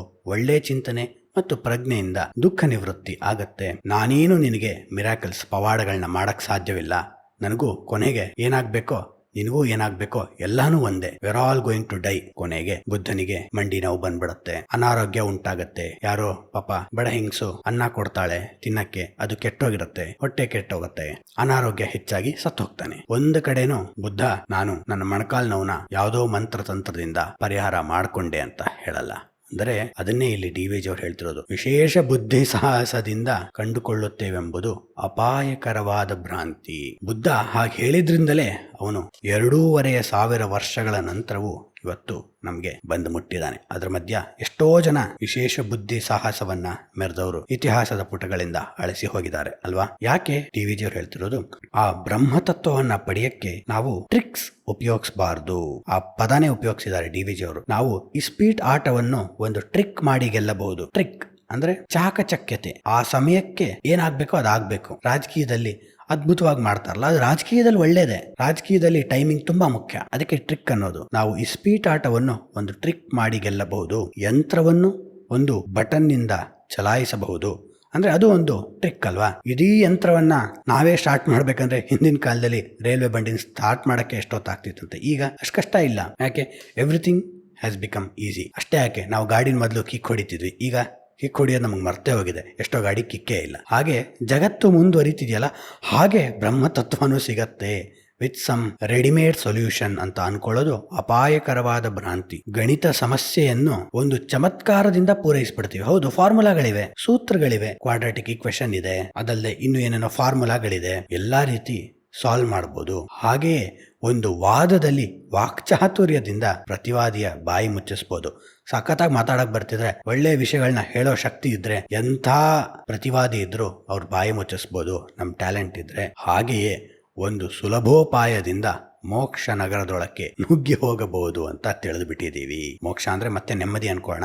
ನೆಮ್ಮದಿಯ ಜೀವನಕ್ಕೆ ಯಾವುದೋ ಒಂದು ಟ್ರಿಕ್. ಅರ್ಜುನ ಕೃಷ್ಣನಿಗೆ ಭಗವದ್ಗೀತೆಯಲ್ಲಿ ಕೇಳ್ತಾನದ್ನ, ಇಷ್ಟೆಲ್ಲಾ ಹೇಳ್ತಿದ್ಯಲ್ಲ, ವಿಶ್ವರೂಪ ತೋರಿಸ್ತಿದ್ಯಾ, ಬ್ರಹ್ಮತತ್ವವನ್ನ ಹೇಳ್ತಿದ್ಯಾ, ಅಷ್ಟೆಲ್ಲಾ ಬೇಡ, ನನಗೆ ಸಿಂಪಲ್ ಆಗಿ ಹೇಳ್ಬಿಡು ಅಂದ್ರೆ ಕೃಷ್ಣ ನಾನ್ ಹೇಳಲ್ಲ, ನೀ ಯೋಚನೆ ಮಾಡು ಅಂತಾನೆ. ಯಾಕೆ? ಮೋಕ್ಷ ನಗರಕ್ಕೆ ಟ್ರಿಕ್ಸ್ ಡೋಂಟ್ ವರ್ಕ್. ಈಗ 3 minute solution for happy life ಆ ಥರ ಎಲ್ಲ ಕೇಳ್ತಿರ್ತೀವಿ, ನೋಡ್ತಿರ್ತೀವಲ್ಲ, ಅದರಿಂದ ಎಷ್ಟು ಉಪಯೋಗ ಆಯ್ತು ನಮ್ಮೆಲ್ಲರಿಗೂ ಗೊತ್ತು. How to become a millionaire in 30 days ಅನ್ನೋ ಪುಸ್ತಕ ಓದಿ ಎಷ್ಟು ಜನ ಮಿಲಿಯನಿಯರ್ಸ್ ಆದ್ರೂ ಪುಸ್ತಕ ಬರ್ದಿದ್ ವ್ಯಕ್ತಿ ಮಾತ್ರ ಮಿಲಿಯನಿಯರ್ ಆದ. ಅಂದ್ರೆ ಈ shortcut to spiritual success is a myth. DVG ಅವರನ್ನ ತುಂಬಾ ಕ್ಲಿಯರ್ ಆಗಿ ಹೇಳ್ಬಿಟ್ಟಿದ್ದಾರೆ. DVG ಅವರಷ್ಟು ಸಾಧನೆ ಸಿದ್ಧಿಗಳನ್ನ ಪಡೆದವರು ಬಹುಶಃ ತುಂಬಾ ಕೇವಲ ಬೆರಳಿಕೆ ಅಷ್ಟು ಜನ ಈ ಜಗತ್ತಿನಲ್ಲಿದ್ರೇನೋ ಅವರೇ ನಮ್ಮನ್ನ ಸ್ವತಂತ್ರ ಚಿಂತನೆಗೆ ಪ್ರೇರೇಪಿಸ್ತಿದ್ದಾರೆ. ಹಾಗಾಗಿ ಕೇವಲ ಬುದ್ಧಿ ಸಾಹಸಕ್ಕೆ ಅಥವಾ ಇನ್ಯಾವುದೋ ರೀತಿಯ ಸಾಹಸಕ್ಕೆ ದೊರೆಯತಕ್ಕದ್ದಲ್ಲ ಬ್ರಹ್ಮತತ್ವ. ಅದರಿಂದ ನಾವು ಸಹ ಸ್ಪಿರಿಚುವಲ್ ಪ್ರೋಗ್ರೆಸ್ ಅಥವಾ ಮೆಟೀರಿಯಲ್ ಪ್ರೋಗ್ರೆಸ್ ಎರಡಕ್ಕೂ we have to give time. ಅದಕ್ಕೊಂದು ಸಮಯ, ನಿರ್ದಿಷ್ಟವಾದ ಸಮಯ, ದಿನಕ್ಕೆ ಅರ್ಧ ಗಂಟೆನೋ 3/4 ಗಂಟೆನೋ ಕೊಡ್ಲೇಬೇಕಾಗತ್ತೆ. ಅದಿಲ್ಲದೆ ನಮಗೆ ಅದು ತನ್ನ ಸತ್ಯವನ್ನ ಬಿಡಿಸಿ ಹೇಳೋದಿಲ್ಲ. ನಾವು ಇನ್ಯಾರ್ದೋ ಸತ್ಯವನ್ನ ರೆಪ್ಲಿಕೇಟ್ ಮಾಡ್ತಿರ್ತೀವಿ. ಅದು ಬೇಡ. DVG ಅವರು ಹೇಳ್ತಿರೋದು, ಸ್ವಂತದ ಪಥವನ್ನ ನಾವು ತುಳಿಬೇಕು, ಸ್ವತಂತ್ರ ಚಿಂತಕರು ಆಗ್ಬೇಕು. ಒಂದು ಮಟ್ಟಿಗೆ ಜೀವನದ ಸಾಧ್ಯತೆಗಳಲ್ಲಿ ಶ್ರೇಷ್ಠ ಸಾಧಕರಲ್ಲಿ ಫೇತ್, ಶ್ರದ್ಧೆಯನ್ನು ಇಟ್ಕೊಂಡಿರಬೇಕು. ಅದು ನಮ್ಮನ್ನ ಪೂರ್ಣ ವ್ಯಕ್ತಿಯನ್ನಾಗಿ ಮಾಡುತ್ತೆ. ಬುದ್ಧಿಯು ಮನಸ್ಸಿನ ಜೊತೆಗೂಡಿ ಕೆಲಸ ಮಾಡತಕ್ಕ ಶಕ್ತಿ. ಮುಂದೆ ಅದನ್ನ ಇಂಪ್ಲಿಮೆಂಟ್ ಮಾಡ್ಕೊಳ್ಳಕ್ಕೆ ನಮ್ಮ ಸೈಕಾಲಜಿ ಹೇಗಿರಬೇಕು. ಇಲ್ಲಿ DVG ಅವರ ಶ್ರೇಷ್ಠತೆ ಇರೋದೇನೆಂದ್ರೆ, ಮನಃಶಾಸ್ತ್ರದ ಆಗಿನ ವಿಷಯಗಳನ್ನ ಕ್ರೋಢೀಕರಿಸಿ ಸಿಂಪಲ್ ವರ್ಡ್ಸ್, ತುಂಬಾ ಸರಳವಾದ ಪದಗಳಲ್ಲಿ ನಮಗೆ ಹೇಳ್ತಾ ಹೋಗ್ತಾರೆ. ಬುದ್ಧಿ ಅಂದ್ರೆ ಇಂಟೆಲೆಕ್ಟ್, ಥಿಂಕ್ ಮಾಡುತ್ತೆ. ಅದಕ್ಕೆ ತತ್ಕ್ಷಣ ಆಕ್ಟ್ ಮಾಡಕ್ಕಾಗಲ್ಲ. ಆಕ್ಟ್ ಮಾಡಕ್ಕೆ ಮನಸ್ಸೇ ಆಕ್ಟ್ ಮಾಡಬೇಕು. ಬರೀ ಮನಸ್ಸು ಮಾತ್ರ ಇದ್ಬಿಟ್ರೆ ಎಲ್ಲಾ ಕಡೆ ಚದರ ಹೋಗ್ತಿರತ್ ಮನಸ್ಸು. ಬರೀ ಬುದ್ಧಿನೇ ಇದ್ರೆ ಆಕ್ಟೇ ಮಾಡಕ್ಕಾಗಲ್ಲ. ಅದಕ್ಕೆ DVG ಅವರು ಹೇಳ್ತಿರೋದು, ಬುದ್ಧಿಯು ಮನಸ್ಸಿನ ಜೊತೆಗೂಡಿ ಕೆಲಸ ಮಾಡತಕ್ಕ ಶಕ್ತಿ. ಅವೆರಡೂ ಒಂದಕ್ಕೊಂದು ಪ್ರಭಾವವನ್ನ ಉಂಟು ಮಾಡುವಂಥದ್ದು. ಆದ್ದರಿಂದ ಬುದ್ಧಿಯನ್ನು ಪರಿಶುದ್ಧವಾಗಿ ಇಡಬೇಕಾದರೆ ಮೊದಲು ಮನಸ್ಸನ್ನು ಶುದ್ಧವಾಗಿ ಇಡಬೇಕು. ಬುದ್ಧಿ ಅಂದ್ರೆ ಅವ್ರ ಡಿಸಿಷನ್ ಮೇಕಿಂಗ್ ಅನ್ಕೋಣ. ಮನಸ್ಸು ಅಂದ್ರೆ ಅವರ ಎಮೋಷನ್ಸ್, ನಮ್ಮ ಭಾವನೆಗಳು ಅನ್ನೋದನ್ನ ತಿಳ್ಕೊಳ್ಳೋಣ. ಬುದ್ಧಿ ಡಿಸಿಷನ್ ತಗೊಳತ್ತೆ, ಆದ್ರೆ ಇಂಪ್ಲಿಮೆಂಟ್ ಮಾಡೋದು ಮನಸ್ಸು. ಯಾಕೆ? ಮನಸ್ಸಿಗೆ ಎಮೋಷನ್ಸ್ ಇದೆ. ಅದನ್ನೇ DVG ಅವರು ಹೇಳ್ತಿರೋದು, ಬುದ್ಧಿಯು ವಿಚಾರ ಕಾರ್ಯಕ್ಕೆ ಸಾಧಕವಾದ ಆಯುಧ. Thinking faculties. ಇವತ್ತು ಫ್ರಂಟಲ್ ಲೋಬ್ ಸ್ಟ್ರಾಂಗ್ ಇರೋ ವ್ಯಕ್ತಿ ಸಾಧಿಸಬಹುದು ಅಂತ ಖ್ಯಾತ ಮನಃಶಾಸ್ತ್ರಜ್ಞ ವಾಲ್ಟರ್ ಮಿಶೆಲ್ ತನ್ನ ಮಾರ್ಷ್ಮೆಲೋ ಎಫೆಕ್ಟ್ ಅಥವಾ ಮಾರ್ಷ್ಮೆಲೋ ಎಕ್ಸ್ಪೆರಿಮೆಂಟ್ ಅನ್ನುವ ಪುಸ್ತಕದಲ್ಲಿ ಬರೆದಿದ್ದಾನೆ. ಅಂದ್ರೆ ಬುದ್ಧಿ ಅಥವಾ ಸಂಕಲ್ಪ ಶಕ್ತಿ ಬಲವಾಗಿ ಇರುವ ವ್ಯಕ್ತಿ ಸಾಧನೆಯನ್ನ ಮಾಡುವ ಸಾಧ್ಯತೆಗಳು ಹೆಚ್ಚು ಅಂತ ವಿಜ್ಞಾನವು ಹೇಳುತ್ತೆ. ಅದನ್ನೇ DVG ಅವರು ಹೇಳ್ತಿರೋದು. ಬುದ್ಧಿಯು ವಿಚಾರ ಕಾರ್ಯಕ್ಕೆ ಸಾಧಕವಾದ ಆಯುಧ. ಹಾಗೆ ವಿಚಾರದಿಂದ ಸಿದ್ಧವಾದುದನ್ನು ಅನುಭವಿಸತಕ್ಕದ್ದು ಮನಸ್ಸು. ಬುದ್ಧಿ ಮನುಷ್ಯನ ಜೀವನದ ಅತಿ ದೊಡ್ಡ ಕಾರಣಗಳನ್ನ ನಿರ್ಧಾರ ಮಾಡಕ್ ಸಾಧ್ಯವಿಲ್ಲ, ಅದು ಮನಸ್ಸು ನಿರ್ಧಾರ ಮಾಡಬೇಕು. ನಾನು ಇಡೀ ಜಗತ್ತಿಗೆ ಒಳ್ಳೆಯದನ್ನ ಮಾಡ್ತೀನಿ ಅನ್ನೋದು ಬುದ್ಧಿ ನಿರ್ಧರಿಸಕ್ಕೆ ಸಾಧ್ಯವಿಲ್ಲ. ಬುದ್ಧಿ ಹೇಗೆ ಮಾಡಬೇಕು ಅನ್ನೋದನ್ನ it will take care of. ಮನಸ್ಸು ಶುದ್ಧಿ ಇರಬೇಕು. Martin Luther King I have a dream ಅಂತ ತಮ್ಮ ಪ್ರಖ್ಯಾತ ಭಾಷಣವನ್ನ ಶುರು ಮಾಡಿದಾಗ ಐ ಹ್ಯಾವ್ ಎ ಪ್ಲಾನ್ ಅನ್ಲಿಲ್ಲ. ಪ್ಲಾನ್ ಬುದ್ಧಿಲಿದೆ, ಆದ್ರೆ ಎಮೋಷನ್ ಜನಕ್ಕೆ ಮುಟ್ಟಿದ್ದು 12 ತಾಸು ಬಸ್ಸಲ್ಲಿ ಬಿಸಿಲಲ್ಲಿ ನಡ್ಕೊಂಡು ದೂರದಿಂದ ಜನ ಆ ಸ್ಪೀಚ್ ನ ಕೇಳಕ್ ಬಂದಿದ್ದು I have a dream. Dream ಅಂದ್ರೇನು? That is an emotion. ಅದು ಒಂದು ಭಾವನೆ ಅಥವಾ ಮನಸ್ಸು ಶುದ್ಧವಾಗಿದ್ದಾಗ ಅದರ ಜೊತೆ ಬುದ್ಧಿ when it works in tandem, ಅದರ ಜೊತೆಗೆ ಕೆಲಸ ಮಾಡಿದಾಗ ನಾವು ನಮ್ಮ ಮೆದುಳಿನ ಉತ್ತಮ ಅಥವಾ ಅತ್ಯುತ್ತಮ ಉಪಯೋಗವನ್ನ ತೆಗೆದುಕೋತಿರ್ತೀವಿ. DVG ಅವರು ಹೇಳೋದು, ಮನಸ್ಸನ್ನು ಪಕ್ವಗೊಳಿಸದ ಹೊರತು ನಮಗೆ ತತ್ವಾನುಭವ ಆಗಲಾರದು. ಮನಸ್ಸನ್ನ ಶುದ್ಧವಾಗಿ ಇಟ್ಕೊಳ್ಳದಿದ್ರೆ, ಇದೇ ಅಂತರಂಗ ಶುದ್ಧಿ, ಇದೇ ಬಹಿರಂಗ ಶುದ್ಧಿ, ಅದನ್ನ ಇಟ್ಕೊಳ್ಳದಿದ್ರೆ ನಮ್ಮ ಜೀವನದ ಡೈರೆಕ್ಷನ್ ಸರಿ ಇರಲ್ಲ. ಹಂಗೆ AK-47 ತರ ಒಳ್ಳೆ ಗನ್ ತಯಾರು ಮಾಡಕ್ ಗೊತ್ತು, ಆದ್ರೆ ಅದನ್ನ ಒಳ್ಳೆ ರೀತಿ ಉಪಯೋಗಿಸೋದು, ಯಾರೋ ಕಳ್ಳರು ಕಾಕರು ಬಂದಾಗ ಅವ್ರ ಮೇಲೆ ಅಟ್ಯಾಕ್ ಮಾಡಿದ್ರೆ ಓಕೆ, ಅಥವಾ ನಂಗೆ ಬುದ್ಧಿ ಚೆನ್ನಾಗಿದೆ ಮನಸ್ಸೇ ಸರಿ ಇಲ್ಲ ಅಂದ್ರೆ, ಅಂತರಂಗನೇ ಶುದ್ಧವಾಗಿಲ್ಲ ಅಂದ್ರೆ ನಾನೇ ಒಳ್ಳೊಳ್ಳೆ ಗನ್ ತಯಾರು ಮಾಡ್ಕೊಂಡು ರೋಡಲ್ಲಿ ಎಲ್ಲರ ಮೇಲೆ ಶೂಟ್ ಮಾಡ್ಕೊಂಡು ಹೋದ್ರೆ ಹುಚ್ಚತನ. ಹಾಗಾಗಿ ಮನಸ್ಸು ಶುದ್ಧವಾಗಿರಬೇಕು, ಬುದ್ಧಿ ಯೋಗ್ಯವಾಗಿರಬೇಕು, ಆಗ ತತ್ವಾನುಭವ ಸಾಧ್ಯವಾಗತ್ತೆ. ಹೀಗೆ ಮನಃಶುದ್ಧಿಯು ಗೀತಾಶಾಸ್ತ್ರಾಭ್ಯಾಸಕ್ಕೆ ಇರಲೇಬೇಕಾದ ಪೂರ್ವ ಸಿದ್ಧತೆ. ಇನ್ನೊಂದು nice one liner by DVG. ಮನಃಶುದ್ಧಿ ನಾವು ಗೀತೆ ಓದೋಕ್ಕಿಂತ ಮೊದಲು ಇರಲೇಬೇಕಾದ ಪೂರ್ವ ಸಿದ್ಧತೆ. ಎಷ್ಟೋ ಜನ ಕೇಳ್ತಿರ್ತಾರೆ ಇಮೇಲ್ ಅಲ್ಲಿ, ಸರ್ ರಾತ್ರಿ ಹೊತ್ತು ಭಗವದ್ಗೀತೆ ಓದ್ಬೋದಾ? Non veg ತಿನ್ನೋರು ಓದ್ಬೋದಾ? ಮೊಟ್ಟೆ ತಿನ್ನೋರು ಓದ್ಬೋದಾ? ಯಾರಾದ್ರೂ ಓದ್ಬೋದು. ಅದನ್ನ ಜೀವನದಲ್ಲಿ ಅಳವಡಿಸ್ಕೊಳ್ಳೋದು ನೋಡ್ಬೇಕು. ಅದು ಒಂದು ಅಡಿಪಾಯವಾಗಬೇಕು. ಅಂದ್ರೆ ಒಳ್ಳೆ ಚಿಂತನೆಯನ್ನ ಅಡಿಪಾಯ ಮಾಡಿಕೊಂಡು ಮುಂದೆ ನಿನ್ನ ಆಹಾರ, ಜೀವನ ಕ್ರಮ, ಲಿಂಗಭೇದ, ಜಾತಿ, ಧರ್ಮಗಳು ಗೀತೆಯ ಸಂದೇಶವನ್ನ ಅಳವಡಿಸ್ಕೊಳ್ಳಕ್ಕೆ ಅಡ್ಡಿಯಾಗಲ್ಲ. ಆದರೆ ಮೊದಲಿರ್ಬೇಕಾಗಿದ್ದು ಪೂರ್ವ ಸಿದ್ಧತೆ ಅಂದರೆ ಮನಃಶುದ್ಧಿ. ಅದು ಯಾರಾದ್ರೂ ಯಾವಾಗಾದ್ರೂ ಇಟ್ಕೊಂಡಿರ್ಬೋದು. ಒಂದೇ ಪುಸ್ತಕವನ್ನು ಓದದ ವ್ಯಕ್ತಿ ಎಷ್ಟೋ ಜನ ನಾವು ಭೇಟಿಯಾಗಿರ್ತೀವಿ. ನಮ್ಮ ಅಜ್ಜಿರು, ಹಳ್ಳಿಲಿರೋ ಅಜ್ಜಿಗಳು, ಅವರಲ್ಲಿ ಮನಃಶುದ್ಧಿ ಇದ್ದೇ ಇರುತ್ತೆ. MK ಇಂದಿರಾ ಅವರ ಫಣಿಯಮ್ಮ ಅಥವಾ ಮಾಸ್ತಿ ವೆಂಕಟೇಶ ಅಯ್ಯಂಗಾರರ ಶೇಷಮ್ಮ ಕಾದಂಬರಿಗಳನ್ನ ಆದ್ರೆ ಓದ್ ನೋಡಿ, ನಿಜವಾದ ಮನಃಶುದ್ಧಿ ಅಂದ್ರೆ ಏನು ಅನ್ನೋದು ಗೊತ್ತಾಗತ್ತೆ. ಅವ್ರೇನ್ ತುಂಬಾ ಬುದ್ಧಿವಂತರಲ್ಲ, ಅಷ್ಟೇ ಯಾಕೆ ಕಾರಂತರ ಎಷ್ಟೋ ಕಾದಂಬರಿಗಳಲ್ಲಿ ಅಂಥ ಪಾತ್ರಗಳನ್ನ ಸೃಷ್ಟಿ ಮಾಡಿದ್ದಾರೆ. ಅವ್ರಿಗೆ ಪಾಪ ತುಂಬಾ ಬುದ್ಧಿವಂತರಲ್ಲ, ಆದ್ರೆ ಒಳ್ಳೆಯವರಾಗಿರ್ತಾರೆ. ಕಾರಂತರು ಅದನ್ನು ತುಂಬಾ ಅಪ್ರಿಶಿಯೇಟ್ ಮಾಡ್ತಿದ್ರು, ಅವ್ರ ನಂಬಿಕೆಗಳನ್ನು ಅಂಗೀಕರಿಸ್ತಿದ್ರು. ಅವ್ರಿಗೇನು ಕಾರಂತರಿಗಂತೂ ಏನೂ ನಂಬಿಕೆಗಳಿರ್ಲಿಲ್ಲ ಈ ತರ ಎಲ್ಲ, ಆದ್ರೆ ಆ ವೃದ್ಧ ಪಾತ್ರಗಳಿಗೆ ನಂಬಿಕೆಗಳಿದ್ರೆ ಅದನ್ನ ಅಂಗೀಕರಿಸ್ತಿದ್ರು. ಯಾಕೆ? ಅವರಿಗೆ ಅಂತರಂಗ ಶುದ್ಧವಾಗಿದೆ. ಅದು ಭಗವದ್ಗೀತೆಗೆ ಫೌಂಡೇಶನ್ ಆಗ್ಬೇಕು. ಈ ಎಷ್ಟು ಸಲ ಹೇಳ್ಕೊಂಡೆ, ಎಷ್ಟು ಶ್ಲೋಕ ಕಲಿತೆ, ಒಂದು ಚೂರು ಉಪಯೋಗ ಇಲ್ಲ. ಅದರಿಂದ ಆ ಮನಃಶುದ್ಧಿ, ಅಂತರಂಗ ಶುದ್ಧಿ ಹೇಗೆ ಸಾಧಿಸ್ಕೋಬೇಕು? DVG ಅವರು ಹೇಳೋದು, ನಿತ್ಯ ವಿವೇಕ. ನಿತ್ಯ ಮತ್ತು ಅನಿತ್ಯ ಯಾವುದು? ಅನಿತ್ಯ ಅಂದ್ರೆ ಯಾವುದು ಯಾವಾಗಲೂ ಇರಲಾರದ್ದೋ ಅದು ಅನಿತ್ಯ. ನಿತ್ಯ ಅಂದ್ರೆ ನಿತ್ಯವಾಗಿ ಇರೋದು. ಅಂದ್ರೆ that which is always there is the ultimate truth ಅಲ್ವಾ? That which is never born never going to die. ಯಾವುದು ಹುಟ್ಟು ಇಲ್ಲವೋ ಸಾವು ಇಲ್ಲವೋ ಅದು ಯಾವುದು ಅನ್ನೋದನ್ನ ನಾವು ಗಮನಿಸ್ಬೇಕಂತೆ. ಇಲ್ಲಿ ಆಳ ಹೆಚ್ಚಾಗತ್ತೆ ಸ್ನೇಹಿತರೆ, ಸ್ವಲ್ಪ ಗಮನಿಸಿ. ಇಷ್ಟೊತ್ತು ಯಶಸ್ಸು, ನೆಮ್ಮದಿ, ವೈಚಾರಿಕತೆ ಅದ್ರ ಬಗ್ಗೆ ಜಾಸ್ತಿ ಎಂಫೆಸಿಸ್ ಇತ್ತು. ಈಗ ಎಮೋಷನ್ಸ್ ಹೇಗೆ ಶುದ್ಧವಾಗಿರ್ಬೇಕು, ಹೇಗೆ ನಮ್ಮ ಮನಸ್ಸು ಲೈಟ್ ವೇಟೆಡ್ ಆಗಿರ್ಬೇಕು ಅನ್ನೋದನ್ನ ಪ್ರಾಕ್ಟೀಸ್ ಮಾಡೋದು ಹೇಗೆ, ಅಭ್ಯಸಿಸ್ಕೊಳ್ಳೋದು ಹೇಗೆ DVG ಹೇಳ್ತಿರೋದು. ಯಾವುದು ಶಾಶ್ವತ, ಯಾವುದು ತಾತ್ಕಾಲಿಕ ಅನ್ನೋದನ್ನ ಗಮನಿಸ್ತಾ ಹೋಗು. ಯಾವುದು ಎಲ್ಲ ಕಾಲಕ್ಕೂ ಇರೋದು, ಯಾವುದು ಕೊಂಚ ಕಾಲ ಇರೋದು, ಅದನ್ನ ಗಮನಿಸು. Be aware. ನನ್ನ ನೋವು, ನನ್ನ ದುಃಖ, ನನ್ನ ಸೇಡುಗಳು 3 ವರ್ಷ ಆಯ್ತು, 10 ವರ್ಷ ಆಯ್ತು, 8 ವರ್ಷ ಆಯ್ತು, ಎಷ್ಟು ದಿನ ಇರುತ್ತೆ? ನಿಧಾನವಾಗಿ ಕಡಿಮೆ ಆಗ್ತಿರತ್ತೆ. ಯಾಕೆ? ನಾನೇ ಕಡಿಮೆ ಆಗ್ತಿದ್ದೀನಿ, ನಾನೇ ಹೋಗ್ತಿದ್ದೀನಿ. ನಾನು ಅನ್ನೋದು ಶಾಶ್ವತನ? ಹಂಗಾದ್ರೆ ಶಾಶ್ವತವಾಗಿದ್ದು ಯಾವ್ದಾದ್ರೂ ಇದೆಯಾ? ಯಾಕಂದ್ರೆ ನಾನು, ನನ್ನ ಅಹಂಕಾರ, ದೇಹ, ಮನಸ್ಸು ಯಾವುದು ಶಾಶ್ವತ ಅಲ್ವಲ್ಲ. ಮತ್ತೆ ಯಾವುದು ಶಾಶ್ವತ? ಅದೇ ಅಲ್ವಾ ಕಠೋಪನಿಷತ್ನಲ್ಲಿ ನಚಿಕೇತ ಯಮಂಗ್ ಕೇಳೋದು, ಯಮ ಕೇಳ್ತಾನೆ, ನಿಂಗೆ ಏನ್ ಬೇಕಂದ್ರೆ ಕೇಳು ಕೊಡ್ತೀನಿ, ತುಂಬಾ ಬುದ್ಧಿವಂತ ಹುಡುಗ, ನಿನ್ ಧೈರ್ಯ ಮೆಚ್ಚಿದೆ, ನನಗೆ ವರ್ಗಳು ಅಂದ್ರೆ ಮೆಟೀರಿಯಲ್ ಪ್ಲೆಷರ್ಸ್ ಬೇಕಾಗಿಲ್ಲ, ಭೌತ ವಸ್ತುಗಳಲ್ಲಿ ಆಸಕ್ತಿ ಇಲ್ಲ, ಯಾವುದು ಎಂದು ಸಾಯಲಾರದ್ದೋ ಅಂತ್ಯವಿಲ್ಲದ್ದೋ ಅದು ಏನು ಅಂತ ಹೇಳು. ಯಮಂಗ್ ಆಶ್ಚರ್ಯ ಆಗ್ಬಿಡುತ್ತೆ. ಆ ಪ್ರಶ್ನೆಯನ್ನ ನಾವು ಕೇಳ್ಕೋಬೇಕು ಅಂತ DVG ಅವ್ರು ಹೇಳ್ತಿರೋದು. ಅದು ನಮ್ಗೆ ಗೀತೆ ಓದೋಕ್ಕಿಂತ ಮೊದ್ಲೇನೆ ರೆಡಿ ಆಗಿರ್ಬೇಕಂತೆ. ಗೀತೆ ಓದ್ಬಿಟ್ಟು ಶ್ಲೋಕ ಕಲ್ತ್ಕೊಂಡು ಫ್ರೆಂಡ್ಸ್ ಮುಂದೆ ಫೇಸ್ಬುಕ್ ಅಲ್ಲಿ ಇನ್ಸ್ಟಾಗ್ರಾಮ್ ಅಲ್ಲಿ ಹಾಕೋದು ನಾವು ಮಾಡೋದೇ ನಮ್ಮ ಅಹಂಕಾರವನ್ನ ಮೆಚ್ಚಿಸ್ಕೊಳ್ಳಕ್ಕೆ. ಆದರೆ ನನ್ನಲ್ಲಿ ಶಾಶ್ವತವಾಗಿರುವ ಅಂಶ ಯಾವುದು? ನೆಕ್ಸ್ಟ್, ದೇಹ ಭೋಗ ಪಡೆಯಬೇಕೆಂಬ ಇಚ್ಛೆಯನ್ನು ಕ್ರಮಕ್ರಮವಾಗಿ ಹೋಗಲಾಡಿಸುವುದು. ಇಲ್ಲೂ ಸಹ ಪ್ರತಿ ಪದವನ್ನ ಅಳೆದು ತೂಗಿ ಆಡ್ ಮಾಡಿದ್ದಾರೆ. ದೇಹ ಭೋಗ, ಫಿಸಿಕಲ್ ಪ್ಲೆಷರ್ಸ್ ಏನಾದ್ರೂ ಇರ್ಬೋದು, ನಮ್ಗೆ ಇಷ್ಟವಾಗಿರೋ ಆಹಾರ, ಒಳ್ಳೆ ಸ್ಥಳಗಳಿಗೆ ಹೋಗೋದು, ಕಾಮ ಸಂಭೋಗ, ಅವುಗಳ ಅತಿಯಾದ ಅವಲಂಬನೆಯನ್ನ ಕ್ರಮಕ್ರಮವಾಗಿ ಹೋಗಲಾಡಿಸ್ಬೇಕು. ಇಲ್ಲಾಂದ್ರೆ ಹೇಳಿದೀವಿ ರಿಟರ್ನ್ ಆಫ್ ದ ರಿಪ್ರೆಸ್ಡ್, ಅದಲ್ಲ. ಹಂತ ಹಂತವಾಗಿ ಅವುಗಳನ್ನ ಮೀರಿ ಇಂದ್ರಿಯ ಭೋಗಗಳ ವಿಷಯದಲ್ಲಿ ಅತಿಯಾಗಿ ವಶನಾಗದೆ ಇರುವುದು, ಇದು ಶುದ್ಧ ಮನಸ್ಸನ್ನ ಬೆಳೆಸಕ್ಕೆ ಸಾಧ್ಯವಾಗತ್ತೆ. ಅದು ಗೀತೆಗೆ ನಾವು ಮಾಡಿಕೊಳ್ಳಬೇಕಾದ ಸಿದ್ಧತೆ. ಜೊತೆಗೆ ಬೇಕಾಗಿರೋದು ದಮ. ಬಾಹ್ಯೇಂದ್ರಿಯಗಳನ್ನ ಅಂದ್ರೆ ಇಂದ್ರಿಯ, ಹೊರಮುಖವಾದ ಇಂದ್ರಿಯಗಳನ್ನ ಒಂದು ಮಾಡರೇಷನ್ ನಲ್ಲಿ ಇಡಬೇಕು. ಅದನ್ನ ಮುಖ್ಯವಾಗಿ ಗೀತೆ ಹೇಳುತ್ತೆ ಸ್ನೇಹಿತರೆ. ಕೊಂದು ಬಿಡೋದಲ್ಲ, ಇಲ್ಲ ಮಾಡ್ಕೊಂಡ್ಬಿಡೋದಲ್ಲ. ಮೂಗು ಎಲ್ಲೋ ಒಳ್ಳೆ ವಾಸನೆ ಕೇಳ್ತಿದೆ ಅಂದ್ರೆ ಮೂಗನ್ ಕಟ್ ಮಾಡ್ಕೊಂಡ್ರೆ ನಾ ಇಂದ್ರಿಯ ಗೆದ್ದೆ, ಭೋಗಗಳನ್ನ ಗೆದ್ದೆ ಅಲ್ಲ. ಮುಖ್ಯವಾಗಿ ಮಾಡರೇಷನ್ ಬೇಕು. ಅಂದ್ರೆ ನೀರಾಗಿದ್ರೆ ನಾವು ಅದನ್ನ ಕುಡಿಬಹುದು, ಉಪಯೋಗಿಸಬಹುದು. ಅದೇ ನಾನು ಇಂದ್ರಿಯಗಳನ್ನ ತೀರಾ ಕಟ್ಟಾಕ್ಬಿಡ್ತೀನಿ ಅಂದ್ರೆ ಅದು ನೀರನ್ನ ಫ್ರೀಸ್ ಮಾಡ್ದಂಗೆ, ಐಸ್ ಮಾಡ್ದಂಗೆ.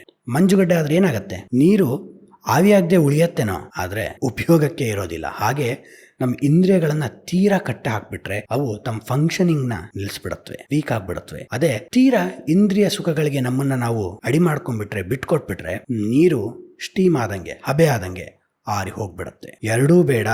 ನೀರನ್ನ ಒಂದು ಚೌಕಟ್ಟಿನಲ್ಲಿ, ಅಂದ್ರೆ ನಿನ್ನ ಇಂದ್ರಿಯ ಸುಖಗಳನ್ನ ಒಂದು ಚೌಕಟ್ಟಿನಲ್ಲಿ ಇಟ್ಕೋ. ಅದಕ್ಕೆ DVG ಅವ್ರು ಹೇಳ್ತಿರೋದು ಹದ್ದಿನಲ್ಲಿ ಇರಿಸುವುದು, ಕೊಂದು ಹಾಕುವುದು, ಸಂಹಾರ ಮಾಡುವುದು ಅಂತೆಲ್ಲ ದೊಡ್ಡ ದೊಡ್ಡ ಪದಗಳೇ ಇಲ್ಲ DVG ಅವರ ಡಿಕ್ಷನರಿಯಲ್ಲಿ. ನೀರ್ನ ಶೇಖರಿಸಬೇಕು ಅಂದ್ರೆ ಅದ್ರ ಮೇಲೆ ಏನಾದ್ರು ಮುಚ್ಚು, ಅವಾಗ ಆಮಿ ಆಗೋದು ಕಡಿಮೆ ಆಗತ್ತೆ. ಕೆಡಬಾರ್ದು ಅಂದ್ರೆ ಬ್ಲೀಚಿಂಗ್ ಪೌಡರ್ ಹಾಕು. ಅದನ್ನ ಬಿಟ್ಟು ಫ್ರೀಸ್ ಮಾಡೋದು ಅಥವಾ ಜೋರ ಹೀಟ್ ಮಾಡ್ಬಿಡೋದು, ನೀರೇ ಇರಲ್ಲ, ಅದಲ್ಲ. ಮತ್ತು ಉಪರತಿಗಳು ಅಂದರೆ ಹೊರಜಗತ್ತಿನ ವ್ಯವಹಾರಗಳನ್ನ ಮಾಡ್ತಾ ಮಾಡ್ತಾ ಮನಸ್ಸನ್ನ ಒಳಗೆಳ್ಕೊಳ್ಳೋದು. ಹೊರಜಗತ್ತಿನಿಂದ ನಿವೃತ್ತಿ ಹೊಂದೋದಲ್ಲ, ಅದು ಪೊಳ್ಳು ಸನ್ಯಾಸ. ಅದನ್ನ DVG ಮತ್ತು ಗೀತೆ ಯಾವತ್ತೂ ಹೇಳಿಲ್ಲ. ಹೊರಜಗತ್ತಿನ ವ್ಯವಹಾರದಲ್ಲಿ ಲೀನವಾದಾಗಲೇ ನಮ್ಮ ಒಳಗಿನ ಪ್ರಜ್ಞೆ, ಸಾಕ್ಷಿ ಪ್ರಜ್ಞೆ ಎಚ್ಚರವಾಗಿರಬೇಕು. ಇವತ್ತು ಏನೋ ಒಳ್ಳೆ ಯಶಸ್ಸು ಸಿಕ್ತಪ್ಪ, ತೀರಾ ಬೀಗೋದು ಬೇಡ. ಯಾಕೆ? ಒಳಜಗತ್ತಿನಲ್ಲಿ ಅದು ಮುಖ್ಯ ಅಲ್ಲ.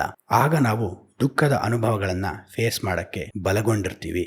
ದುಃಖ ಆದಾಗೂ ಒಳಜಗತ್ತಿನಲ್ಲಿ ಅದು ಮುಖ್ಯ ಅಲ್ಲ, ಇಟ್ ಡಸಂಟ್ ಮ್ಯಾಟರ್ ಅನ್ನೋದು ಗೊತ್ತಾಗತ್ತೆ. ಜೊತೆಗೆ ತಿತಿಕ್ಷೆ ಬೇಕು ಅಂತ DVG ಹೇಳ್ತಿರೋ. ತಿತಿಕ್ಷೆ ಅಂದ್ರೆ ಅದ್ರ ಬಗ್ಗೆನೇ ಒಂದು ವಿಡಿಯೋ ಮಾಡಿದ್ವಿ, ಅದನ್ನು ಡಿಸ್ಕ್ರಿಪ್ಷನ್ ಬಾಕ್ಸ್ ನಲ್ಲಿ ಹಾಕಿರ್ತೇವೆ. ತಿತಿಕ್ಷೆ ಅಂದರೆ ಲಾಭ ನಷ್ಟ, ಸುಖ ದುಃಖ, ರಾಗ ದ್ವೇಷ, ಶೀತ ಉಷ್ಣ, ಇವೆರಡೂ ಎಕ್ಸ್ಟ್ರೀಮ್ಗಳಲ್ಲಿ, ಅತಿರೇಕಗಳಲ್ಲಿ ಮನಸ್ಸನ್ನ ಸಮಸ್ಥಿತಿಯಲ್ಲಿ ಇಟ್ಕೋಬೇಕು. ಇವೆಲ್ಲ ನಾವು ಭಗವದ್ಗೀತೆಯನ್ನ ಓದಕ್ ಶುರು ಮಾಡೋಕ್ಕಿಂತ ಮೊದ್ಲೇನೆ ರೆಡಿ ಮಾಡ್ಕೋಬಹುದು. Simple suggestions. ಅದನ್ನ ಭಗವದ್ಗೀತೆಯಲ್ಲೂ ಕೃಷ್ಣ ಹೇಳಿದಾನೆ, ಶೀತೋಷ್ಣ ಸುಖ ದುಃಖದ ತಾಮ್ ತಿತಿಕ್ಷಸ್ವ ಭಾರತ. ತಿತಿಕ್ಷೆ ಅದನ್ನೇ ಇಲ್ಲಿ DVG ಹೇಳ್ತಿರೋದು. ನಮಗೆ ಎಲ್ಲವನ್ನ ಈಕ್ವಾನಿಮಿಟಿಯಿಂದ, ಸಮಚಿತ್ತತೆಯಿಂದ ನೋಡೋದು ಸಿದ್ಧಿಯಾಗಿರಬೇಕು. ಮುಖ್ಯವಾಗಿ ನಮ್ಮ ಪ್ರಯತ್ನಗಳಲ್ಲಿ DVG ಹೇಳೋದು ಪೇಷನ್ಸ್, ಸಮಾಧಾನ, ಸಹನೆ ವಜ್ರದ ಕವಚ ಮಂಕುತಿಮ್ಮ. ತಕ್ಷಣ ಎಷ್ಟೋ ಸಲ ನಮಗೆ ಯಶಸ್ಸು ಸಿಗಲ್ಲ, ಆದರೆ ಕಾದಾಗ ನಾವು ಅಂದ್ಕೊಂಡಿರೋದೇ ಯಶಸ್ಸು, ಅದಕ್ಕಿಂತ ದೊಡ್ಡ ಯಶಸ್ಸು ಸಿಕ್ಬಿಡತ್ತೆ. ಅದಕ್ಕೆ ಮುಖ್ಯವಾಗಿ ಪ್ರಯತ್ನ ಮಾಡ್ತಾನೆ ಪೇಷನ್ಸ್ ಇಟ್ಕೋಬೇಕು, ಸಹನೆ ಇಟ್ಕೋಬೇಕು, ಸಮಾಧಾನ ಮನುಷ್ಯ ಬೆಳೆಸ್ಕೋಬೇಕು. ಇಷ್ಟೆಲ್ಲವೂ ಇದ್ದರೆ ಮುಂದೇನು? ಇಷ್ಟೆಲ್ಲ ಮಾಡಿದೀನಪ್ಪ, ನಾನು ಭಗವದ್ಗೀತೆ ಓದಕ್ ಸ್ಟಾರ್ಟ್ ಮಾಡ್ಬೋದು. ಒಂದೇ ಒಂದಿದೆ ಇನ್ನ, ಅದು ಎಲ್ಲಕ್ಕಿಂತ ಮುಖ್ಯ. ಆದ್ರೆ ಇವೆಲ್ಲವೂ ನಮ್ಮ ಜೀವನದಲ್ಲಿ ಅಳವಡಿಸ್ಕೊಂಡ ಮೇಲೆ ಅದು ಕೊನೆಗೆ ಬರಬೇಕು. ಹೇಗೆ ವಿಧಾನಸೌಧದ ಮೇಲೆ ಧ್ವಜ ಹಾರೋದು ತುಂಬಾ ಮುಖ್ಯ, ಆದ್ರೆ ಅದ್ರ ಕೆಳಗಡೆ ವಿಧಾನಸೌಧ ಎಲ್ಲ ಬಿಗಿ ಆಗಿರ್ಬೇಕು, ನಿಂತಿರ್ಬೇಕಲ್ವಾ? ಹಾಗೆ ಎಲ್ಲಕ್ಕಿಂತ ಮುಖ್ಯವಾಗಿರೋದು ಒಂದಿದೆ, ಅದು ಮೋಕ್ಷದಲ್ಲಿ ಕುತೂಹಲ. ಬಂತಲ್ಲ ಮತ್ತೆ ಮೋಕ್ಷದಲ್ಲಿ ಕುತೂಹಲ ಇರ್ಬೇಕಂತೆ. ಏನಪ್ಪ ಮೋಕ್ಷ ಅಂದರೆ? ಹಿಂದೆ ನಾವು ನೆಮ್ಮದಿ ಅಂದ್ವಿ, ಆದರೆ DVG ಅವರು ಅದನ್ನ ಅದ್ಭುತವಾಗಿ ಡಿಫೈನ್ ಮಾಡಿ ಈ ವಿಷಯವನ್ನ ಮುಗಿಸ್ತಾರೆ. ಮೋಕ್ಷವೆಂದರೆ ದುಃಖದ ಸ್ಮರಣೆ ಇಲ್ಲದ ದ್ವಂದ್ವಗಳಿಗೆ ಮೇಲ್ಪಟ್ಟ ಬಂಧ ವಿಮೋಚನ ಜನಿತವಾದ ಆನಂದಾನುಭವ. One of the finest line ಅನ್ಬೋದು ಇದಕ್ಕೂ. ಮೋಕ್ಷವೆಂದರೆ ದುಃಖದ ಸ್ಮರಣೆ ಇಲ್ಲದ ದ್ವಂದ್ವಗಳಿಗೆ ಮೇಲ್ಪಟ್ಟ ಬಂಧ ವಿಮೋಚನ ಜನಿತವಾದ ಆನಂದಾನುಭವ. ಅಂದ್ರೆ ದುಃಖದ ಸ್ಮರಣೆ, ಅಯ್ಯೋ ಹಂಗಾಗಿದೆ, ಅಯ್ಯೋ ಹಿಂಗಾಗಿದೆ, ನನಗವ್ರು ಮೋಸ ಮಾಡಿದ್ರು, ನನಗವ್ರು ಅವಮಾನ ಮಾಡಿದ್ರು, ಹಂಗಾಗೋಯ್ತು, ಆಗ್ಬಾರ್ದಾಗೋಯ್ತು, ಆಗಿದೆ, ಏನ್ ಮಾಡಕ್ಕಾಗತ್ತೆ. ದುಃಖದ ಸ್ಮರಣೆ ಇಲ್ಲದ ಅಂದ್ರೆ ದುಃಖ ನಮಗೆ ಹೆಚ್ಚು ಕಾಡದ, ದುಃಖದ ಬಗ್ಗೆ ಹೆಚ್ಚು ಅಯ್ಯೋ ಹಂಗಾಗ್ಬಾರ್ದಿತ್ತು, ಹಿಂಗಾಗ್ಬಾರ್ದಿತ್ತು, ಎಕ್ಸ್ಟ್ರೀಮ್ ಗ್ರೀವೆನ್ಸಸ್ ಅದಿಲ್ಲದ, ದ್ವಂದ್ವಗಳಿಗೆ ಮೇಲ್ಪಟ್ಟ ಈ ವ್ಯಕ್ತಿ ಸರಿ ಇಲ್ಲ, ಆ ವ್ಯಕ್ತಿ ಸರಿ. ಭಗವದ್ಗೀತೆಯಲ್ಲಿ ಕೃಷ್ಣನಿಗೆ ಆ ನಿಲುವು ತುಂಬಾ ಸ್ಪಷ್ಟವಾಗಿದೆ. ಕೌರವ್ರನ್ನ ಕಂಡ್ರೆ ಯಾವುದೇ ದ್ವೇಷ ಇಲ್ಲ, ಪಾಂಡವ್ರ ಕಂಡ್ರೆ ಅತಿಯಾದ ಪ್ರೀತಿ ಇಲ್ಲ. ಇದ್ದಿದ್ರಲ್ಲಿ ಪಾಂಡವ್ರು ಒಳ್ಳೆಯವರು, ಅದು ಇದ್ದಿದ್ರಲ್ಲಿ ಏನ್ ತುಂಬಾ ಒಳ್ಳೆಯವರಲ್ಲ, ಪಗಡೆ ಆಟ ಆಡಿದ್ದಾರೆ, ಇದ್ದಿದ್ರಲ್ಲಿ ಒಳ್ಳೆಯವರು, ಅವ್ರನ್ನ ಸಪೋರ್ಟ್ ಮಾಡ್ತಿದ್ದಾನೆ. ಹಾಗಾಗಿ ಆ ಜಾತಿ ಈ ಜಾತಿ, ಆ ಧರ್ಮ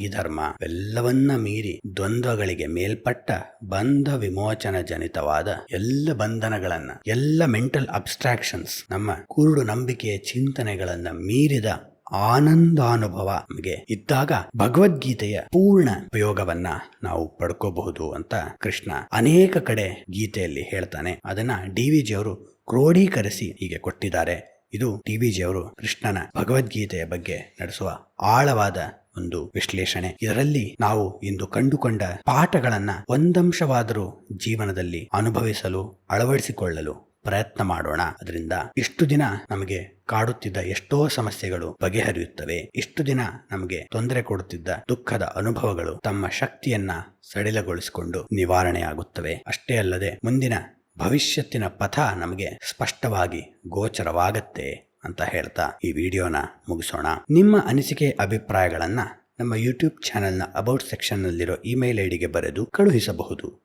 ಧನ್ಯವಾದ.